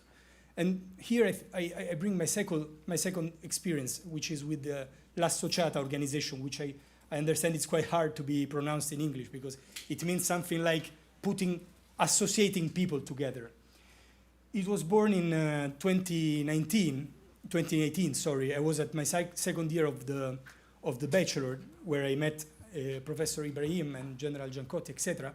And our idea was the ones of building events where hundreds of young people, young citizens, could be together in trying to talk about issues related with the city of Rome at the beginning.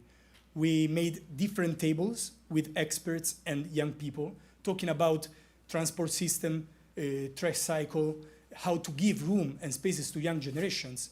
And already there, with a theme which is not war and it's not peace, it's something more practical, there were lots of problems. Why? Because many people were thinking that there was some rip-off, that there was some cheat on them. Why? Because they thought that putting people from a political part, left-wing with right-wing, for example, or putting people who have different objectives in the society would have been something risky, would have been something which doesn't help. But we succeeded. Why? Because we didn't surrender to the idea of sectarianism. Why this? Because if we act since 7 years it is useful because having people with different thoughts together will be the means thanks through we as individuals will live in the society with that spirit.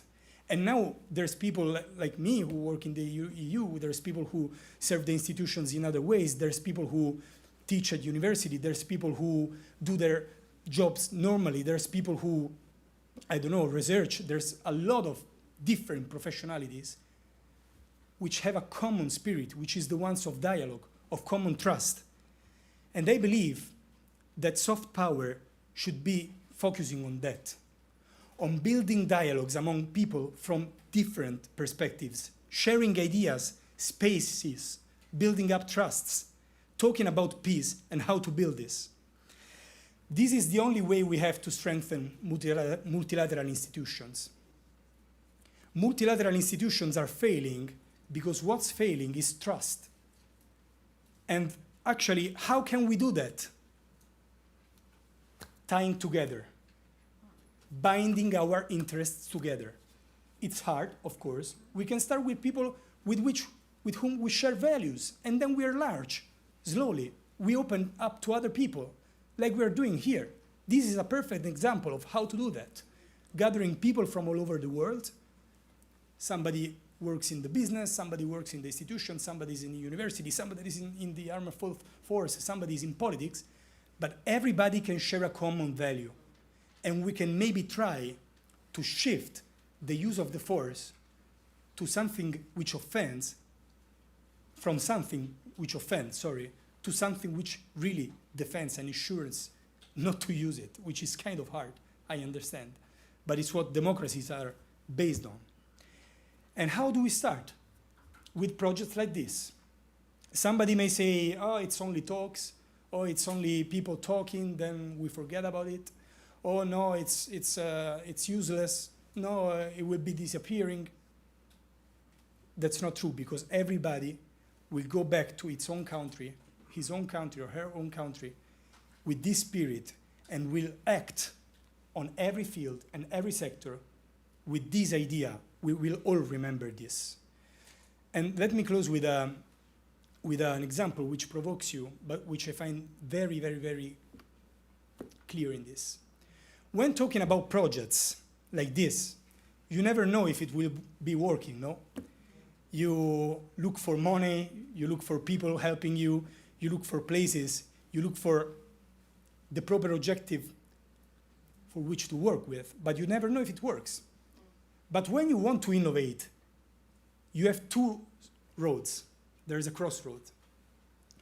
One is the coffee machine. So if we think of a project as a coin, you put it in the coffee machine, €1, one coffee, $1, one coffee, one project, one coffee, one result. So safe projects, sure results, quite easy, but also with a low impact. I think, being also in the United States, we have the example of the Silicon Valley on the other side of the country, that we can maybe try, and this project is doing this, to follow a different perspective, which is the ones that I call, this is to provoke, please don't play that, the slot machine. Why? Because you put one coin, nothing. One project, nothing. One other project, nothing. Okay, let's try this different one, nothing. Then another one, nothing. But then when you put the right project in, the right coin, you'll get a massive result. And that's what we must do with this colloquium. So that's why I thank you. And that's why I think, thank you, that we have to take chances and take risks, because that's the only way we have, being here together in Harvard from everywhere in the world. That's the only way we have for trying to see if there's an innovative way to foster peace and to foster dialogue among nations. Thank you so much. Thank you. Yes.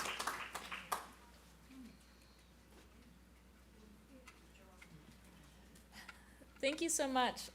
And if you have any questions or have anything that you want to potentially ask Crisanti about, he will be available for a Q&A after our next speaker, who is Dr. Armstrong Takong. He is the CEO of Nigeria's Ministry of Finance Incorporated, or MOFI. He has extensive experience in investment and consultancy, public sector reform, and private equity transformation across Africa and the US. Before leading MOFI, he served as special advisor to the Minister of Finance and CEO of Growth Alliance Partners, where he revitalized multiple businesses to boost shareholder value. He is a Harvard Business School, Imperial College Business School, and University of Hull alumnus, and has played key roles in many major national initiatives such as IPPIS, NITDA's, ICT programs, and Nigeria's 50-year development plan. So please join me in welcoming him to the stage.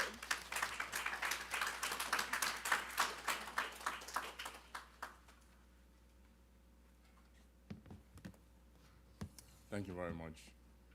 I'm delighted to be here, and let me start by thanking Professor Hawal for the invitation. I actually made a commitment. I made a commitment to her that I would be here. My program changed at the last minute. I was supposed to be speaking on Sunday. I called her and I told her that I'd like to speak on Saturday, if I may, so that I can leave early hours of Sunday morning to go to Hong Kong and then go to Malaysia. So she was gracious enough to make that adjustment. So thank you very much for that.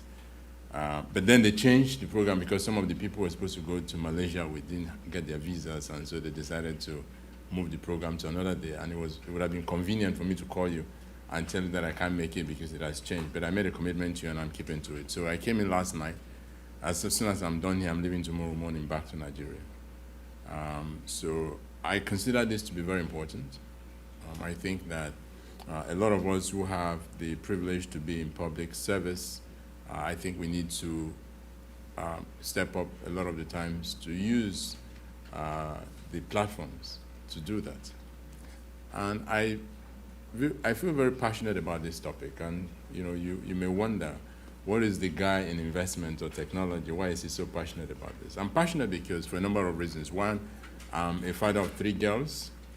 I know the role that women have played in my life. I also know the pivotal role that women play as far as investments are concerned. I work for a company called, I think I was hoping that they'll put my website up there, mofi.com.ng. I work for a government organization that manages the federal government's investment assets. And we have assets under management of at least $40 billion that we're managing across different sectors. And a lot of our banks, we own shares in a national oil company like NNPC. For those of you who know Nigeria, we own 50% of NNPC. A bank of industry that disburses a lot of loans to companies, we own about 51% of it. Galaxy Backbone, those of you from NIDA.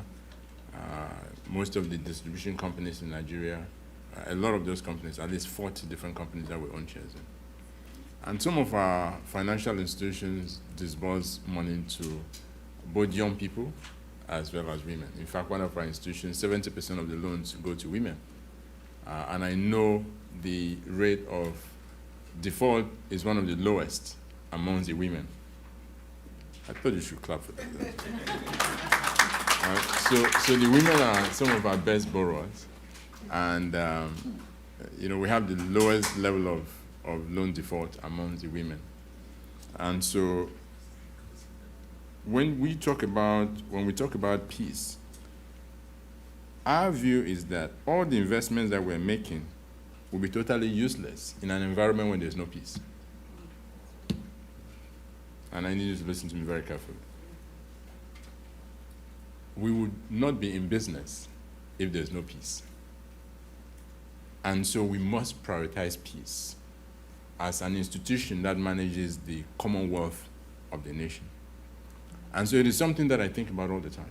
And I'm asking myself, what if there is a major crisis today in Nigeria and there is no peace? None of our work will be useful. In fact, our institutions will be at major risk of being destroyed. And I want to focus on one thing. I need you to cast your mind to almost every region where there has been a crisis. where there was breakdown in law and order and where there was no peace. One common denominator is that the young people are usually the instruments in the hands of those who want to create chaos. Every situation. Because first of all, they are the ones who have a lot of energy. They are the ones that can go out there and carry out atrocities on the order of those who want to create chaos. They are usually the ones who are used by politicians as political thugs to create chaos. And so it is in our best interest as a society, for the sake of humanity, to ensure that we position our young people never to be instruments in the hands of those that want to create chaos. We have to be deliberate and intentional about it. It is not something we say we'll pray about. No, it is not about prayer.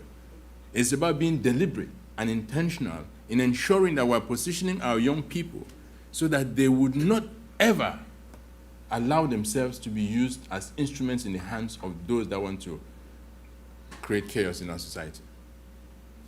And when I look at all the investment that we have made, and have mentored a lot of young people, many of them have grown to own their own businesses. Some of them are leading government agencies, fairly senior level positions. And I've had time to think through what is it that distinguishes those young people who end up achieving great level of success, whether it is in terms of social status, in terms of financial status, in terms of building their own businesses. There are a couple of things that I have found to be very, very helpful. And I think it is a message that I'd like to leave with our young people who are sitting in here today. One of those things, I think Professor Chopra mentioned one of those. It's about purpose. It's about purpose. You'll be surprised about how many people that you think are successful that have not found their purpose. You'll be surprised, even adults.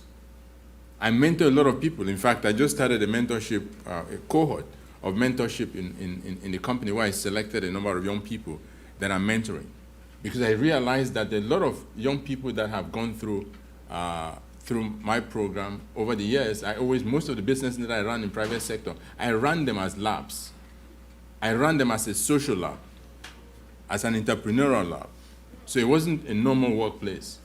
I always did it in such a way that the young people that go through that system were, even though they were employees, they were like in a lab.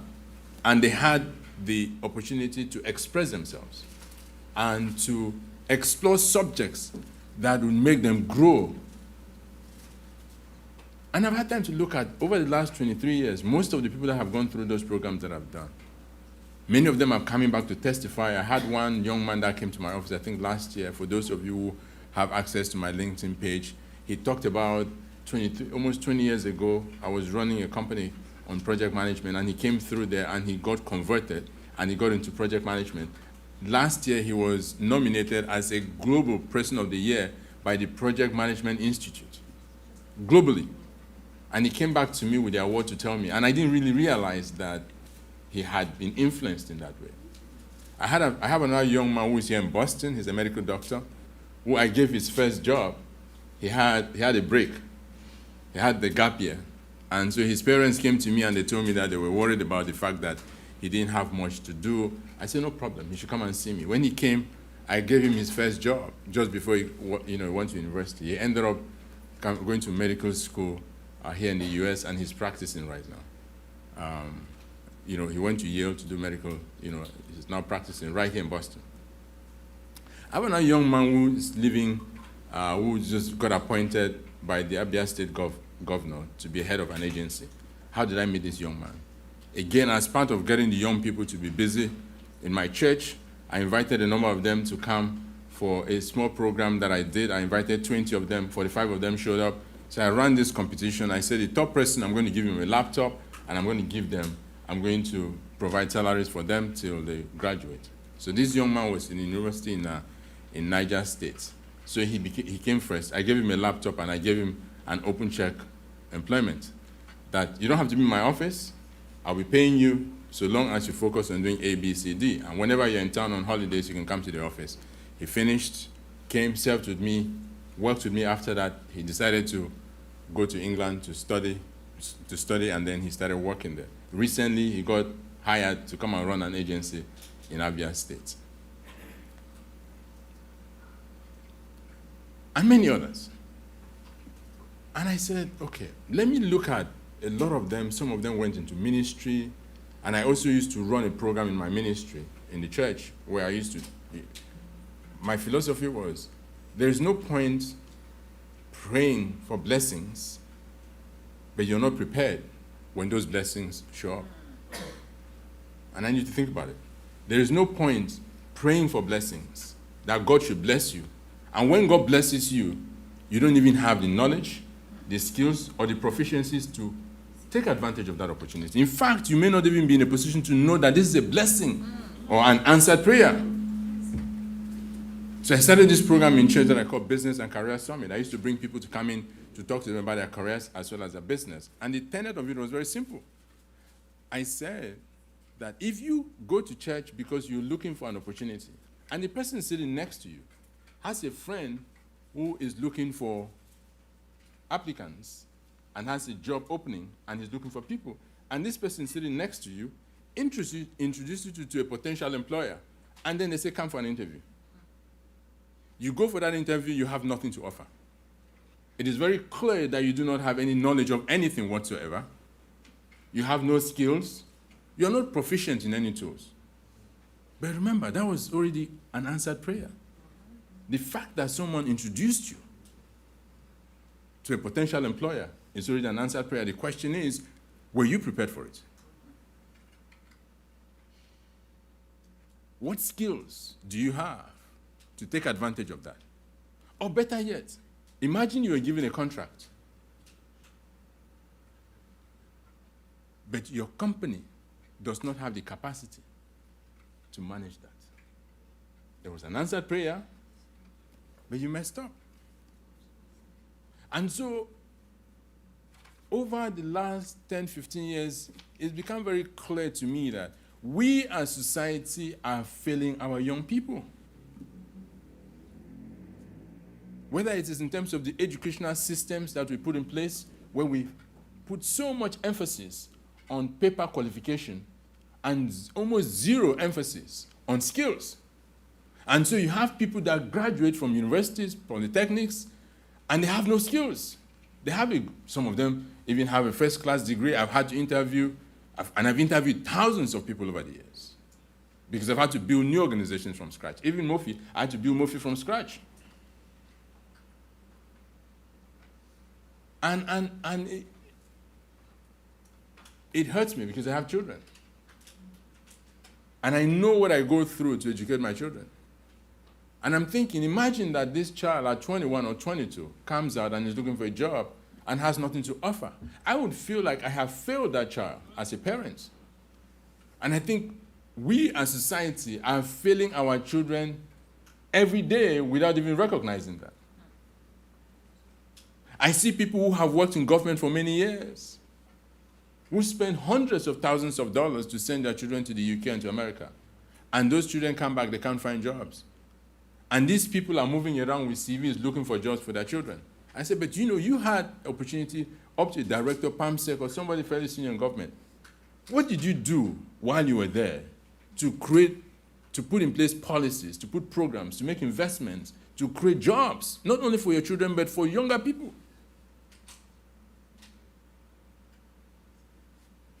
What did you do?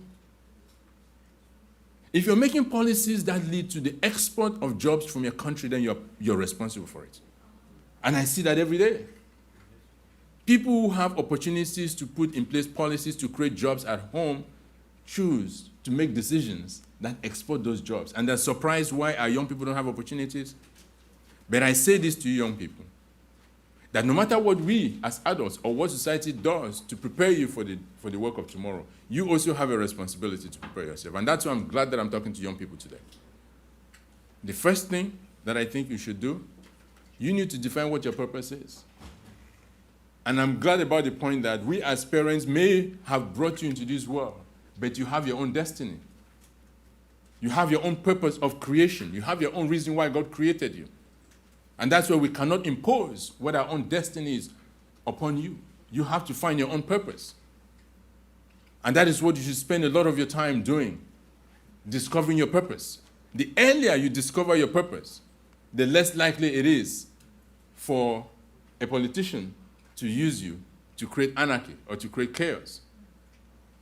Because when you're on the path, once you found your purpose and you're on a path for greatness, it is almost impossible for someone to infuse negative ideas into your mind and your heart.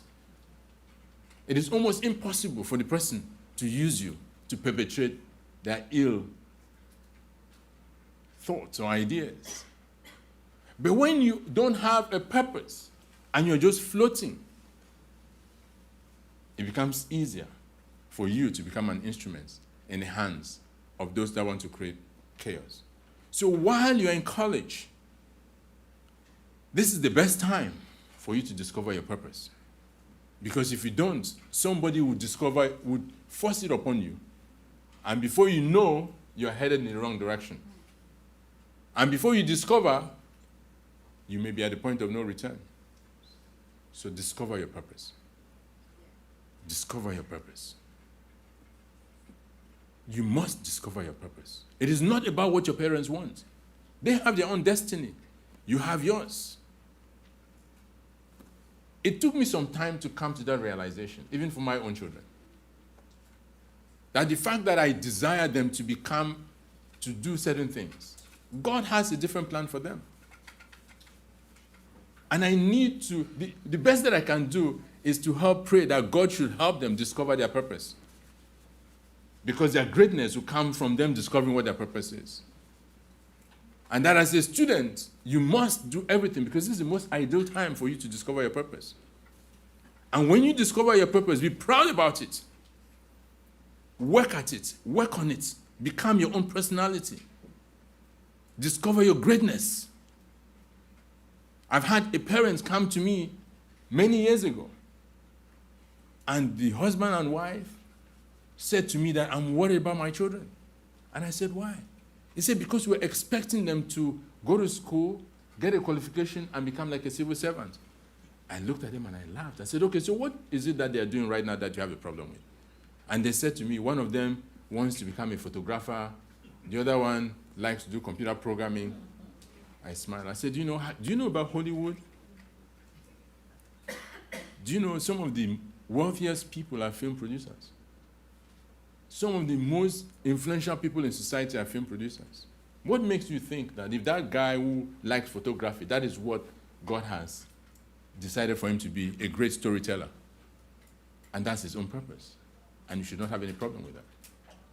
And lo and behold, this guy is one of the best photographers and filmmakers in Nigeria today. And I asked, about 3 weeks ago, I had a discussion with the mother, and I asked, and I said, do you still regret it? She said, no. Because the fact that you were a civil servant doesn't mean that your child has to become a civil servant. Because we all have different purposes. Even when you have many children, their fingerprints are not the same. That is a message to all of us as parents, that we all have different destinies, regardless of the fact that we come from the same parents. So for you young people, discover your purpose. Discover your purpose. Second advice I'll give to you is this. Don't be carried away by the fad on the internet. You spend a lot of time, Instagram, a lot of the stuff you see is fake life. Real fake life. Create your own reality. Don't say, because somebody says, no. The reality you experience, what you become, is what starts in your mind. If your mind is polluted, you end up with a polluted life. If your mind is directionless, you're going nowhere. Don't let anybody mess up with your mind. Have a control of your mind. Because everything you become, everything that happens to you, starts with what you allow to be in your mind. Today, we heard about the issue that one of the biggest diseases is suicide. Where does it start? The mind. Because our children's minds are being messed up by external parties, especially when there is no better alternative in those young minds of theirs. So as much as we parents have a responsibility, as much as we society have a responsibility to make sure that you do not consume the wrong content, you also need to make sure that you have clarity of purpose, clarity of thought, clarity of direction of travel, so that it becomes difficult for somebody. There will be no space for any negative thoughts in your mind. And I strongly believe that once you have your purpose clearly defined, you don't allow your minds to be used by third parties, you will no longer be instruments in the hands to create chaos in society. And I believe with those type of global citizens that have their purpose well defined, we will reduce the incidence of wars and will reduce the need to invest a lot of money in defense. And those who keep creating departments of war, they will realize that those departments will not have anything or any job. Thank you very much.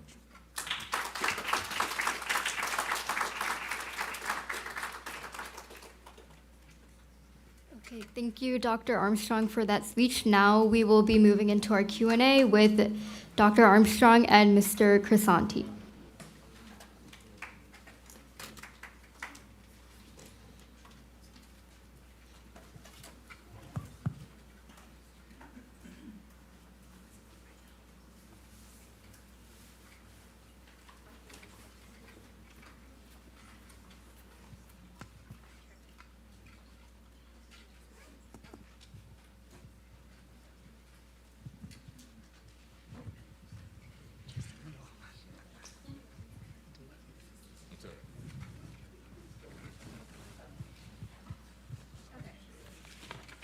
So yes, if anyone has any questions for the two speakers, you may raise your hand and Reno will come by with the mic.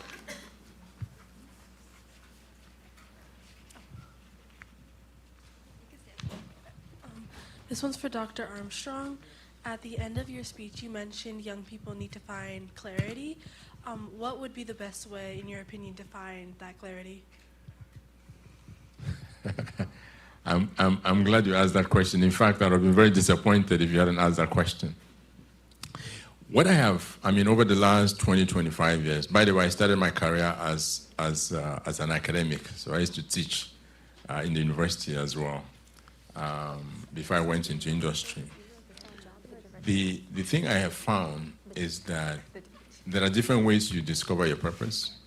Some of it is based on the things that you have love for, things that come to you naturally. It's almost, a lot of people in the creatives, they discover their purpose very early. People who are singers, writers, dancers, what you find is that they discover that they have those gifts from a very early age. You just hope that you have parents who will encourage you to pursue that, regardless of what their prejudices may be. So that's one, in terms of the things that come to you quite naturally. The second that I also find, the other way that I see people discover their purpose is the first job that they get. If the first job you get is a civil service job and you find a good boss that inspires you, that you look up to, you may end up seeing that as something that you do for the rest of your life. So that first job, and that's why I always say to young people who graduate that be careful the first job that you get, because that might define the rest of your career and even what you end up doing. The third is being deliberate about the communities and the settings you find yourself in. I've seen that even with immigrants. By the way, I came here many years ago and I decided that my place is back home. I have found that for many immigrants, who they become when they immigrate is a function of the crowd that they find themselves in and the people they live with in the first 12 to 24 months and the people they associate with in those first few months. So some of the things, those are things that are likely to help you discover your purpose. Sometimes it may not be what you discover, but how it is shaped by your environment, the people you associate with, the first job that you get. Thank you.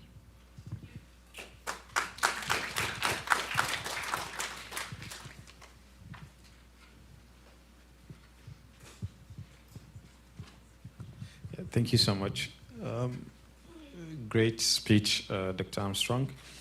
I'm wondering, you made mention like, so this is reflecting back also as a parent in Nigeria.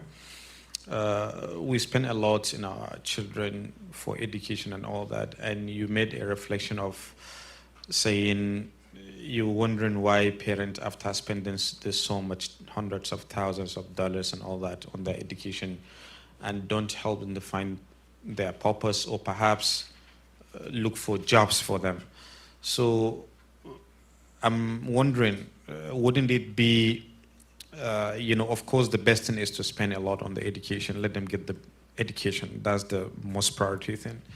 While they choose what to do, and also to get the jobs that they want to get, perhaps not really get a job, or maybe start a job for themselves and look for jobs for others.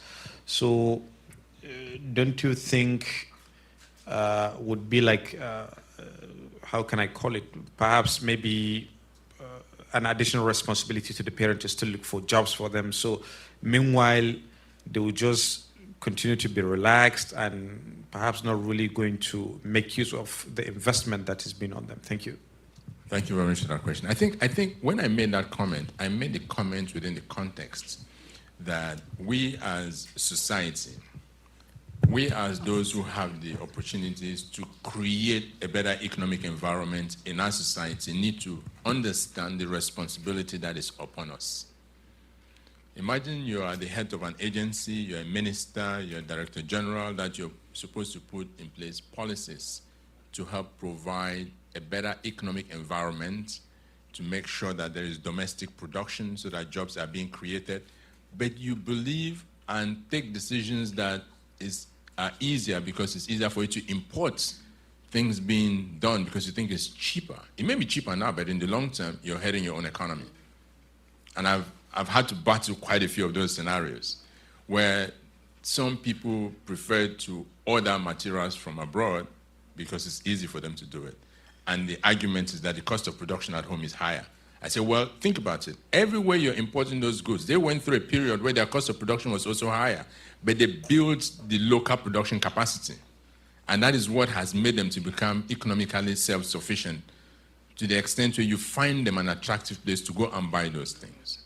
That is a policy decision that those in office are making that may be convenient now, but in the long term would hurt us as a nation. We'll be shipping out the jobs to the extent that even when our awards graduate and they come back and they're looking for jobs, the jobs are not there because through our own policies, through our own inaction, through our own irresponsible behaviors, have shipped out those jobs, and we have decimated the local production capacity and destroyed the local industries. We should have created those jobs for them. So that's the context that I was making that on.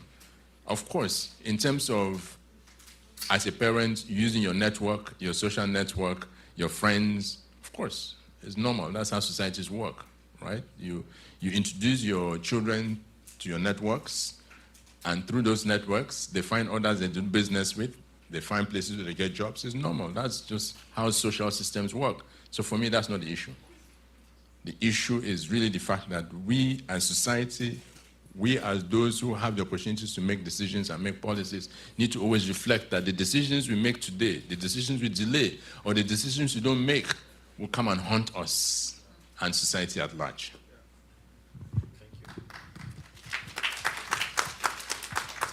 Giovanni, here's my question, over back here.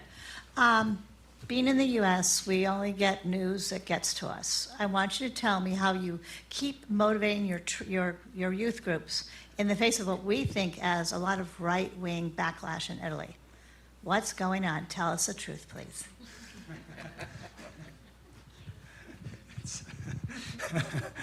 Okay, I have to be careful, otherwise I get fired. Can you please switch off the streaming? No.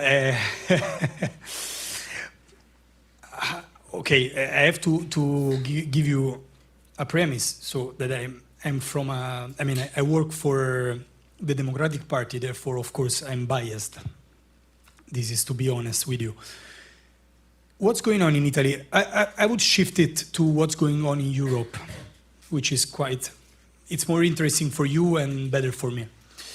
There's something happening. So, you know that the European Union works really in a really tricky way, because we have three institutions. One is the Parliament, where I work. Then you have the Commission, which is the organ of the delegated members from the states who, let's say, execute policies. And then we have the Council. The Council, even though technically it's not thought for being that, it's basically the most important body, and it is the reunion of the 27 head of the governments. So it's easier for me to go this way. Now, in the Council, 23/24 governments are nationalist. So that's what's going on in Europe. And since the European Union could never reach a statewide entity, so it means that it doesn't have full sovereignty over its territory, but we only have some limited let's say, scopes and how do you say? No? Yeah, exactly. For example, we deal with commerce, and it's a full, let's say, competence. But then for defense, we don't have a competence in Europe. The treaties don't foresee and don't put defense and foreign affairs as a complete competence of the European Union. Therefore, who decides? Governments. And governments are nationalist. So what does it mean? It means that governments, they don't want to share. That's why my speech was about common trust. They don't want to share their part of sovereignty for what regards foreign policy, for example. So we have governments who align more with the United States, governments who align more with themselves, governments who align more with Putin, governments who have better relations with, I don't know, the Middle East, etc., etc., etc. Italy is somehow in this phenomenon how we have a nationalist government, right-wing. They're proud of this, so I'm not saying anything wrong. But they understand in a way that they have to align with the, let's say, NATO asset, okay? NATO, I mean politically, not from the defense point of view. The issue is that now in the United States we have the government you know, and the presidency you know. So this has a great effect on Europe and on Italy, especially because Italy is maybe the best brother to Donald Trump. So I know I was very, chaotic, but I hope I was more or less clear. Thank you both for your speeches. I actually have one question for each of you. So first, Dr. Armstrong, I wanted to ask if you could speak to specifically how women have opportunities for investment and youth as well. Just so if there's just anything you could say about women and youth in investment. And then Giovanni, I wanted to ask how you got involved in politics so young, and if you could give our youth here any advice on how they can get involved in politics and change making. Thank you. All right, thank you for that. I think that the first thing I would say is that financial literacy and investment literacy is key.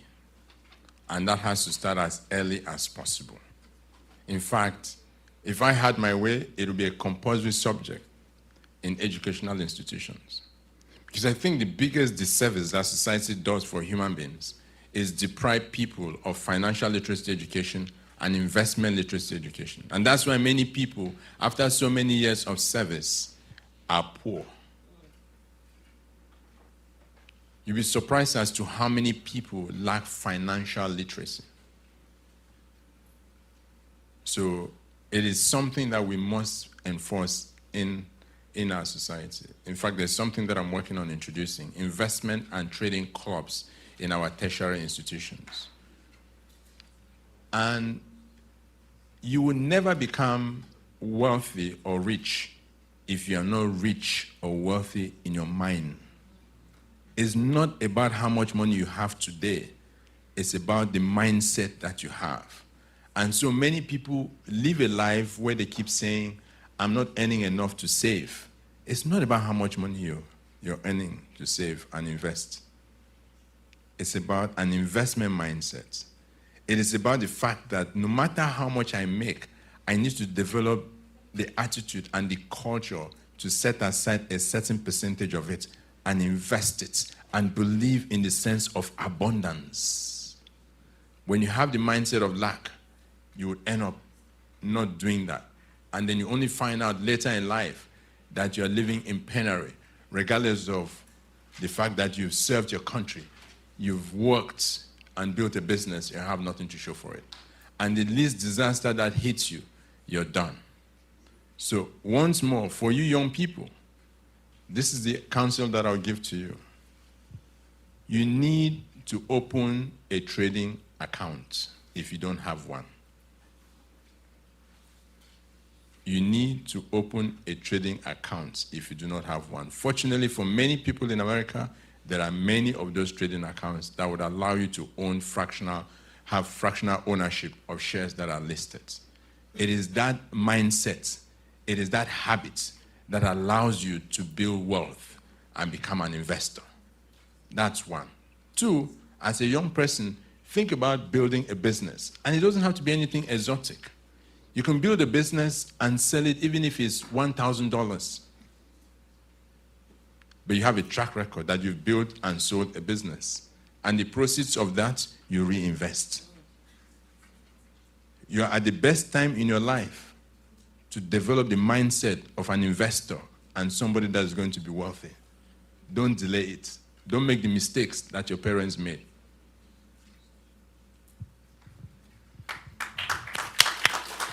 Very inspiring. So, how was I involved with politics? Actually, it's quite hard to find a proper moment in my life. I can tell you that Mr. Armstrong was talking about the purpose, finding the purpose in your life. I kind of felt it was already inside me. I don't know how to express this. But I had never expressed it until something happened. The professor this morning was talking about the two best moments in your life, when you were born and then when it happened. Now I'm connecting the points, And actually it happened because of a fight with my father, because I was like, during my elementary school, then middle school, I was always, running for being the representative of the class, this stuff here. And I kind of could notice that I had some leadership. But then I didn't know what to do with this leadership, Then at a point, there was a young politician in Italy who is called Renzi. I don't have problem in saying this, who was really inspiring for me because he was 39, the youngest president of the council in Italy. And you can, of course, criticize him, but he was very, inspiring for me. And he did a huge fight, which he lost because of him.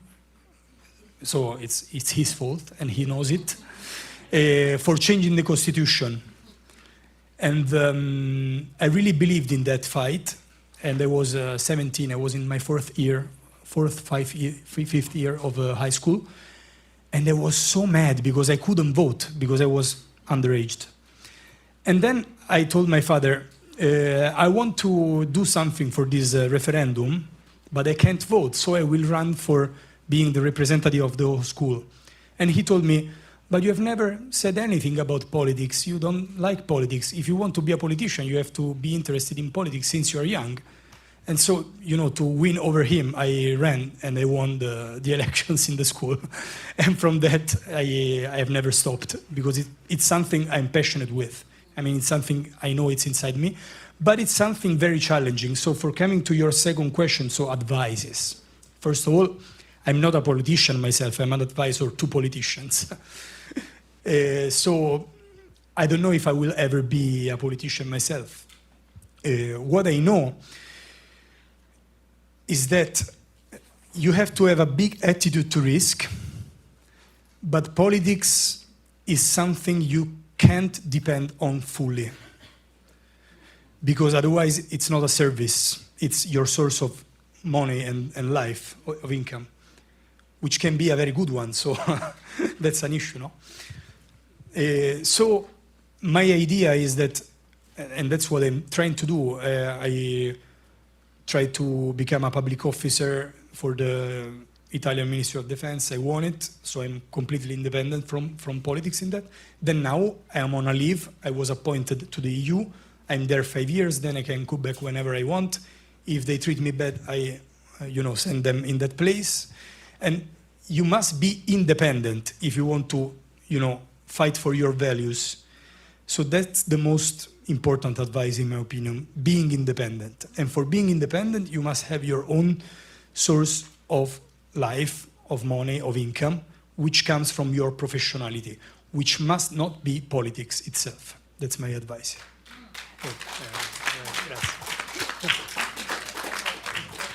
Thank you. All right, thank you guys all so much. We unfortunately don't have time for more questions. And next up, just a small switch in the itinerary. We will be heading just outside these doors out there to see a Brazilian dance troupe, a short performance by Sinha Capoeira. So yeah, if we could all just get up and go out those side doors to the big room in the front where the performance will be. And then yeah, we're going to be come back after for a few more speakers. So you don't need to bring all your things. You don't need.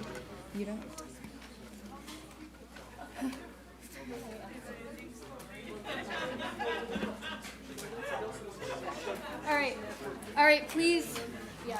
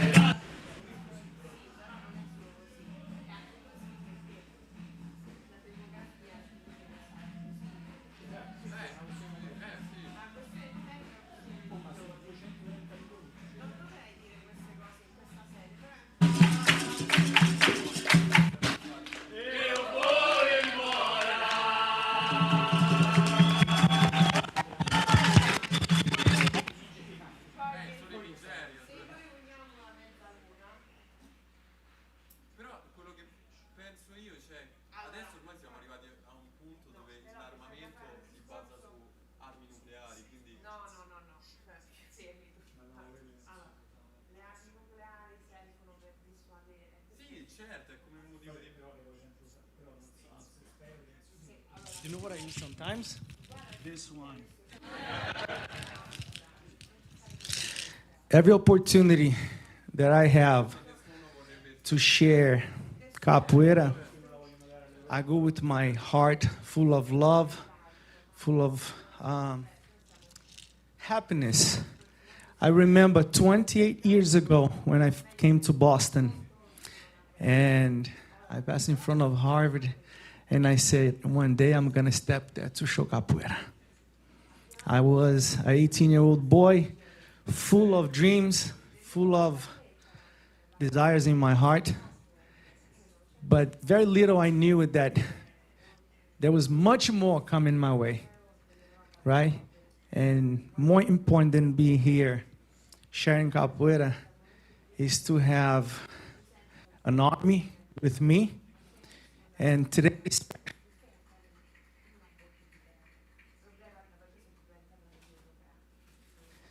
talk to my students, right? The one, she's a teacher, professora.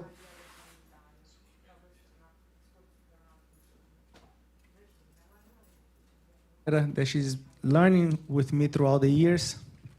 And our goal is, through art, empower people, empower humans. Traditions bring people together. Oh, thank you. All over the world. And I use both.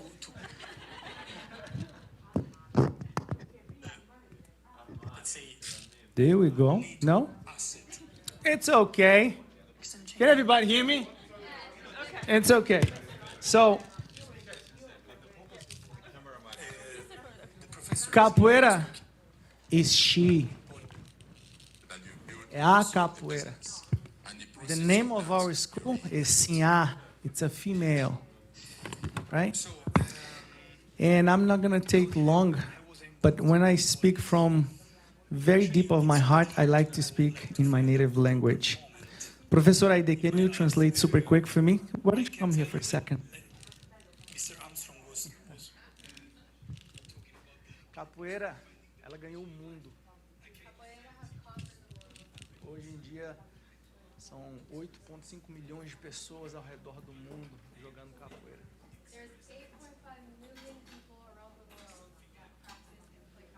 A maior transportadora da língua portuguesa no mundo.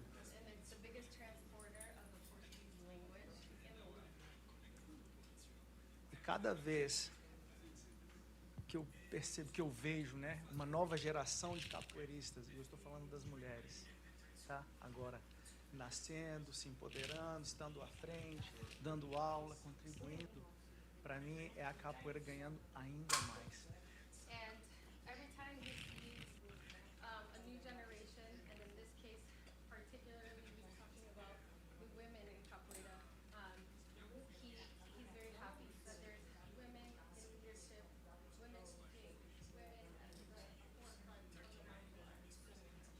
E eu não gosto de colocar um label na minha arte. Eu não gosto de dizer que é arte marcial. Porque a capoeira é muito mais do que isso. Eu não gosto de colocar um label. Em um aspecto feminino, a mulher, a capoeira ela tem no seu histórico um senso patriarcal. The truth is that capoeira historically has always been a very patriarchal concept. A mulher tem que lutar pelo seu espaço na capoeira. And women have always had the freedom to conquer their space. A mulher no histórico da capoeira, a presença dela aqui era mínima, quase nenhuma. The presence of women here in the circle was very limited, almost nothing. E aí é um paradoxo, porque a capoeira é ela, mas Thank you. Thank you so much. I'm seeing it. Yes, I've seen it. Thank you. Sorry. I hope I wasn't too shamsham on the part. It's very hard to talk about. Yes. It's ideology that's I know. Thank you. Thank you, sir.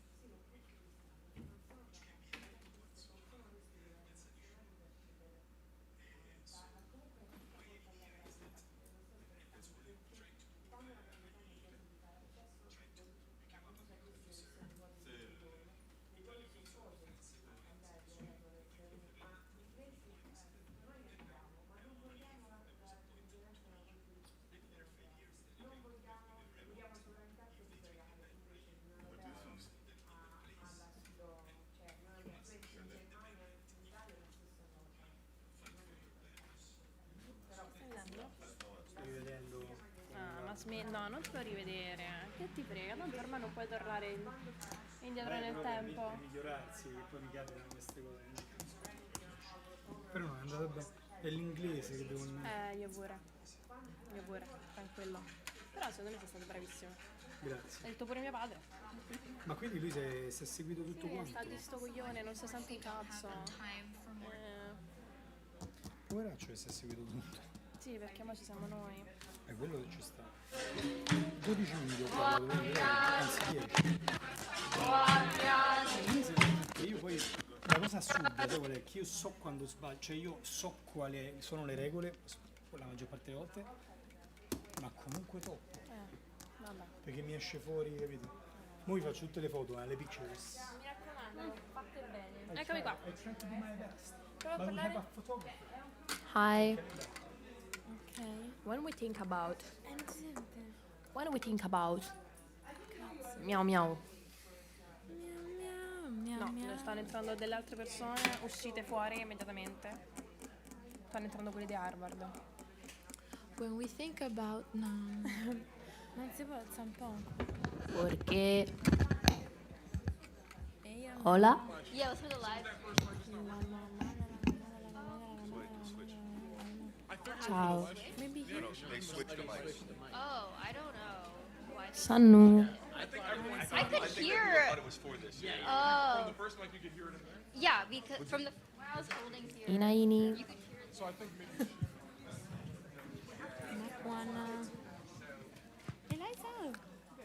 Yakiki. We're not allowed to be in the venue after 4:30, I believe. So. La FIA.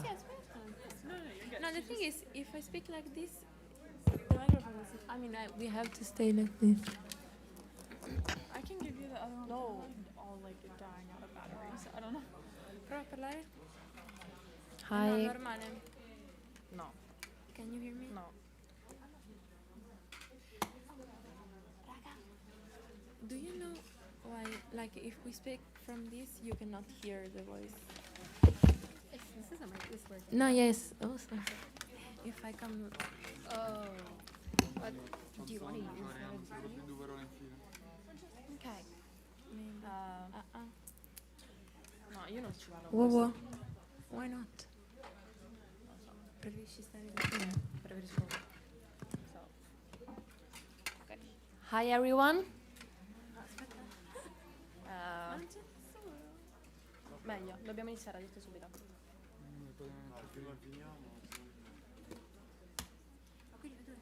non lo so, mi sono solo ritornata qua un attimo. Vai. Io? Cosa faccio io? Cosa faccio io? Beh, divertissimo quello che abbiamo fatto. Ok. Vado? Forte. Hi everybody. I'm Filippo. That's Francesco, that's Anna, and that's Gaia. We had the opportunity to go to Nigeria this summer with Professor Awa Ibrahim, and also with Eliza was with us. So we had the opportunity to be in Nigeria with Professor Ibrahim for 4 weeks in the north of Nigeria, in Jigawa State. And we are students of global governance. We're in the 2nd year. And I want to start with a story. A story of a kid. We had more than 400 kids per week, like 80 kids per class. And I want to start with a story of this kid. So basically, almost 2 months ago, we invited a guy to our house. Yes. His name is Mohammed. He's 16, and we had him in class. He was a bright guy, as most of his community. During science class, he was particularly curious, so we made rockets with just a bottle, an empty bottle, vinegar, and baking soda. When the rocket went up to the air, he laughed and said that this was what he wanted to do in the future, basically. Mohammed's story reflects the reality faced by millions of kids in Nigeria. We were in the northern part, and in many underserved communities, the education is still far from guaranteed. Is most of the population, like 87% of the population, lives in multidimensional poverty, and also insecurity at another level of difficulty. Even displacement and violence force the family to move and schools to close, and so the education even to stop. Beyond these structural problems, there's also a serious gap in this type of education that children receives. The gap is critical because it limits the ability of young people to break from cycles of poverty and vulnerability. Science in particular is frequently dismissed as a luxury rather than a necessity. In many schools, lack of science teachers, material, or even spaces is where creativity can flourish. Science is not about only experiments and theory. It's even about building, it's about creativity and problem-solving skills. It gives young people the ability to express themselves, imagine new possibilities. Opportunities like this, I want to say, that are not luxuries. That's essential. And with the STEAM camp, investing in the STEAM camp, we give children the tools to change their circumstances. We turn experiments with just vinegar, baking soda, and an empty bottle toward engineering and scratches and scrap paper into careers design. So most importantly, we show them that their dreams are within reach. Thank you.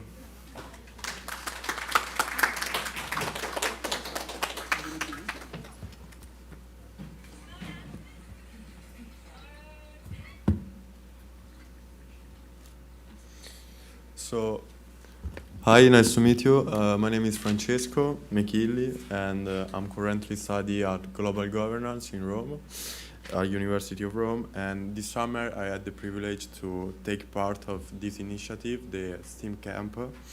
And for me, it was not only an opportunity, but was an adventure, and moreover, was a path of discovery. STEAM Camp is more than an educational project.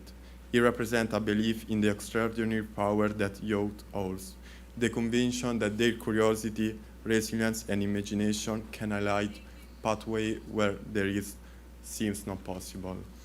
Education in this way is not only about learning, memorizing, or these things, but it's far away from the classroom of the textbook. Education is the power of every child to create without borders. Let me take you to Adeja, where we've been there for 4 weeks for our STEAM camp, and in Nigeria, where I served as volunteer of science teacher. And there I had the chance to meet a community with limited resources, but with unlimited potential in its children. Despite the challenges like scarcity of materials, overcrowded classroom, and limited opportunities, what struck me most was not what was lacking, but what was present. Determination, energy, and eagerness to learn that was truly inspiring. Through simple experiment, I watched students not learning about science notion, but also discover the joy of learning itself. During breaks, when I played soccer with them, their laughter reminded me what word really embodies. The profound belief that tomorrow can indeed be brighter. There is one moment that I will never forget it. During my class, I asked my student, what does science mean for you? And the reply was powerful. They say, science is not just a subject, science is life. That phrase made me reflect. Behind those words was a truth which I will always carry with me. For them, science was not an abstract idea, but a way of understanding and shaping their world. It was possibility itself. And for me, that answer meant that they could be anything, and they could do anything they want to. This is the lesson of STEAM Camp 2025. The youth are not only the future, they are already shaping the present. Every question they ask, every idea that they develop, every spark of curiosity they express is the evidence of their power to change communities and change the world. Our responsibility as educators and global citizens is not only to teach, but to support them. Not only to guide, but to listen. We must ensure that no child creativity or aspiration is left unrealized. I want to leave you with a quote from my dear professor, Awa Ibrahim, which say, "The powerful force that unites us is human dignity." This word encapsulates the true eyewitness in Nigeria. We recognize and support the truth. We don't simply teach them, we honor their dignity, and we awaken their protection, and we unite hope for a brighter tomorrow. Thank you.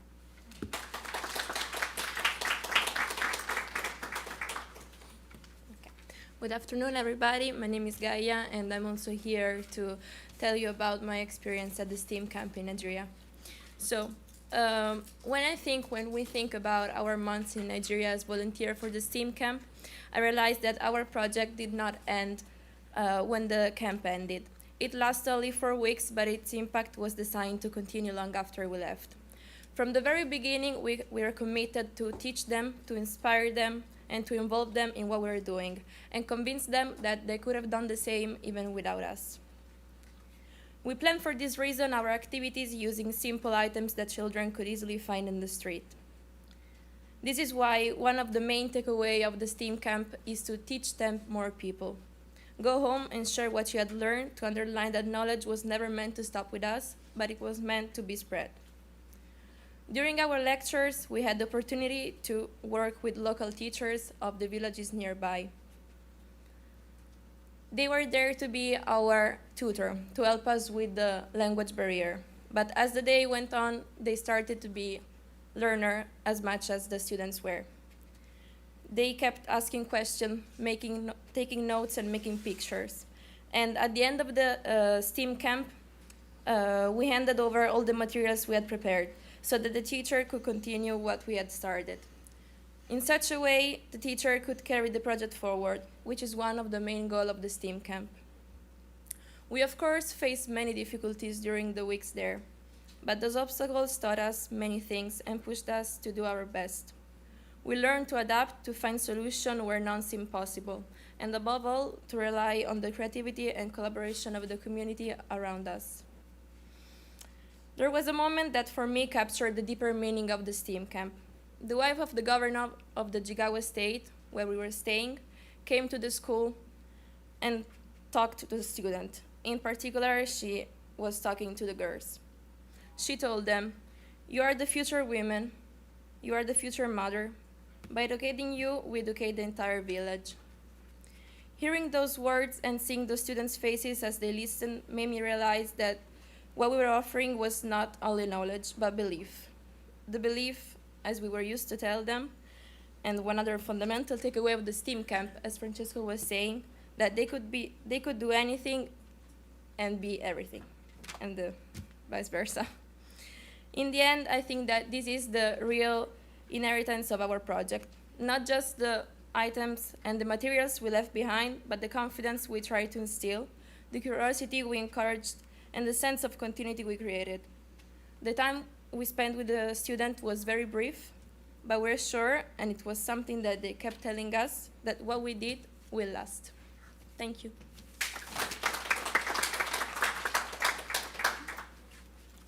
Hi everybody, my name is Anna. I'm 21 years old, and this summer I went for the second time in Nigeria. So I would like to tell you what I think about that, okay? So when we think about change, we often picture something very big, revolution, massive project, or global policies. But real change often begins with something very simple, something very little. So in Nigeria, during our STEAM camp, we worked with children who were curious, creative, and very, very determined. So one girl once asked me, "How can I change something if I don't have the tools to do that?" Let me tell you the story. For example, in Adeja, where we have been for 3 weeks, there are no bins and there is no place where you can put the trash. So that's why she asked me that. And I say, there is clay everywhere around the city. So just take some clay, make your own bean, start with one, and carry it around. So create your own things. That moment, I think that really revealed something powerful. So you don't need perfect condition to begin. You just need the courage to act, the courage to start something. So if one person acts, the other follow. And but the problem is one. In Nigeria, according to UNICEF, over 3 million children in the northeast of Nigeria, are out of school. And in some area affected by Boko Haram, more than 60% of the schools are damaged, destroyed, or closed. So for these children, education is not always guaranteed. Maybe also the parents are scared to send them to school. So when the education is fragile, the future of the whole community can be fragile too. That's why we should work with soft skill. So creativity, solving problem, teamwork, I think that are very, very essential. So at the camp, we were not only teaching math, science, art, and all the other things, but we were showing them adaptability and collaboration. So as Gaia said, one of the most impactful things that we were doing was the training of the teacher. And working with local people was very important.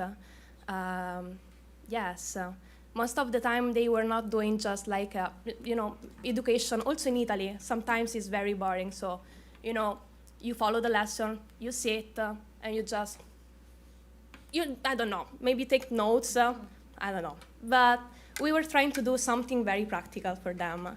And I think that this really, really helped them, and also the teacher and future kids, future mother, I don't know. Anyway, I'm just going around. And I think that this trainers is something very, we can say is sustainability in a way, because leaving behind not just memories of our present, but methods, tool, and confidence is the most important things. So I would like to say just one other thing that I said at the start, that is change must be started by something small and something simple. So, for example, this little kids that we met, she start her change her city by making her own beans. And we can start from that little things. And so I just wanted to say that if we want to build something all together, like we just need more creativity and hope. So I hope that the young generation, they are not here anymore, but that we can do all of this together. And yes, that's it.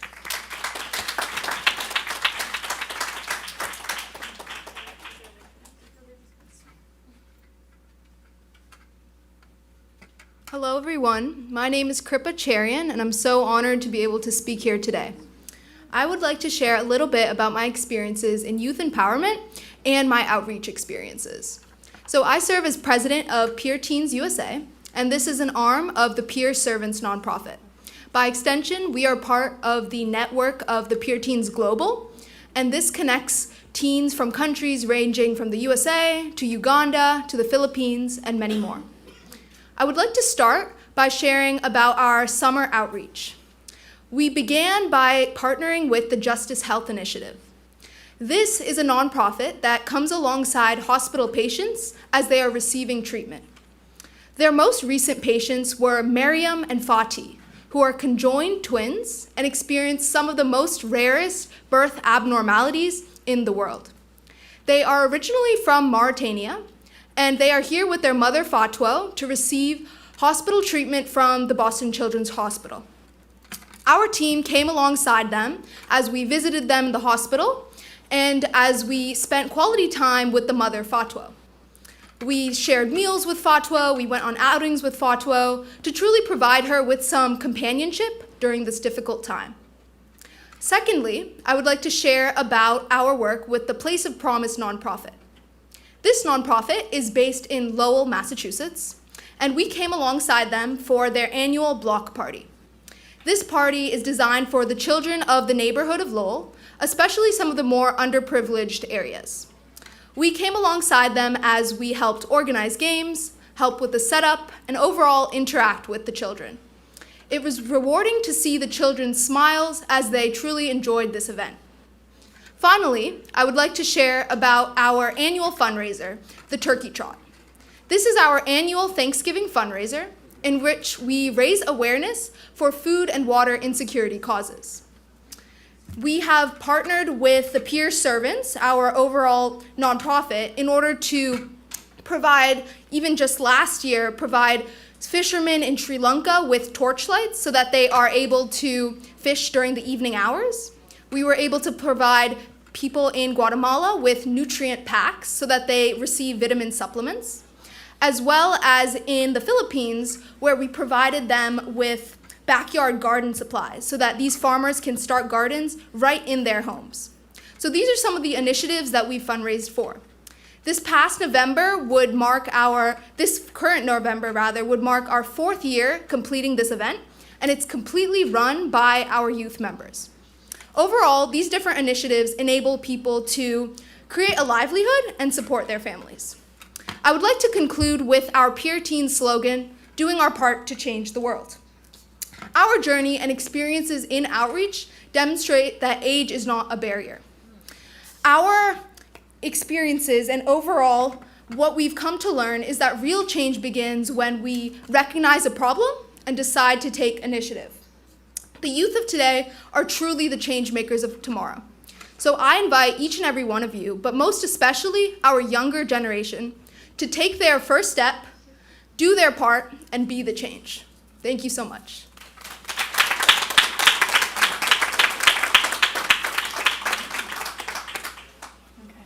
Thank you to all of our speakers today. It was amazing to hear from all of you. We are now finished with our program, and we are going to move outside for a group photo. So we will be taking that now, but you need to take all of your belongings with you because they are closing up this room now. So please take everything because we will not be coming back in. Thank you.